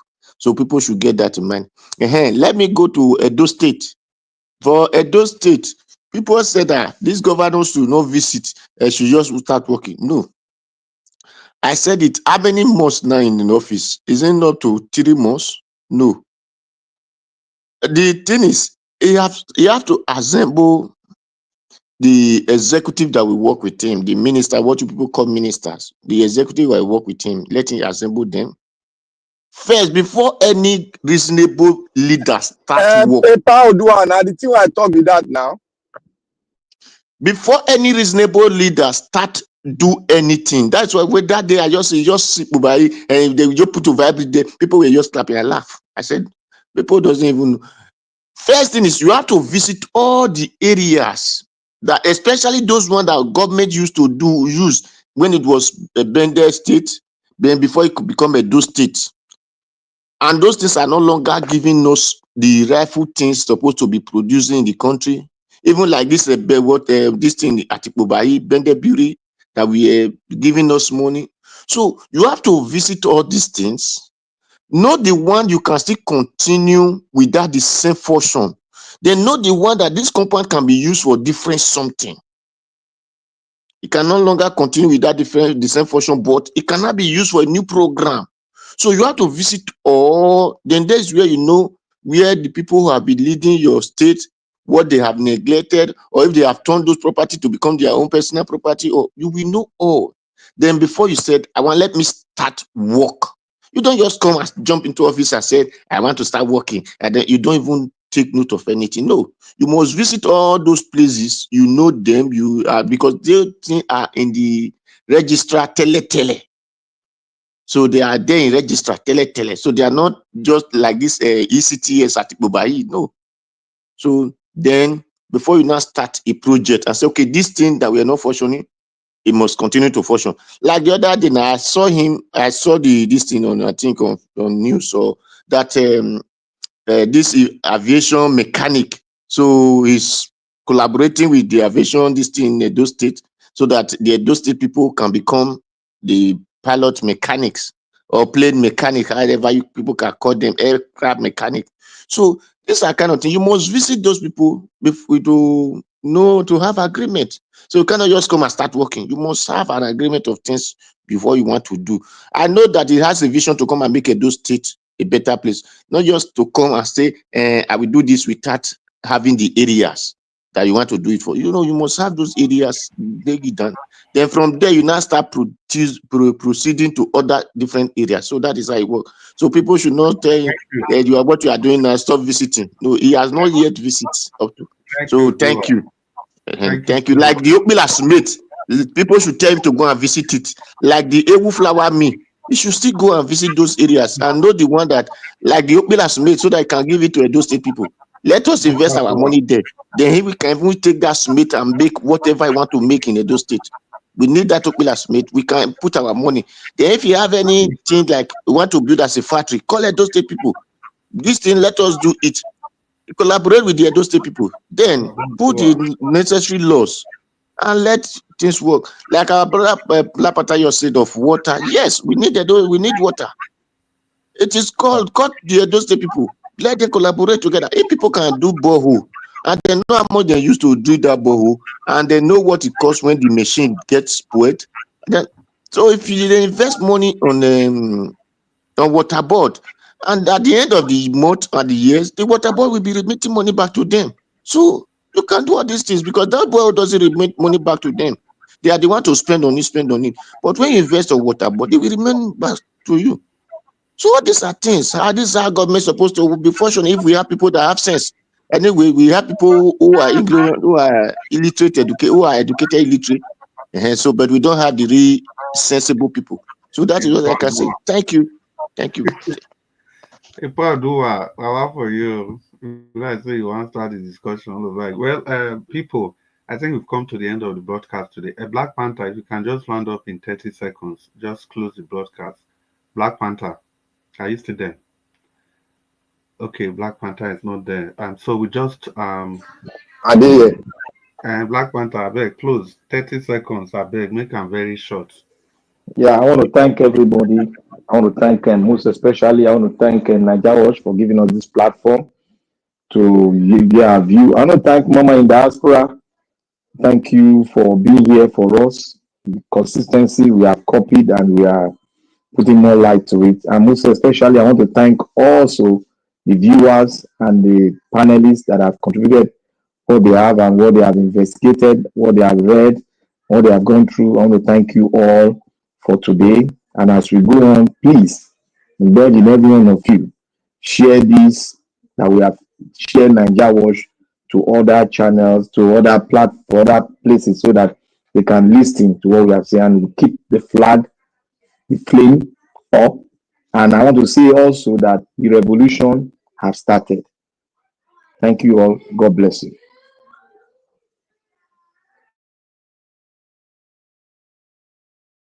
Thank you, Black Panther. The revolution has started, yes. And we've come to the end of this broadcast, yes, today.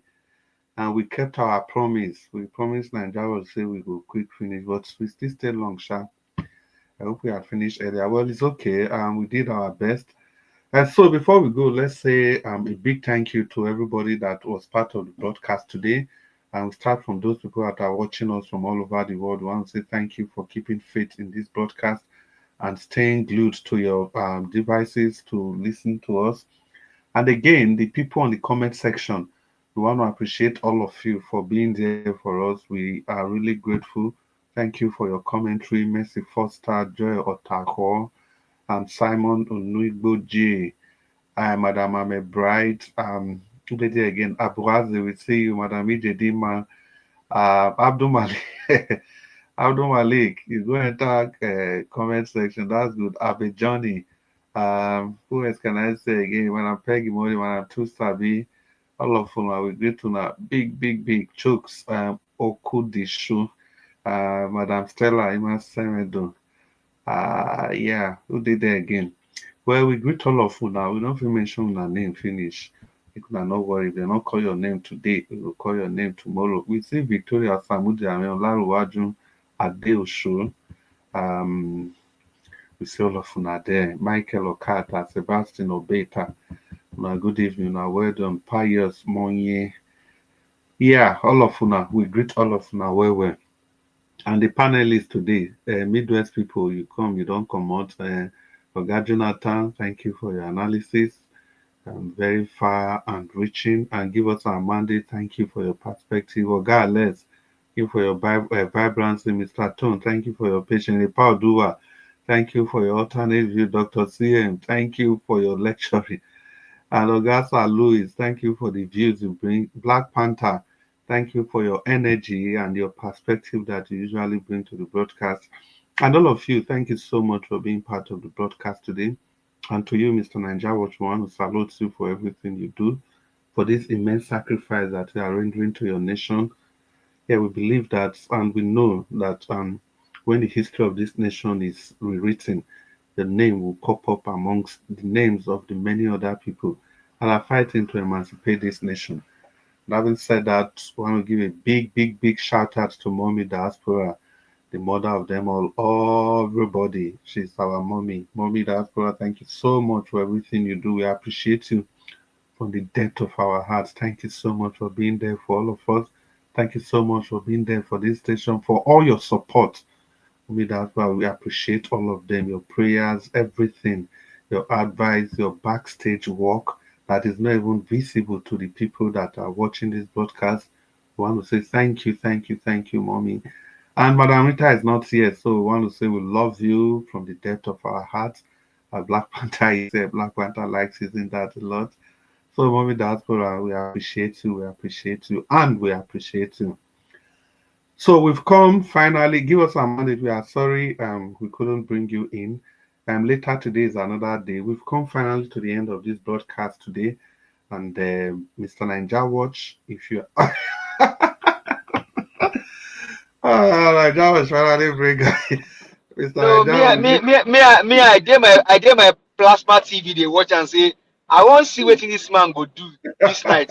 When you don't finish the monologue, when you gonna come, maybe you go gonna close the show. When I dey backstage, or you go say, I did here. I just the wash him at the washer. Okay, give us a minute. I mean, your final. Baba mandate. We do not. You know, here when they say make you on your camera, see Baba mandate. When you talk up, Okay, Chris, I not tell her make you on the camera. Me, I know hear him. I heard one. I know hear him. I don't there since 1846 and on the backstage. You just bring me inside. For the past 78 years, now they tell you make you on your camera. You're not on now. Make them don't worry. I'm glad. All of now I gotta do all of these things. Me and Dele Faroti, we know what we go do now. I know worry. Give us a mandate now. Baba's time we they use today. So we are glad that you also made it today. Give us a mandate. Your final thoughts in 2 minutes, or if you can. Well, my final thought is that Mr. Elvis, now God will go bless you. Thank you for all that you do. Mommy Amen. Diaspora, God Amen. bless you and continue to increase you. No other Amen. word than that. Your family is secured. God bless you. Have a wonderful and a lovely Christmas in advance. Boxes Thank of you. joy, peace, and love with the angel of God delivered to your doorpost this Christmas. In Jesus' name. Thank you.